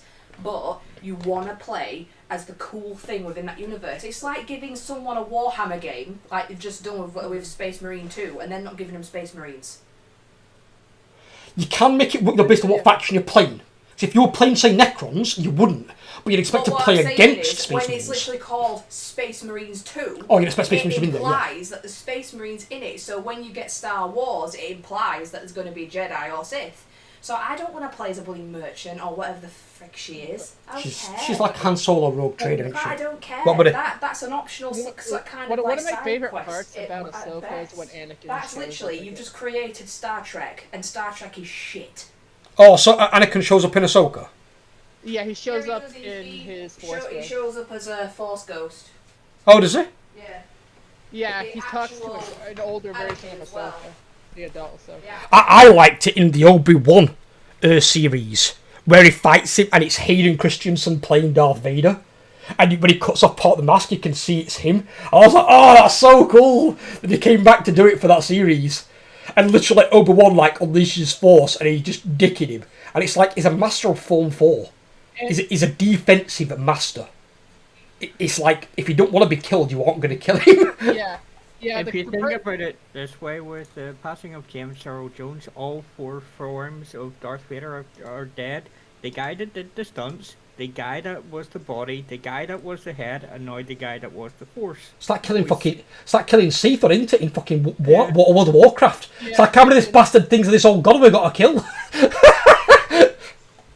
And Hayden Christensen was the one who played Anakin in the Ahsoka series. Yeah, which is good. I like that he's continuing it on. They should, because continuity like that is better for things. It really is. The thing about Anakin, yeah, there is a little bit of Ahsoka.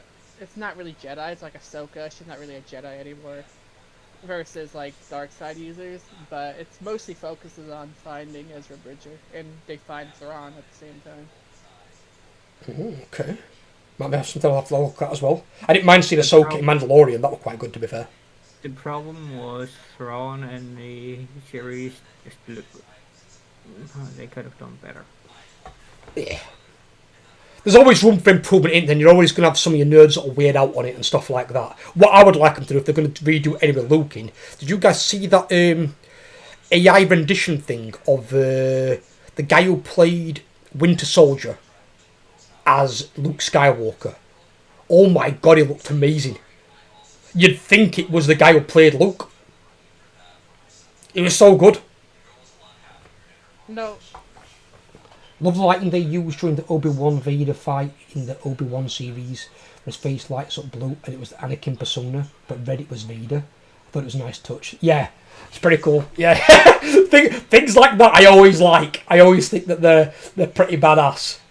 Like if they're a lightsaber held up and the lightsaber was half and half in colour, blue one side, red the other, and then you just saw 2 different personas, that'd be cool. It's so awesome. No, a movie I want them to make is I want them to make a movie in the Old Republic. That's what I want. There were a thing other day, and it's from a channel that obviously does a lot of Star Wars thing. It popped up on my feed for some reason, and it were a poll. And it were a poll saying who's the best Jedi Master. And you got Plo Koon, Qui-Gon Jinn, Mace Windu, and Yoda. Obviously, especially one that's been doing it the longest, Yoda. The biggest percentage, Qui-Gon Jinn. I'm like, are you fucking kidding me? He were trained by fucking Dooku, who were trained by Yoda. By Yoda. I'm like, no, Yoda's the best Jedi Master, end of story. You ain't winning that one. It's Yoda first, and everyone else is fighting for second place. Fucking Qui-Gon Jinn. I know she's technically part of the Old Republic, but I prefer Satele Shah. I don't know who the fuck that is. She was a former Jedi Grandmaster of the Order. But right, I'm gonna call it Ifton, my boys. Anyway, I've been loved talking to you. It's been great, and I'm gonna go and do. Well, I'm actually take a rest for a bit first because this room is fucking getting really warm, and then I'm gonna do some recordings and sort out the YouTube shorts for all of October. So I've got a full day of work ahead of me. So wish me well. So I will see you guys on Friday. Possibly for company. Tomorrow? Well, I'll see you two tomorrow, but I'll see rest of you on Friday in the next stream. But drop me comments in videos if you want to. There's a video going live at 7 o'clock, which will be the next part of Close to the Sun. And then I'm working on the new playthrough already, and I've just got to see where I'm going to go with things towards the end of the year. If I can get enough money coming in, I might be able to return to World of Warcraft sooner. We'll see. But we've got a bit of work ahead of us to try and get some more discoverability on the channel. But we'll see what we can do. I know Jamie's got some plans. I don't know what the fuck they are, but we'll find out as it happens. but we'll see what happens. But take care, my guys. Stay safe, and I'll speak to you all in the next one.